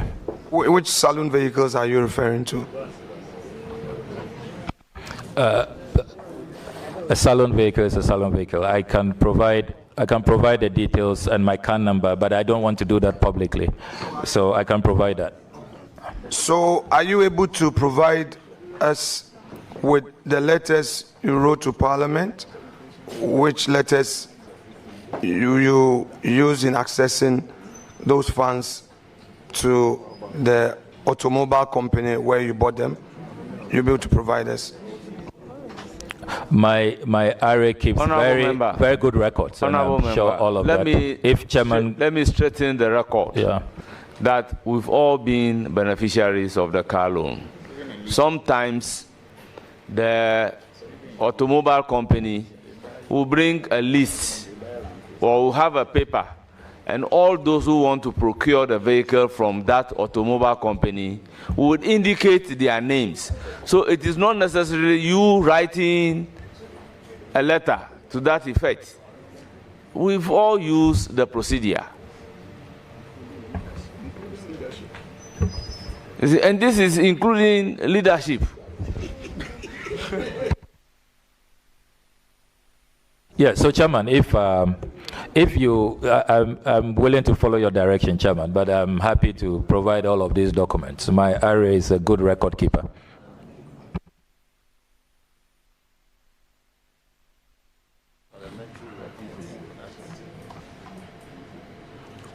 Honorable nominee, do you know Rukayatu Al-Hassan, a chartered accountant who works with the Controller and Accountant General's Department? No, the name doesn't ring a bell. Honorable member, do you know of Louisa Osei, who works at the Department of Public and Vested Lands Management Division at the Lands Commission? No, I don't think I know them. You'll be surprised if these individuals say they have a close relationship with you. I'll be very surprised. Now let's come to Ora. And you indicated, I'm bringing you there because on your CV, sometimes people may not appreciate why we're asking certain questions. If you come to page 1 of your own CV, you stated profile, Member of Parliament for Norton, 4th term. Then you come to summary. Under it, you have chairman, Operation Recover All Loot.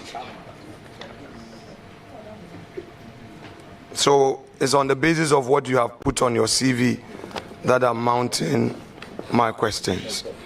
So now, share with us.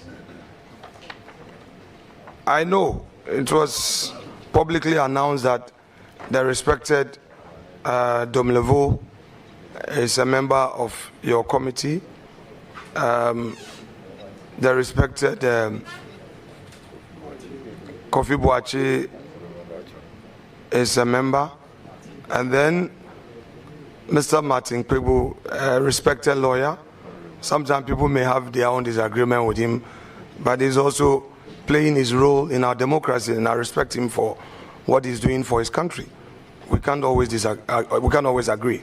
Now, tell us, in very clear terms, what the mandate of this ORA has been.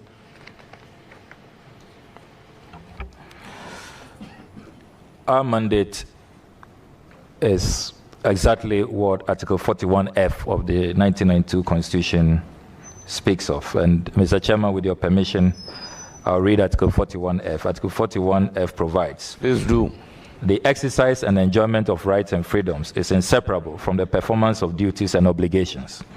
And accordingly, it shall be the duty of every citizen, F, to protect and preserve public property and expose and combat misuse and waste of public funds and property, unquote.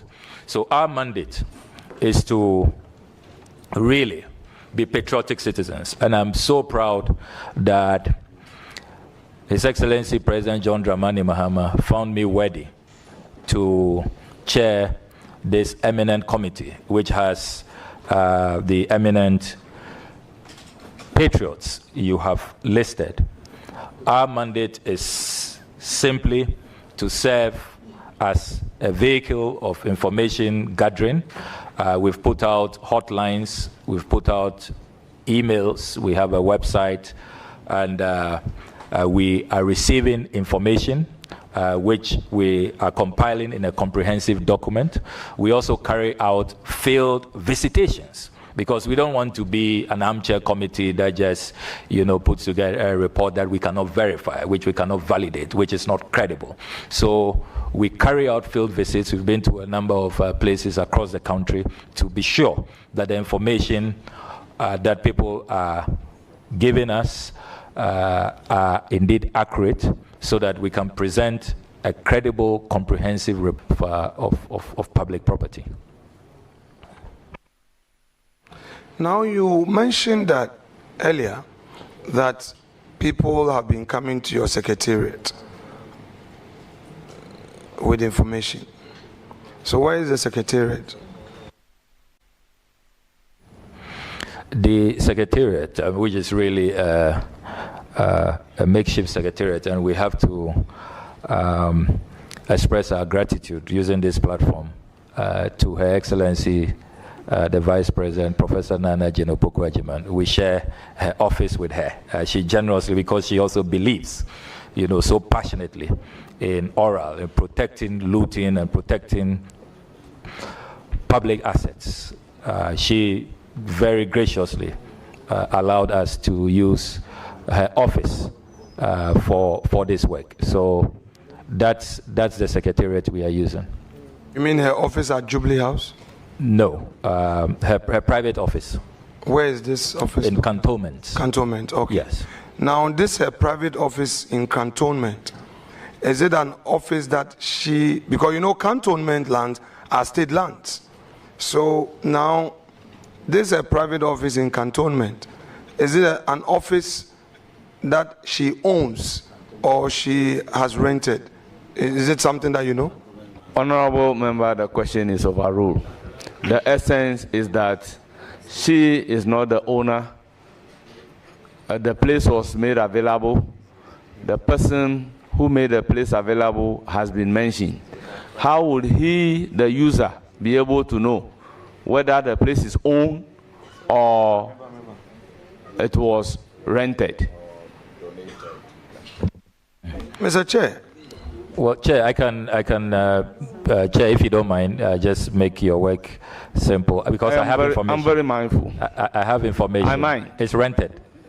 She doesn't own it. It's rented. So, Chairman, if you don't mind, so that we don't even create any unfair impression in the minds of Ghanaians, because I work closely with her and I know the struggle. She, the person, Professor Nana Opoku-Agyeman, is the tenant. Yes, she is the tenant. Absolutely. Okay, because that place is a dollar-rated area. So, I mean, yes, Cantonment properties, you pay dollars. We know that as a fact. So, I'm happy to hear that the Vice President is able to afford a dollar, rent in Cantonment. It means that we can't. That's fine. Anyway. Well, so, Chairman, I'm also happy to observe that the Honourable Minority Leader is aware that Cantonment lands are dollar rated. So when some of his colleagues are paying 42,000 cedis for a plot of land in Cantonment, he must join my crusade against state capture. So I'm very happy. I'm happy you are introducing dollars into this discussion. Very, very happy about it. My respected colleague, not to worry. We'll go there gradually. We'll go there gradually. Now, the land in Cantonment, you are telling us that some people have been paying 42,000, whatever you call it. Have you been able to find out from the Lands Commission whether they have a standard pricing regime for lands that they sell to the public? Have you found out? Honorable Minority Leader, if you can expatiate your question. Standard regime how? So, to enable one to determine whether a land is being sold at a very low price or a high price, one must pay attention to valuation. So the entity in question, whether it has set its own pricing ceiling, so you pay grounds rent, the actual lease, so, and if so, per acre or per plot, how is that determined? I just want to know from you whether as part of your work you've been able to find out from the Lands Commission whether state lands that they sell, they have their own standard pricing for it. What I've discovered in the course of my work is that it varies depending on the area. So cantonment varies, range varies. I'm even looking into your own acquisition in Winneba. I have the document here.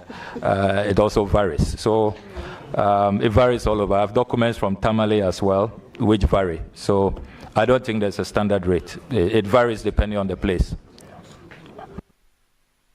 Honorable nominee, because you have brought me in, I'm able to find out from you about my properties in Winneba that you know. I want you to share with the public.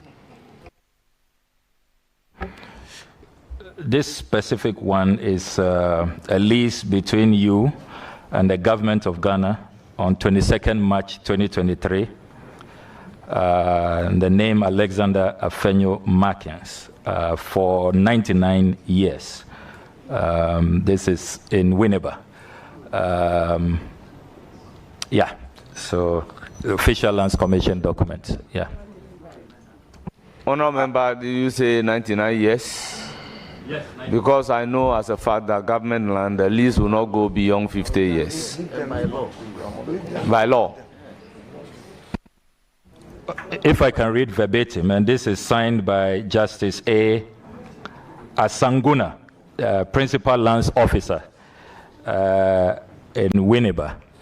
And the official search certificate indicates that the search applied for against the land edged red on the plan attached has been made with the following results. 1, the site is not a state land but vested by virtue of LI 206 dated 21st November 1961. 2, the site also is covered by a lease dated 22nd March 2023 between the government of Ghana on one part and Alexander Afenyo Markin on the other part for a term of 99 years. So that is what the search certificate states. Honorable nominee, just by way of public information, because you provided the LI, now I'll give you a background to Winneba and Gomwa.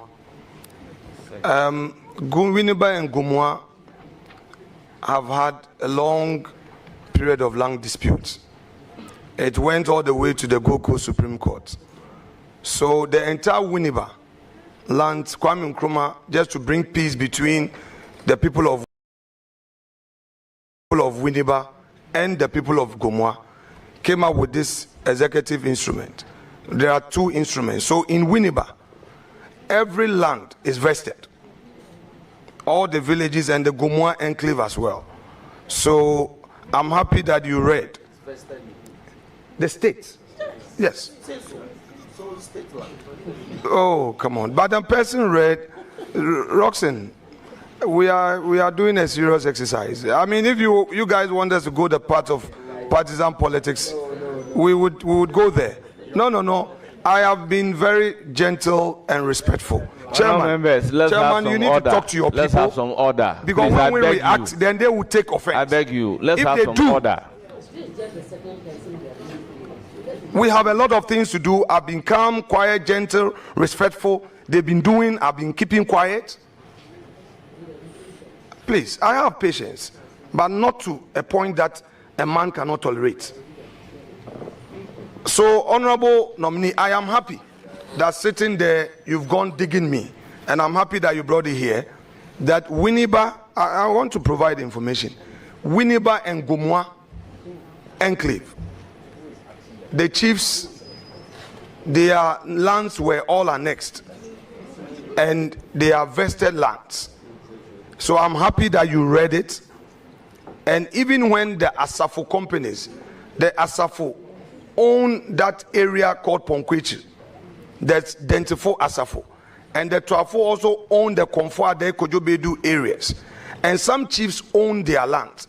But because of the Kwame Nkrumah EI, even if you buy from the chief, and the chief gives you an indenture, you can't register at Lands Commission because of that EI. So everybody in Winneba would have to go and register through a lease with the state. So I'm happy you brought it up, and then I've just explained to you. Now let us go back to your oral work.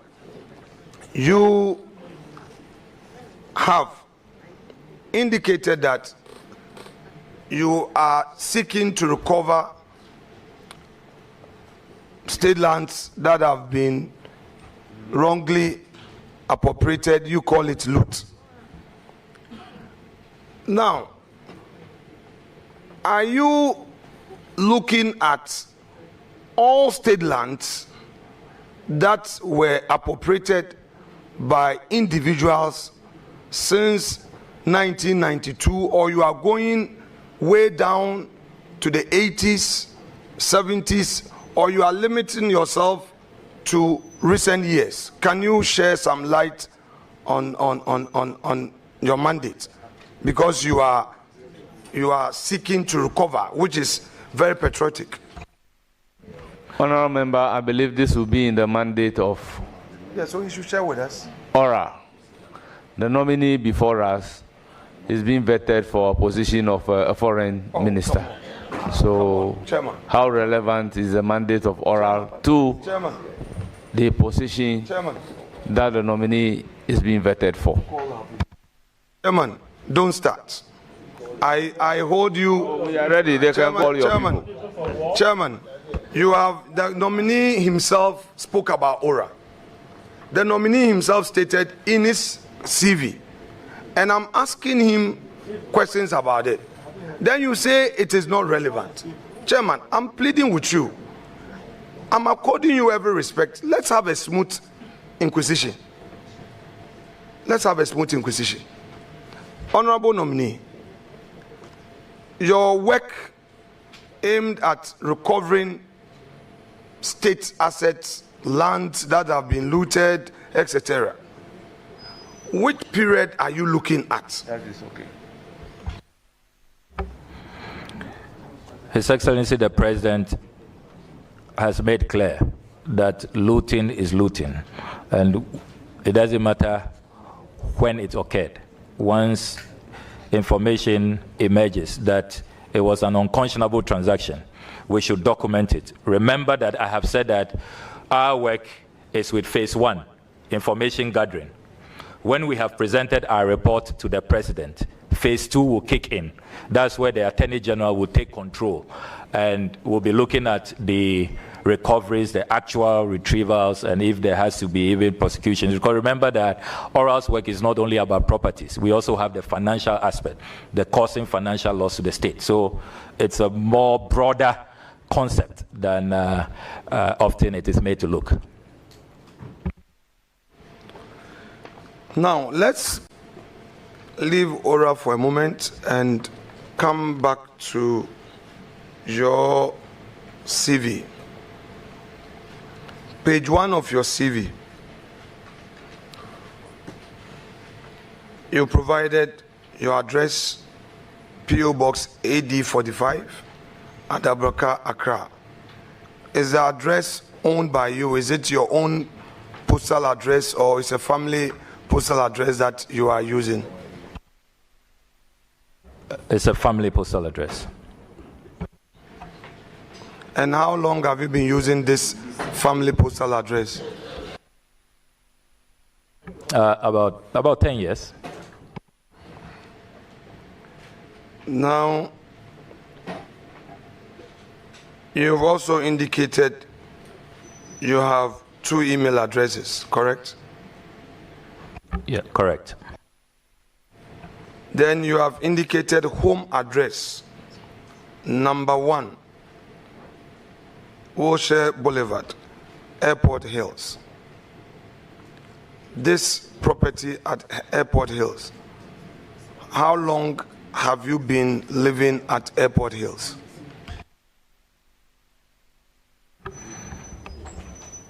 About 8 years. Is it your own property? No, I am renting. I'm a tenant. Airport Hills is dollar rented zone. Are you aware? Honorable Member, can we have a clarification of dollar rented? Because in Ghana, we use CD. So I don't understand a dollar rented property. Does it mean you pay the rent in dollars? Not necessarily. I mean... Okay.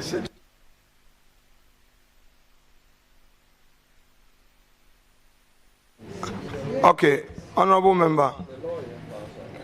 So your rent, do you pay it monthly or you pay it annually?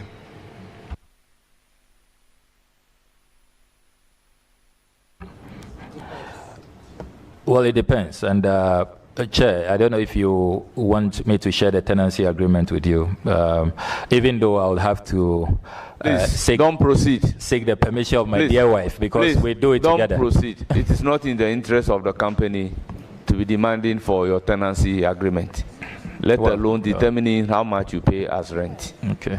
Well, I mean, that is personal. I like to be transparent, so. But that is personal. But I respect your ruling, Mr. Chairman. Chairman, you see, we are in this public enterprise together.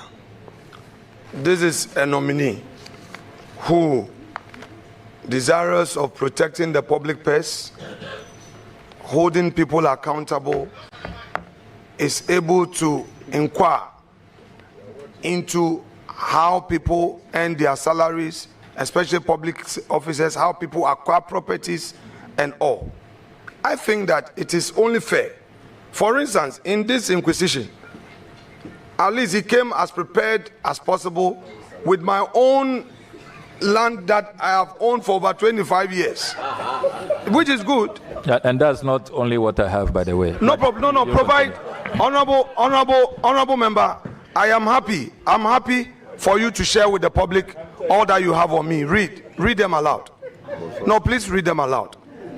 Honorable members, I want you, because you brought it up, I want you to share with the public all the properties that I have that you have uncovered, including my bank account. Share with the public. I'm happy for you to share. No, I want you to share because I want it to disclose. I am right here. No, I am right here. I am right here. I want you to disclose to the public all the properties that I own that you have. Honorable Minority Leader, remember, I am the chair of the committee. If you ask a question that relates to that, fine. I can even overrule the question. So please, you are not allowed to mention the others unless the need arose. Proceed. Honorable member, as part of your inquisition on me, did you discover some other properties that I own apart from what you have already mentioned? Which search result you shared? Are there others that you were able to uncover? Is there inquisition in the first place, or you just gather information? Don't worry, I will put it right if I should use gathered information. Well, Mr. Chairman, I will disclose what I have at the right time. We are all following our strategy. You have a strategy, I have my strategy. So let's stick to our strategies. So good. So, honorable nominee, as part of the information you've gathered thus far, the ones that you have gathered about me, can you disclose them to the public apart from what you have discovered? I cannot at this point.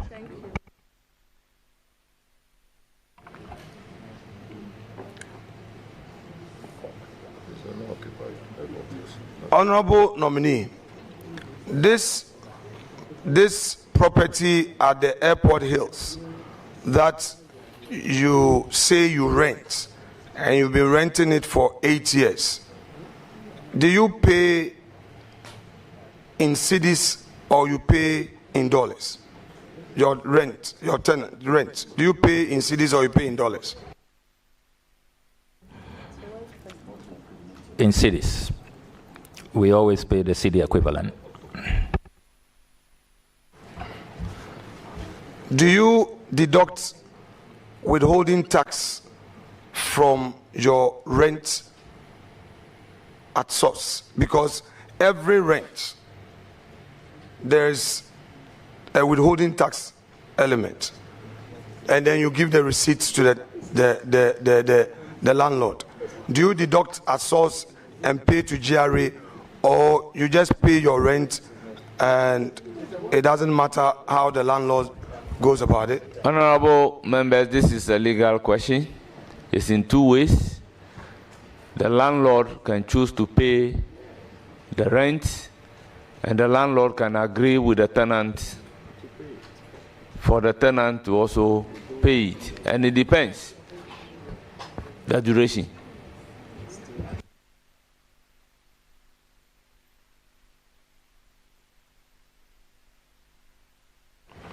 So he's opening it up for clarity.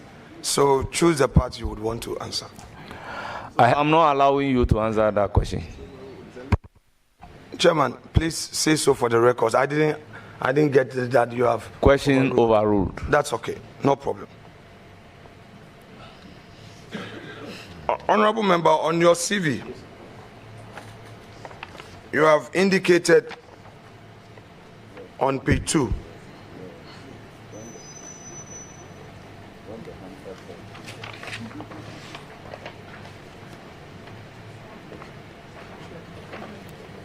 Page 2. Are you there with me?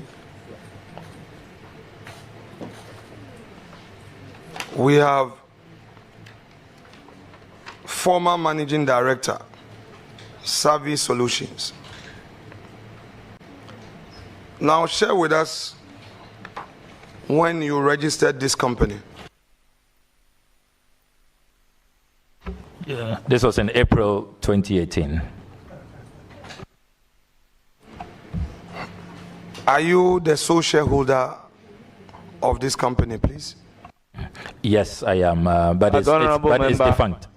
Honorable member, the fact that you are a managing director of a company does not suggest that you are even a shareholder. Mm-hmm. Yeah. Let alone being the sole shareholder. Mm-hmm. Yeah. So the question is overruled.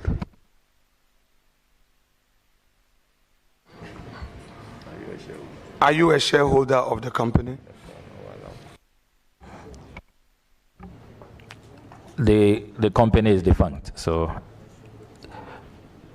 I'm no longer working or operating this company. Were you a shareholder of the company? Sole shareholder. From which year to which year did you operate this company? It was just about a year. It was short-lived. What was the nature of the business of the company? So it was communications and PR firm, and because I was appointed Deputy Minister for Information, I saw that there will be potential conflict, and so I decided to wind down to avoid a conflict of interest situation. Honorable member, you served as a Deputy Minister of Information between 2009 to 2013. A moment ago, you said the company was registered in 2018. Please, can you bring clarity? Because you said 2018. No, I meant 2008. Thanks for the 2008. So let the record be corrected. April 2008. Please kindly take the leave of chair. So, Mr. Chairman, with your leave. 2008, not 2018. Yeah, 2008.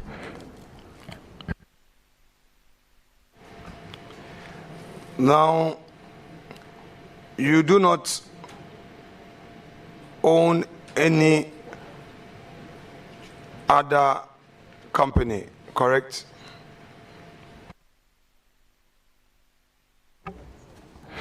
I'm a director in one company which is yet to take off. It's a farming arrangement that we are working on. I and a number of people, but it's just been registered, but we haven't fully taken off. We haven't fully started operations. And that's, if Mr. Chairman, you want me to provide the name, that's Volta Clenam Farms. We're going to go into massive cassava production. We want to produce starch from cassava. But it's still in the gestation period. We haven't taken off yet. So we've just registered a company, and we're still holding talks with potential interest parties. So if you say you've just registered the company, you mean you've registered it as a Registrar General's Department, correct? Absolutely. And you are the sole shareholder, correct? No, I'm not. There are others. I don't think I have their permission to go public with the identity. Okay, so you agree with me that to go public with information related to people, you necessarily will need their privacy, correct? It depends on the context and the circumstances. Yeah, it depends. Can you? Because these are private individuals. They are not public officials. That's the point. I just needed clarity. So you have drawn the distinction that if these individuals are in the public service, their consent and permission is not needed because it will be in the public interest. Correct? Yeah, absolutely. But if they are private individuals, putting out their names will require their consent and authorization, correct? If they are not politically exposed. Sometimes you can have politically exposed private individuals. So that's why I say it depends on the circumstances. I mean, in these matters, you have to look at all. You have to look at all the parameters. Okay, so what I'm saying is that, so let me rely on your words. So you're saying that if these people are politically exposed, there is no such requirement for their consent before you put out their names, if I got you right. I have stated that it depends on the circumstances. So case by case, you make a determination. But you are aware that per the Companies Act and then the anti-money laundering law that we passed, we amended to Act 824 something. Yes, Act 824. These individuals that you jointly own shares with in this company are politically exposed by virtue of the association with you. You'd agree with me? Honorable member, the question is overruled. This is purely a legal question, but the statement is not correct.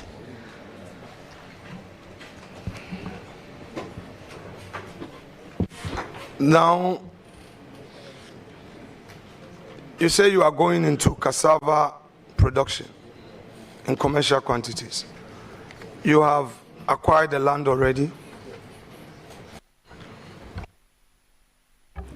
It will be a cooperative, so we will not acquire the land. We've discussed an interesting concept where the community owns, say, the community will contribute land. The youth will be involved. It's part of next initiatives I want to introduce as a member of Parliament in Northton.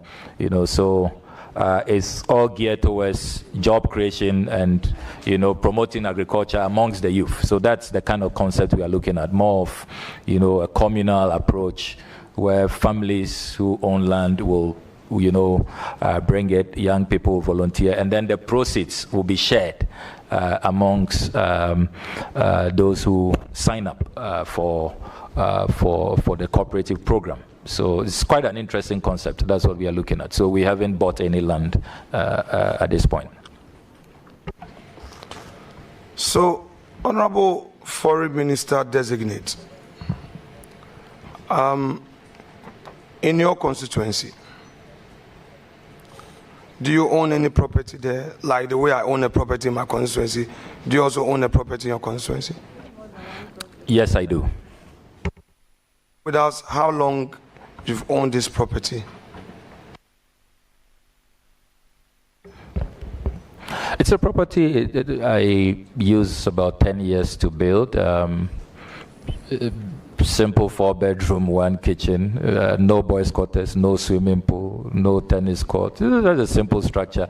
I've seen a lot of propaganda out there that I own a $3 million mansion in my constituency, largely fueled by propagandists in your party. But I don't own $3 million in Aveime. I mean, absolutely preposterous and ridiculous.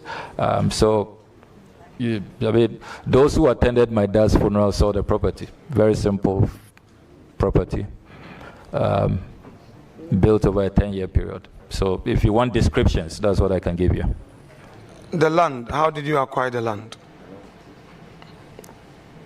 So, for example, in my case, I buy it from the chiefs and the Asafo, but I still would have to go and pay again at the Lands Commission because their title, their document they give, you can't register because of vested land. Do you have a similar situation in your area? No, mine family land. So, and because I'm member of Parliament, they were very, very generous. It was largely a donation, just a little token to show appreciation. You know how people are very happy to reward people who are serving them diligently in their communities. So it was within that spirit. So, like you're saying that it's a family land, but it was given to you. Order. You are saying that the land upon which you built was a gift to you from a family because of your hard work as a member of Parliament? That's not what I said. I said it belongs to a family. It's not a government land. It's owned by a family.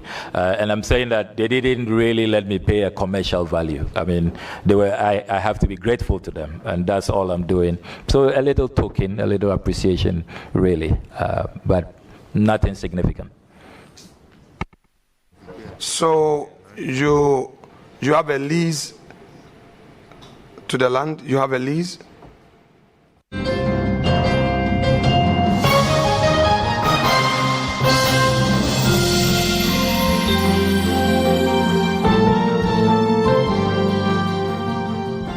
It's 18 minutes past 5 p.m. This is 97.3. For those who are listening on radio, this is Channel 1 Television. For those who are watching us, we're broadcasting from number 5 Ola Hansen Lane at Tessan and Accra. You are watching there.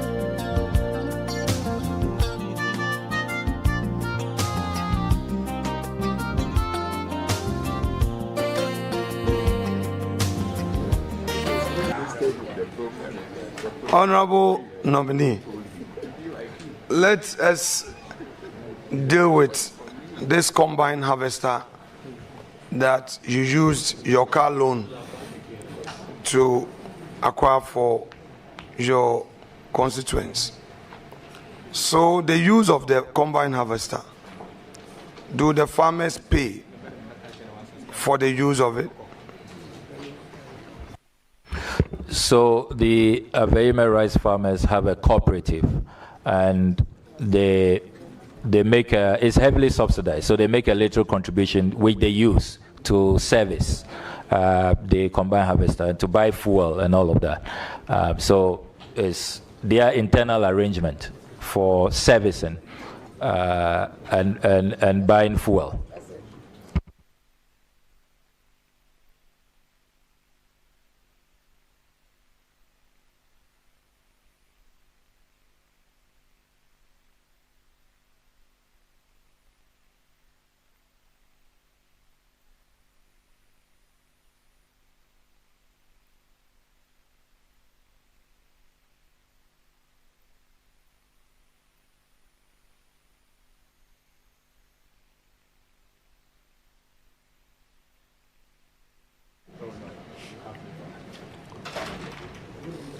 So, honorable nominee,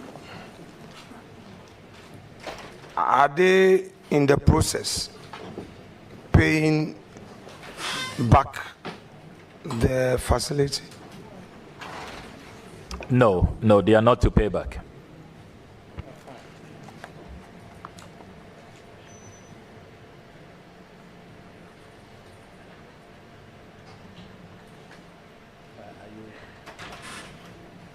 Are you getting the information on WhatsApp?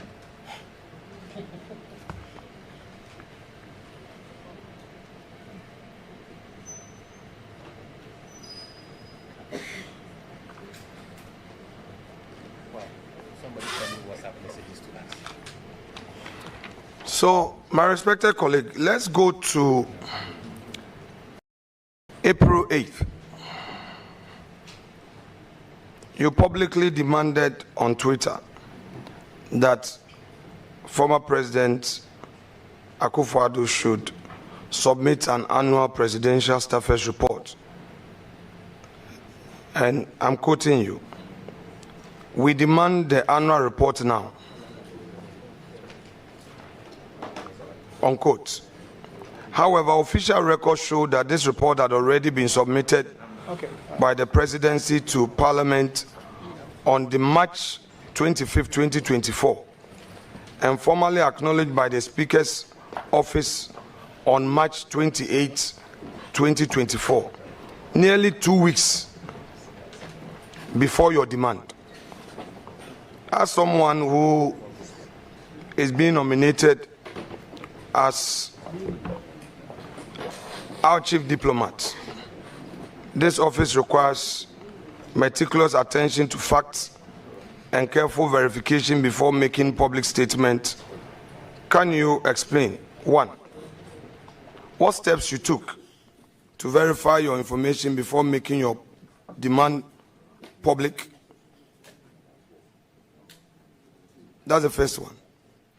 The Clerk of Parliament, Mr. Jethro, will confirm to you that I called him to find out if the presidential staffers list had been submitted, and he responded that it had not been submitted. And you need to recall that consistently over the 8-year period is one of the items my caucus asked me to specialize in, and consistently I've had to. It's been really a difficult struggle to get the presidency to comply with that act, and you know that most often it is submitted after the March deadline. In April 2018, I thought that consistent with that track record, they had also missed the mark, and indeed, I did verify from the clerk at table, Mr. Jethro, before I put out that tweet. But you subsequently became aware that indeed the presidency had submitted the such information ahead of your publication, correct? So I saw a tweet, an X post by counsel to the president responding to my post that they had submitted it earlier. So I took steps to follow up from the Speaker's office. And I can't place on record that I have been pursuing that document since.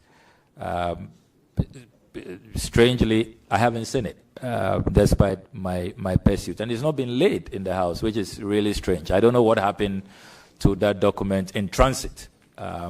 But we don't have copies. No MP has been given a copy, which I find really strange. The fact is that the Speaker's office confirmed receipt of the said document way ahead of your publication. I wouldn't know that. President, Speaker communicating, writing letters to each other directly. They don't copy MPs. So I wouldn't know. I did my check, diligent check at the table office. Mr. Jetro told me it had not been submitted. And I then reminded the president that he has to comply. And if you check consistently, I've been reminding the president, and the president has not been complying with the law on this matter. Well, for me, I believe that the recipient of said communication is the Speaker's office. And to be fair to the president and all presidents, not only Akufo-Addo, our current president, once the communication is delivered to the Speaker's office, I believe that it would only be fair that even if our initial diligence search could not reveal the delivery of such, once we become aware, it is only fair that we acknowledge same and take note. I think, in all fairness to President Akufo-Addo, he did not break the law. But if you don't want to acknowledge that fact, I wouldn't press you on that. I will just move to my next question. But the fact is that at the time you put out your information, the document has already been ferried to the Speaker's office 2 weeks earlier, and you can always verify. Let me move to the next question. In March 2021, you resigned from the appointment committee, citing personal and principled reasons. You chose to act independently rather than to align with the collective decision process of your caucus. Now, as Minister of Foreign Affairs, that is when approved, you will be required to represent and defend Ghana's collective cabinet positions, even when they might differ from your personal views. Now, how do you reconcile your past actions with this fundamental requirement of cabinet collective responsibility, and what assures this committee that you would uphold this principle if confirmed as minister? Well, thank you very much. I am a conviction politician. I have certain principles and certain standards. And the principle of collective cabinet responsibility, inherent in that principle, is that if there's a cabinet position you don't agree with, you resign. If you stay on, then you must defend that cabinet position. So if it's a matter I feel strongly about, I'm not one who finds it difficult to walk away, to preserve my convictions and my philosophies.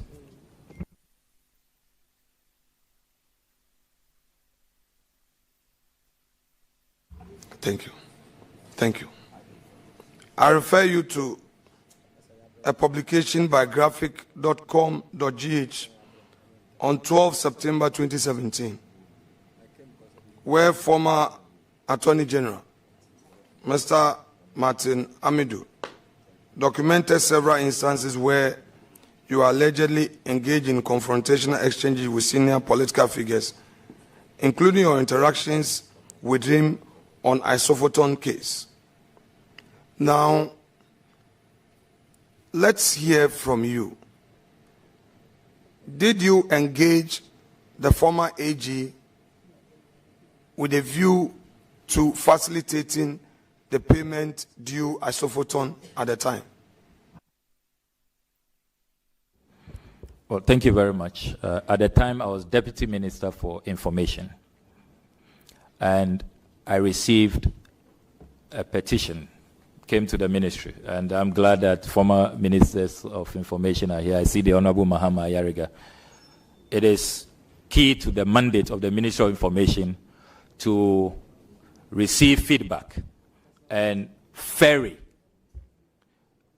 that information to the relevant quarters. So in this case, there was a petition from the director of Isophoton, and all I did was to forward that. And if you, Mr. Chair, you give me the permission to read from the current Ministry of Information's website. I have a printout here, a statement introducing the ministry, signed by the former Minister for Information, the Honorable Fatima Abubakar.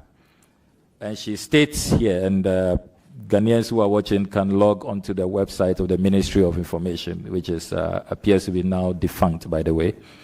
The Honorable Fatima Abubakar writes, quote, "Our goal as a ministry is to empower the citizens of Ghana through information dissemination, to ensure transparency and accountability in public policy cycles.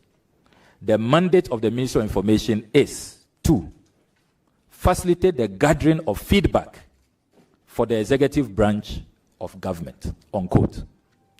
This is President Akufo-Addo's Minister for Information. And that's all I was doing in the Isophoton matter.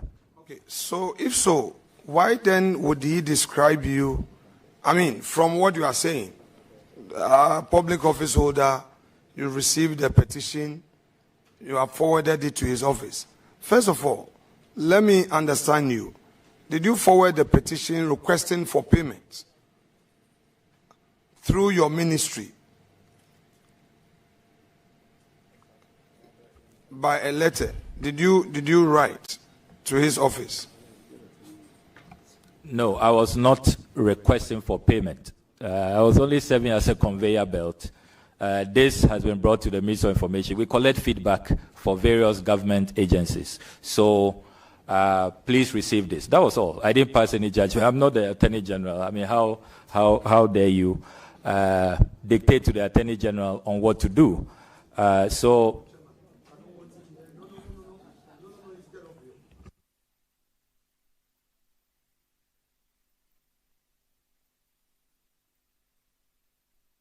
Honourable members, let's make progress. So, if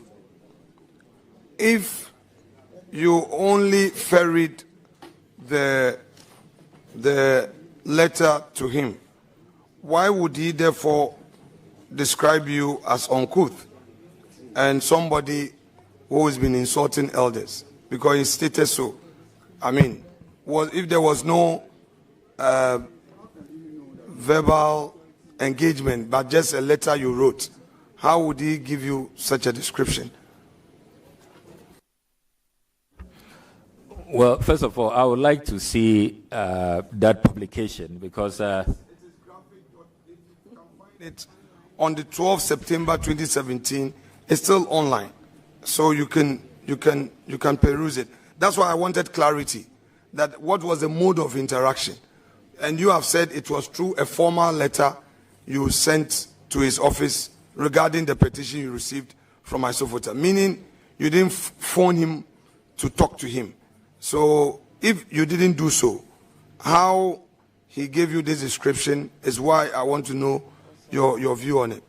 I mean, fortunately, I've been Honorable member. I've been in the public space. Honorable member, hold it. The question is a bit nebulous.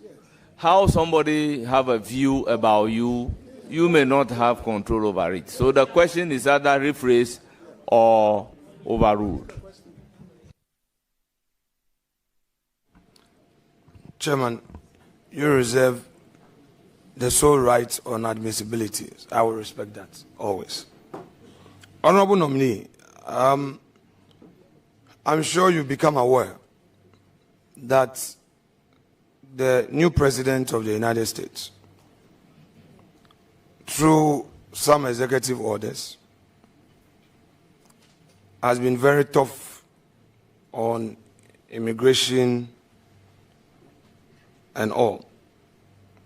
Obviously, without being hypothetical, there may be Ghanaians in the United States who don't have documents. How prepared are you for possible mass deportations, considering the situation we find ourselves? Share with us some strategies you intend to put in place to warmly see our compatriots safely back to Ghana. This is a matter that is of concern to a lot of Ghanaians. And since my nomination, I have diligently inquired from the Ministry of Foreign Affairs what the status is. There have been publications that about 6,200 Ghanaians will be affected. But from the brief that has been shared with me from the officials at the Ministry of Foreign Affairs, they allay fears that the numbers are not that high, and that currently the official communication the ministry has received from Washington is 156, not 6,200, 156 Ghanaians who face imminent deportation. And indeed, they indicate that about 40 of them have been asked to be, they've asked our mission in Washington to process those people expeditedly to be deported. It's clear that President Trump is really serious about this, his executive order. If you follow what happened to the Colombians, when the Colombian president refused to accept Colombians who were being deported, we saw that immediately President Trump announced trade sanctions, and Colombia has had to retreat. So I think that the strategy that we should deploy as a country is to ensure that our missions abroad extend consular services to all of these persons. They are our compatriots. We must be concerned about their welfare. And if we have to give them legal assistance, that's why earlier I talked about the consular fund. We need to quickly populate that fund. And I'm happy that the distinguished Minister of Finance is here as we work on the 2025 budget. It is a line item I will really be appealing to his ministry to approve, so that we would have a consular fund for the first time, so that that fund will be available, legal support, consular assistance. At least let's do our best so that if they have a case to remain in those countries, they stay. And then if they have to be received by us, it is also done in a humane way that respects their rights. So we are not going to leave them there to struggle on their own. We will let them feel and know that the government of Ghana, the people of Ghana, care about their plight, and that we are doing our best to extend to them consular assistance. Chairman, with your leave, I want to apply for a post-trade break, 5-minute post-trade break. Leave humbly granted.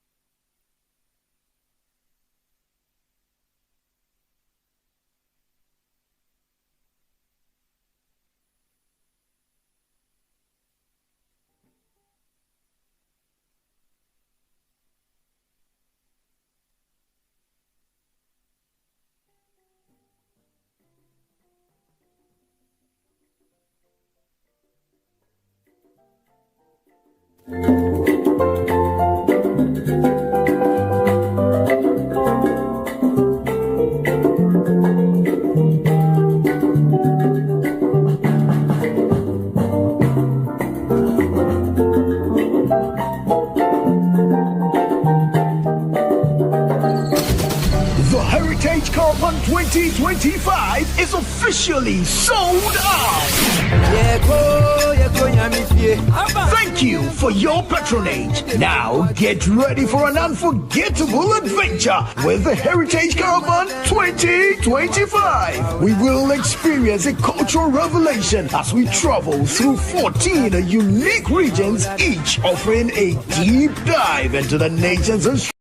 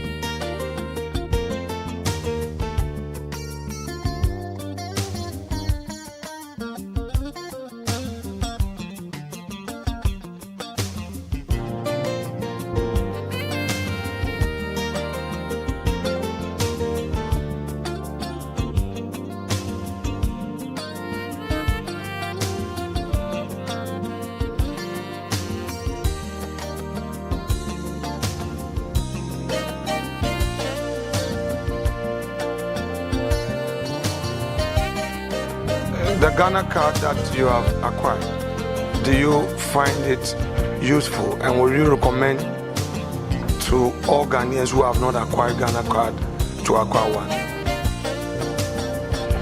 I said earlier in response to a question on passport reforms that I'm even seeking to collaborate with the Ministry of Communication so that those who have Ghana card who already have their biometrics in the system should not have to go back to the passport office to take their biometrics, that we need to have our systems synchronized. They have to integrate, talk to each other, and instead of these silos that we are promoting. So clearly, I believe in having a national ID system, and this has been in the works for many, many years. I recall that Professor Mills, President Mahama, and even before them, all governments have played their role in making sure that we have a national ID for our country. So I don't see how anybody will oppose a national ID system.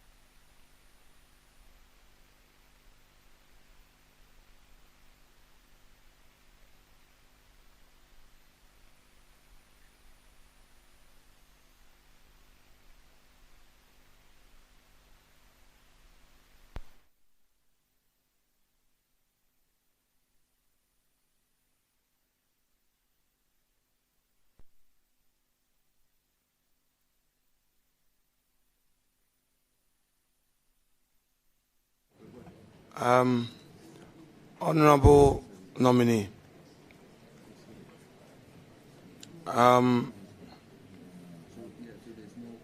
my next question to you, I'll come there. My next question to you has to do with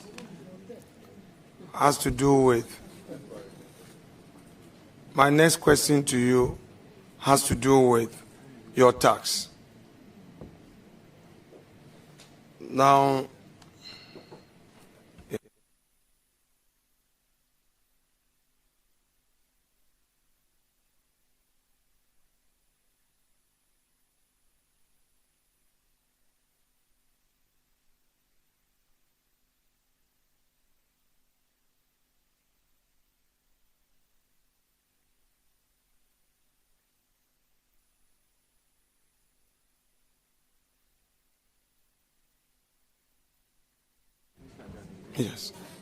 Yes, honorable member. Now, pay attention to the details thereon. Your 2023 and 2024 tax clearance certificate. Now, on your CV, you indicate that you haven't had any gainful employment in the private sector since you left school, from the CV you provided. The CV you provided, you've done any private work, you've not been in any employment outside of your political appointment. Do you maintain that? It's not factual. I'm wondering if you have the right CV. Do you have my 10-page CV? Because Just a moment. I've been. Moment. Let's do step by step, please. So that is not factual. You're Okay, please don't worry. Kindly, since you have perhaps the correct one before you, let's go. Take us to the gainful employment component of your CV.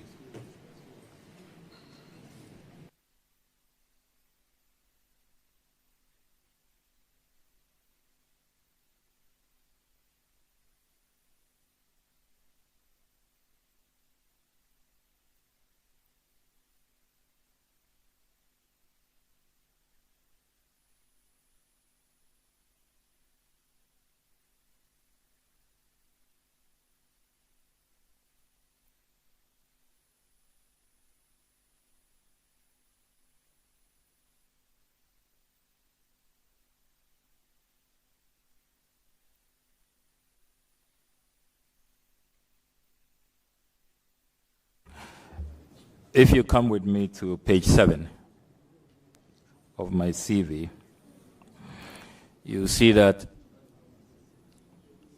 as a student at the University of Ghana, I was the campus manager of Carrera Computers Resource Center at the University of Ghana. It was above Ekwafu Hall, the Ekwafu Hall JCR, and my mates know that I did employ some of them as a campus manager. This was a campus job.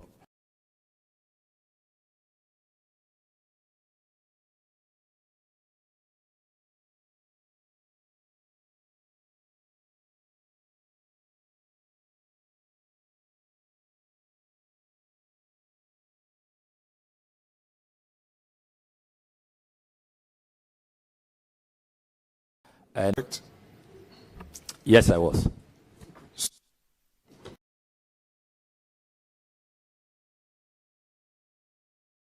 This job you were doing on campus was a part-time job, correct?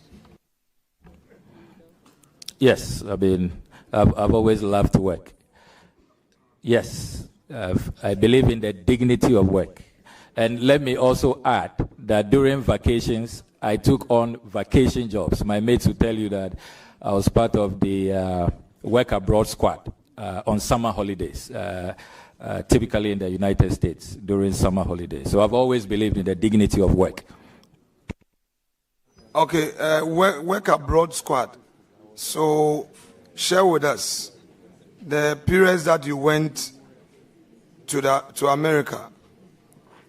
Did you take that J1 visa that allowed you to work as a student during that short period? Was that the visa you were on?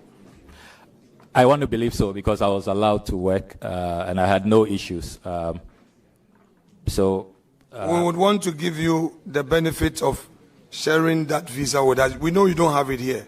Yes, I mean, I'm happy to share that. Since you consider that you were very happy doing work to share abroad, that. Yes, you'll be sharing that with us. Absolutely. Okay, can you share with us the various works you did abroad, the work abroad, what specifically you did? Yeah, quite a number of jobs. One in a hotel called Doyle. I also worked in the dollar shop, and then I also worked in CS. Depends on the year and what openings are available. Now, in Nkoko, you say you taught at Nkoko for your national service.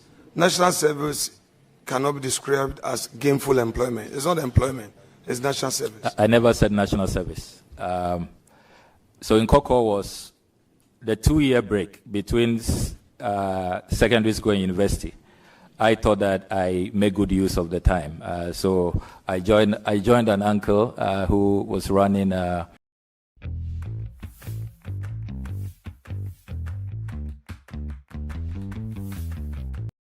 a computer firm in Coleman International School. I'm very proud of that job I took as I must have been, 19 or 18. Which year? Did you take up? This must be between 1999. I left Presec in 99. So between 1999 and 2001. So you mean this was before university? Absolutely. I've always worked. That's why when I hear people say I've never worked before, I laugh Mr. at them. Ablakwa, please pay attention. No, it's Forget about important. what somebody has said. No, it's that important. That is not why we... Please. I believe that's what's informing some of these questions. Mr. Chairman... Because that's why I have in my CV, you said Mr. that I've Chairman, never worked. The nominee must learn to reciprocate respect. Honorable nominee. You should learn to reciprocate Honorable respect. Minority Leader. Respect. If the nominee in his answer indicated clearly that the gap between SS and university, so clearly that will be before going to university. So the question whether it is before going to university for me is unwarranted.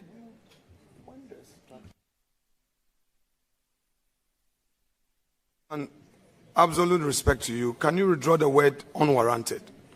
Please. Chairman. Then let me substitute it to say that it's not needed. Because the answer has been provided that I did that work between my SS and the university. So it cannot be that he completes university before doing that particular work. It is stated in the answer. Honorable nominee, you referred to page 7 of your CV. Is that where the Nkoko school is stated? When I referred to page 7, I was talking about Carrera Computers at the University of Ghana. That's what I said. But this one that you said you worked between 1999 and 2000, you said the 2 years prior to going to university, you did some work, gainful employment. Do you have it on your CV? No, I didn't think that I should add that. So I wasn't wrong when I said it was on your CV, and you said... No. You said I've never worked in the private sector. Carrera Computers is not owned by the government. Yes, in your... With all due respect. In your answer, you brought in this Nkoko school. Yeah, and work which abroad, which is all not here. Yes. So you would agree with me that I am dealing with what is before me, and I can't speculate. Except that you are not dealing with what is before you properly. You didn't see Carrera Computers and concluded that I had no private sector work experience, which was unfair to me. Honorable nominee, you said that the work you did, which you did not document in your CV, was gainful employment. My question was anchored on gainful employment. You are saying that you did some work 2 years before going to university, gainful employment. Let us stay there for a while. Let's stay there for a while. This gainful employment, were you being paid salary month on month? For the record, there have been many gainful employments that are listed here, and so it's important to set the record straight. Yes, I was being paid monthly. Were you contributing taxes? My employer was. Was there SNIT contribution? I believe so. Given the opportunity, would you be able to furnish us with those details of taxes that were deducted at source and your SNIT contribution for that period? Very happy to do that. Would you take the leave of chairman to amend your CV to include the employment details you just spoke about? That is if the nominee he decides that he wants to do that. If there is a need, but if there is no need, as a result of which he didn't put it on the CV, so be it.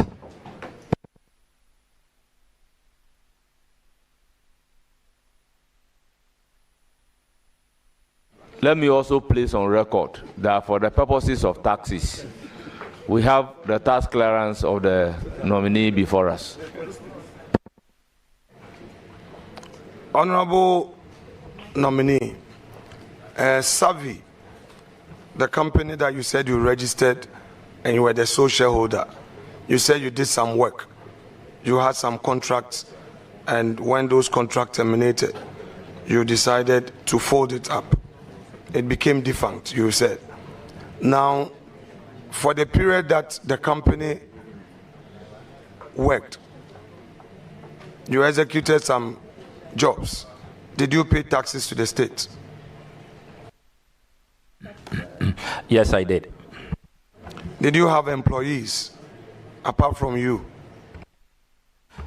Yes, 3. Did you pay their SNIT contributions? Yes, I did. Did you pay their taxes? Absolutely. Given the opportunity, can you furnish this committee with all those details? I'm happy to do that. Thank you. Now, between 2013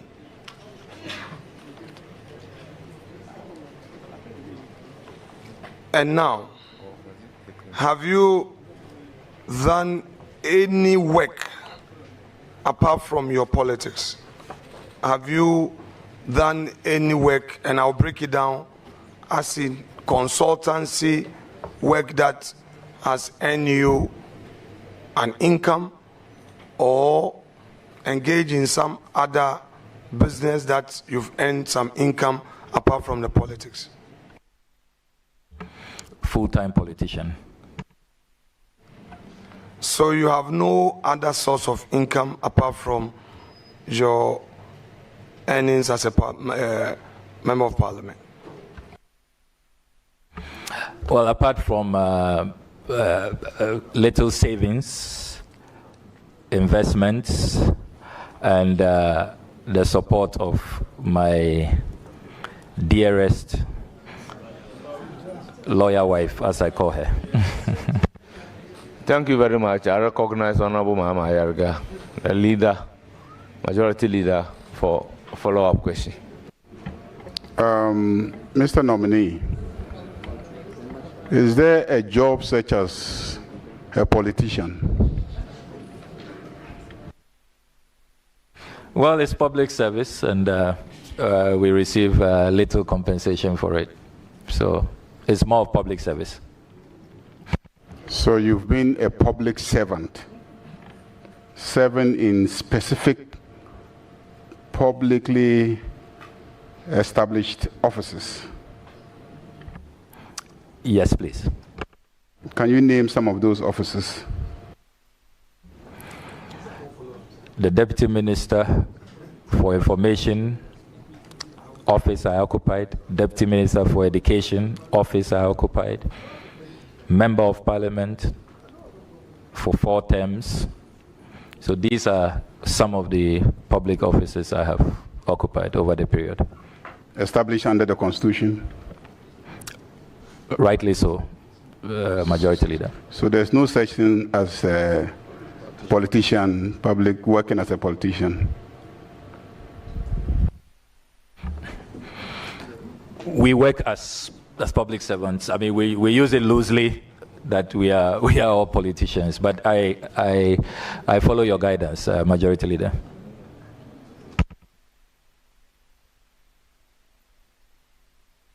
Yeah. You know, anyway, fair enough. So, Honorable Nominee, in 3 minutes, you would have done 2 hours. On your CV, where did you stay? Where did you write you were born? So you'll be surprised for anybody to suggest that you were born in Aveyeme Battle. No, that's so. Yeah, I'll be surprised. That's my hometown, but I was born in Accra, in Kolebu. Now, Chairman, let me, with your leave, nominee, please, respectfully, this has nothing to do with you. I just want to bring a matter to the attention of the chair of the committee and to all of us. Mr. Chair, the rules of the House provides in order 2171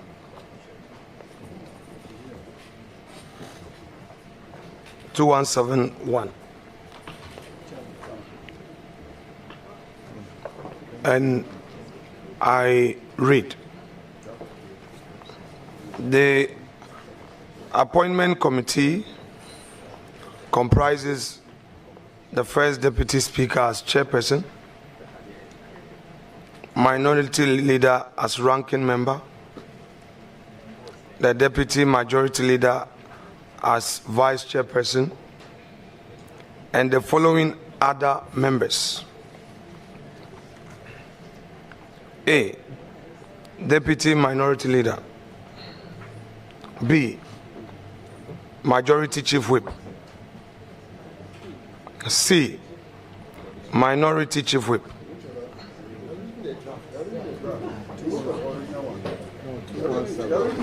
No, it's not. But it's the same thing. You've been given one. No. It's the same thing. Wait.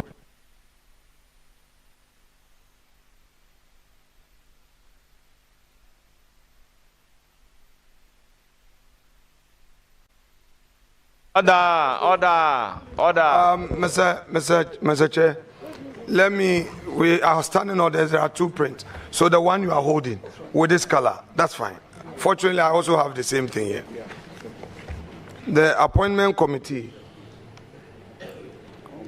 comprises the first deputy speaker as chairperson, the minority leader as ranking member. It's the same, don't mind them.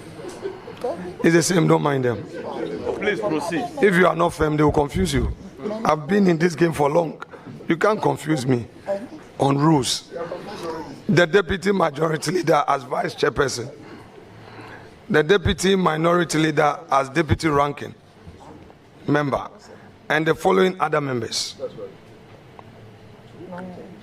majority chief whip; B, minority chief whip; and 5 other members selected based on the numerical strength of the parties in Parliament.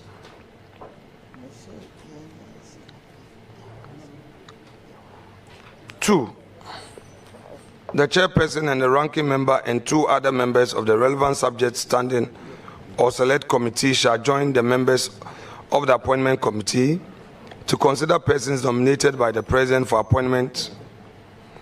Those follows, and I will read them as Chief Justice and Justice of the Supreme Court, Ministers of State, Deputy Ministers, the Administrator of the Judicial Assembly's Common Fund, the Special Prosecutor, and other persons specified under the Constitution or any other enactment.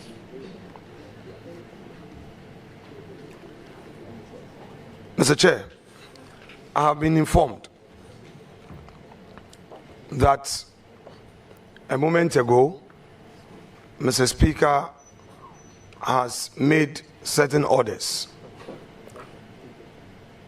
to the effect that this committee has to be reconstituted.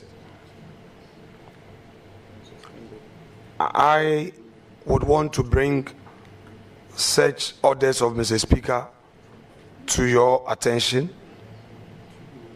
in view of the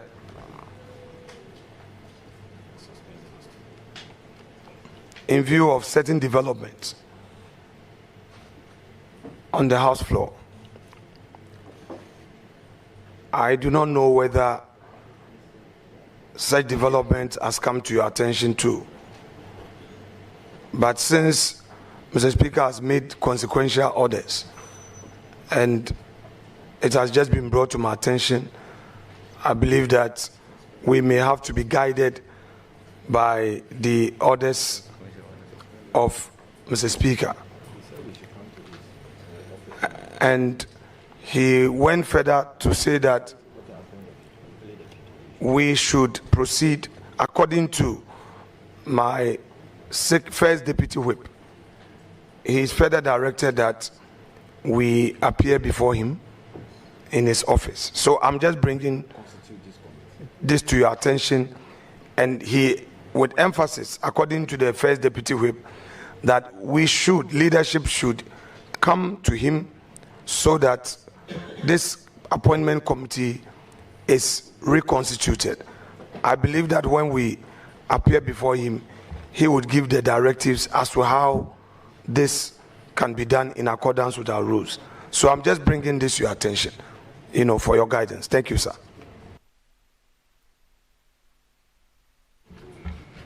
Thank you very much for bringing it to my attention. I will give the floor to Honorable Mahama Yariga, the Majority Leader. Then I will make categorical pronouncement. Chairman, the Minority Leader started reading Order 217. The Minority Leader started reading Order 217. But he didn't conclude on why he was reading Order 217.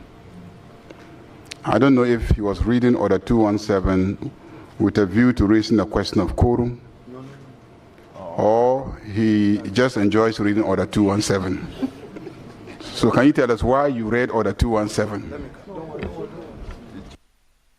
Okay, Chairman, Leader, thank you very much. The reason I referred to Order 217 was that the information from the first deputy whip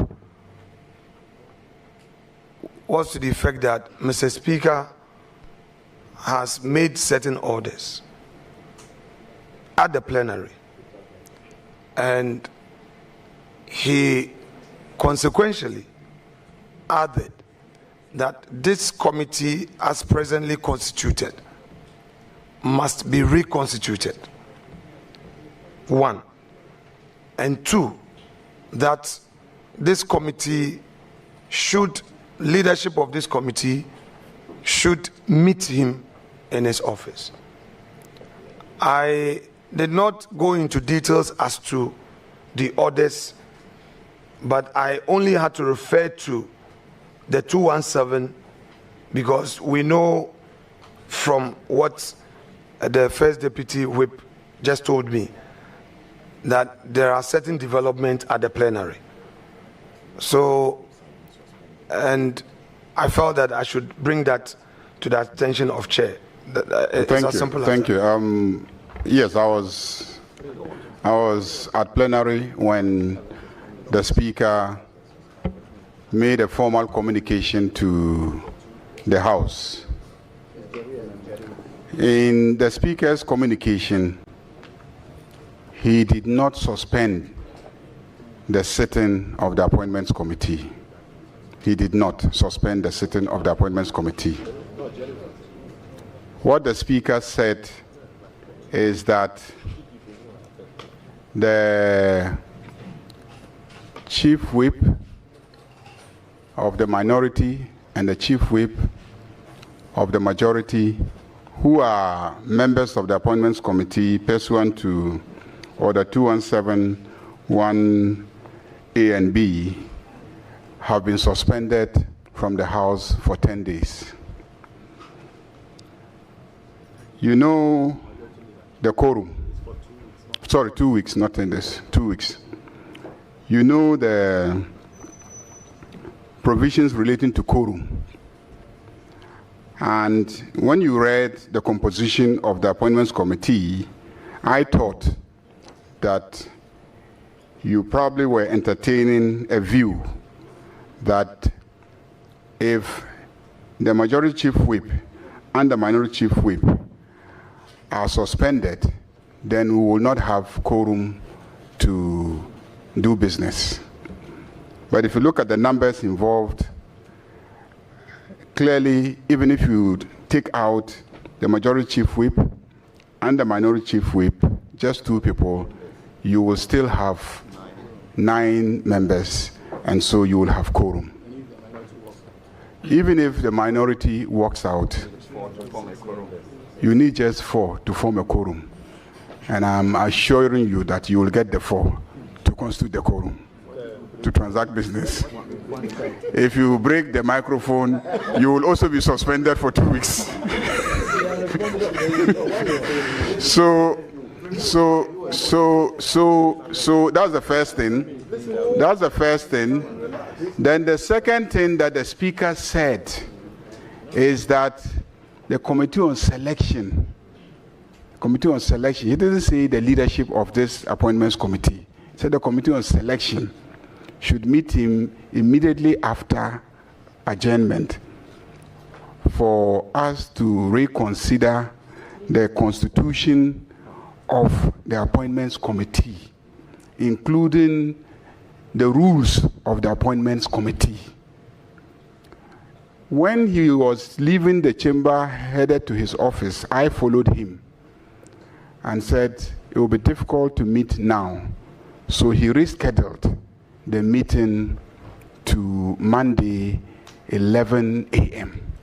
So the speaker is not expecting you in his office because he's not even in the building. He has gone to send his wife to the airport. She's traveling. And he actually told us his wife is traveling, and the speaker loves his wife. So he went to send his wife to the airport. So there's no problem. The speaker is not requesting for your presence at any meeting now. And the speaker has not suspended the proceedings of this committee. He's spoken about the reconstitution of the committee, and he's spoken about the consideration of the rules of the committee. So this committee is properly constituted, and this committee should continue working. Chairman, thank you. I was in the chamber with the respected majority leader and the leader of the House. The speaker, to quote him, he said that the committee of selection need to meet immediately to reconstitute the appointment committee.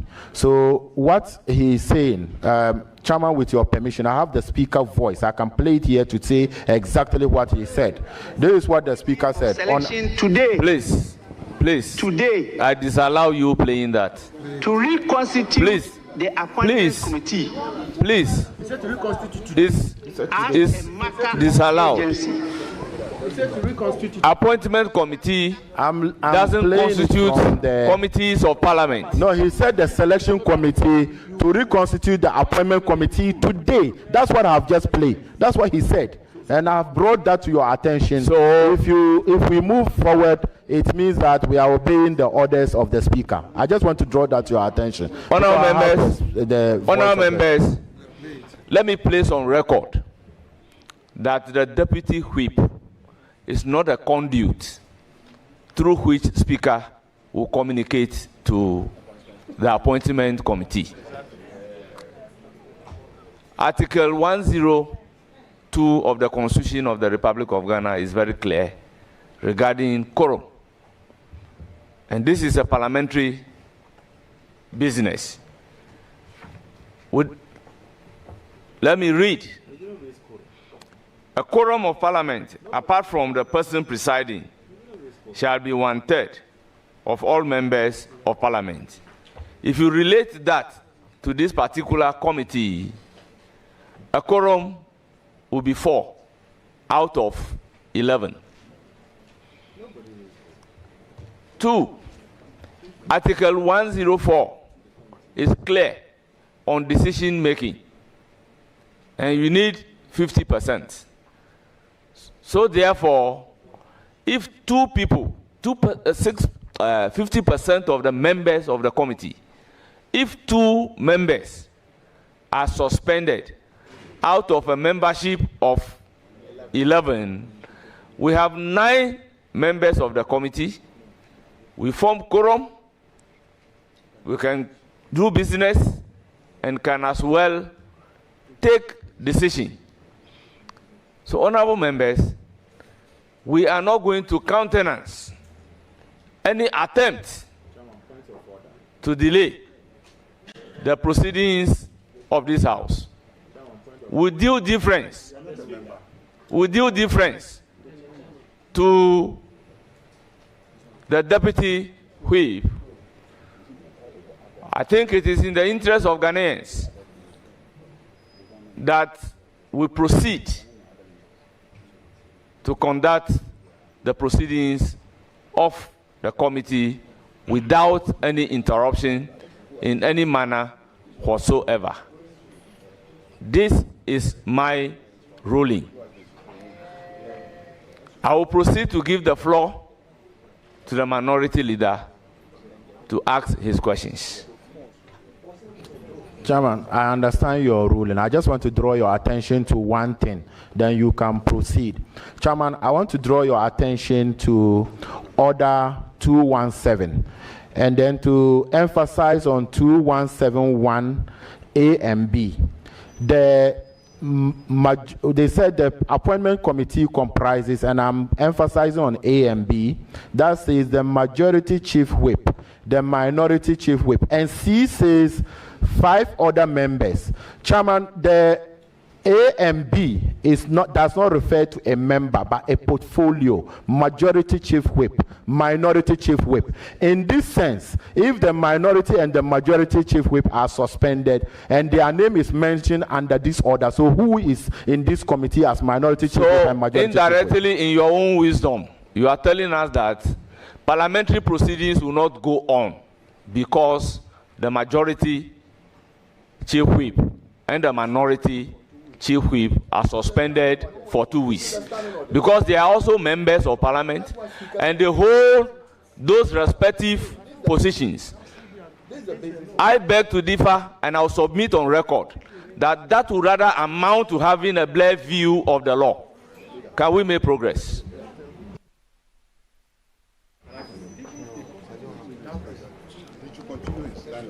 Honourable members, I won't recognize any non-member of the committee. Then we leave.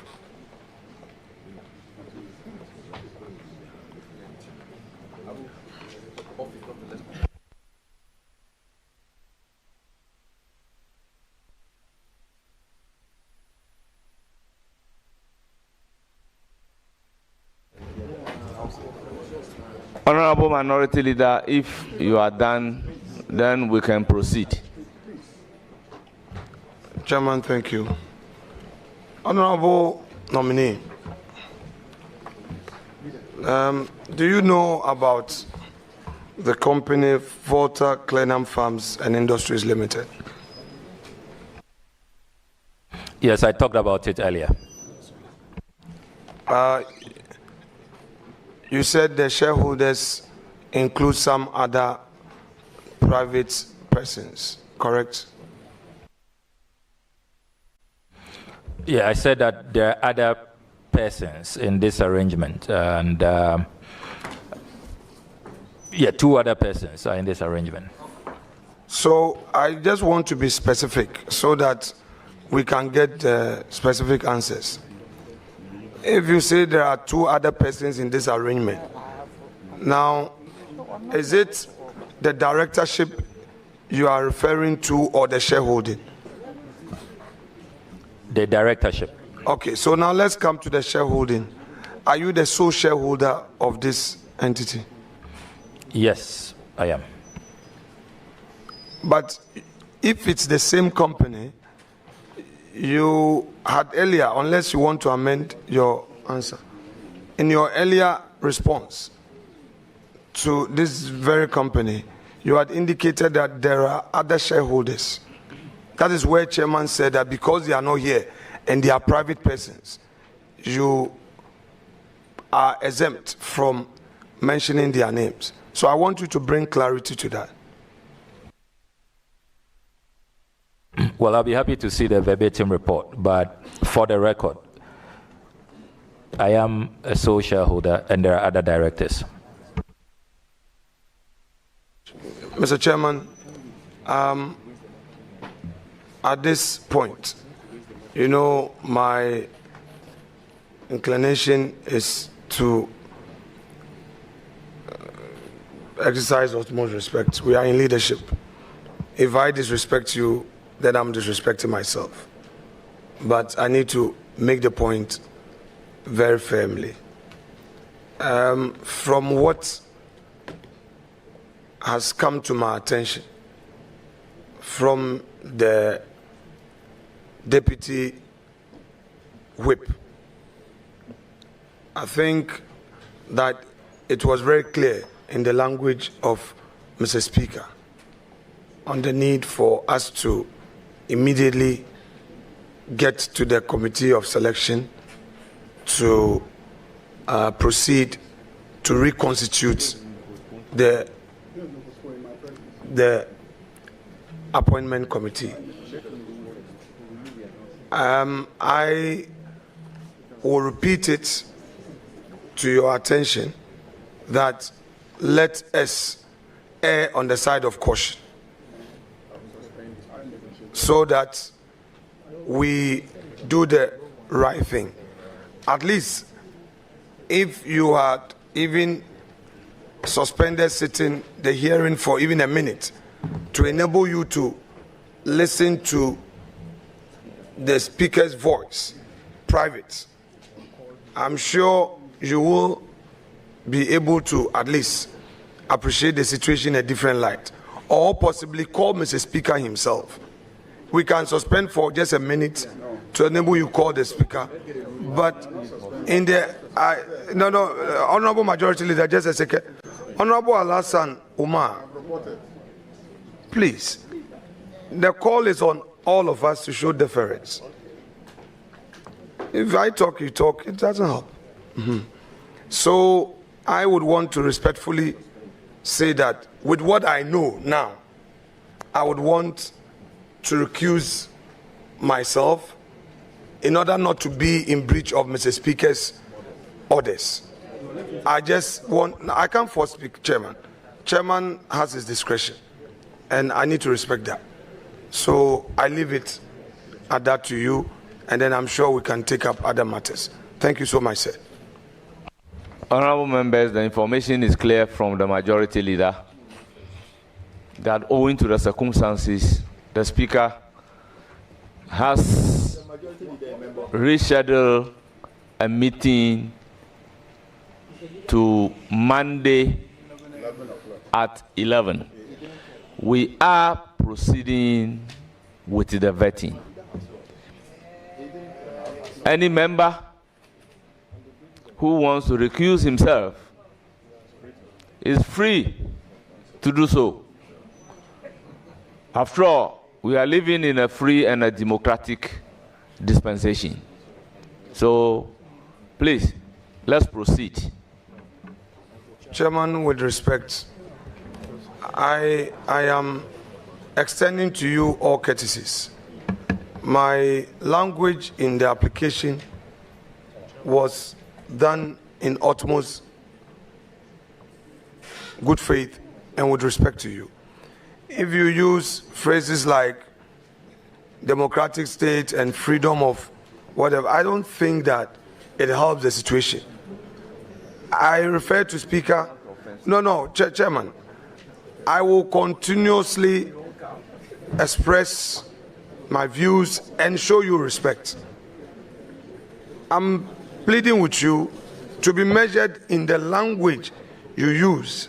I will not do anything to hurt you in terms of language use.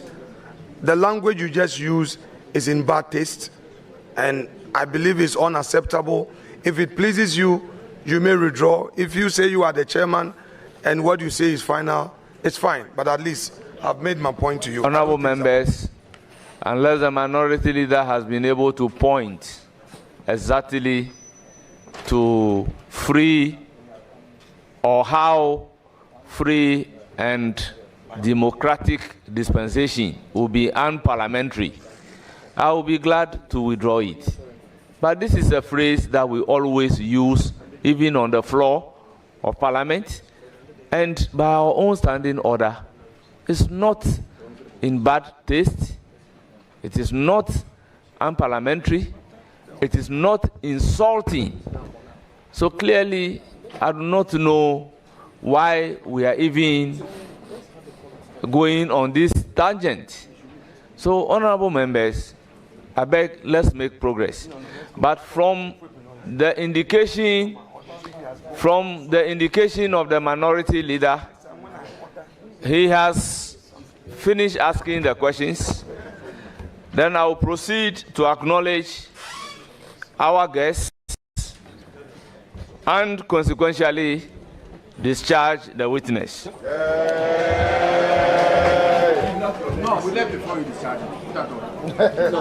Honourable members, we have Mrs. Nuhila Sedu Nuela.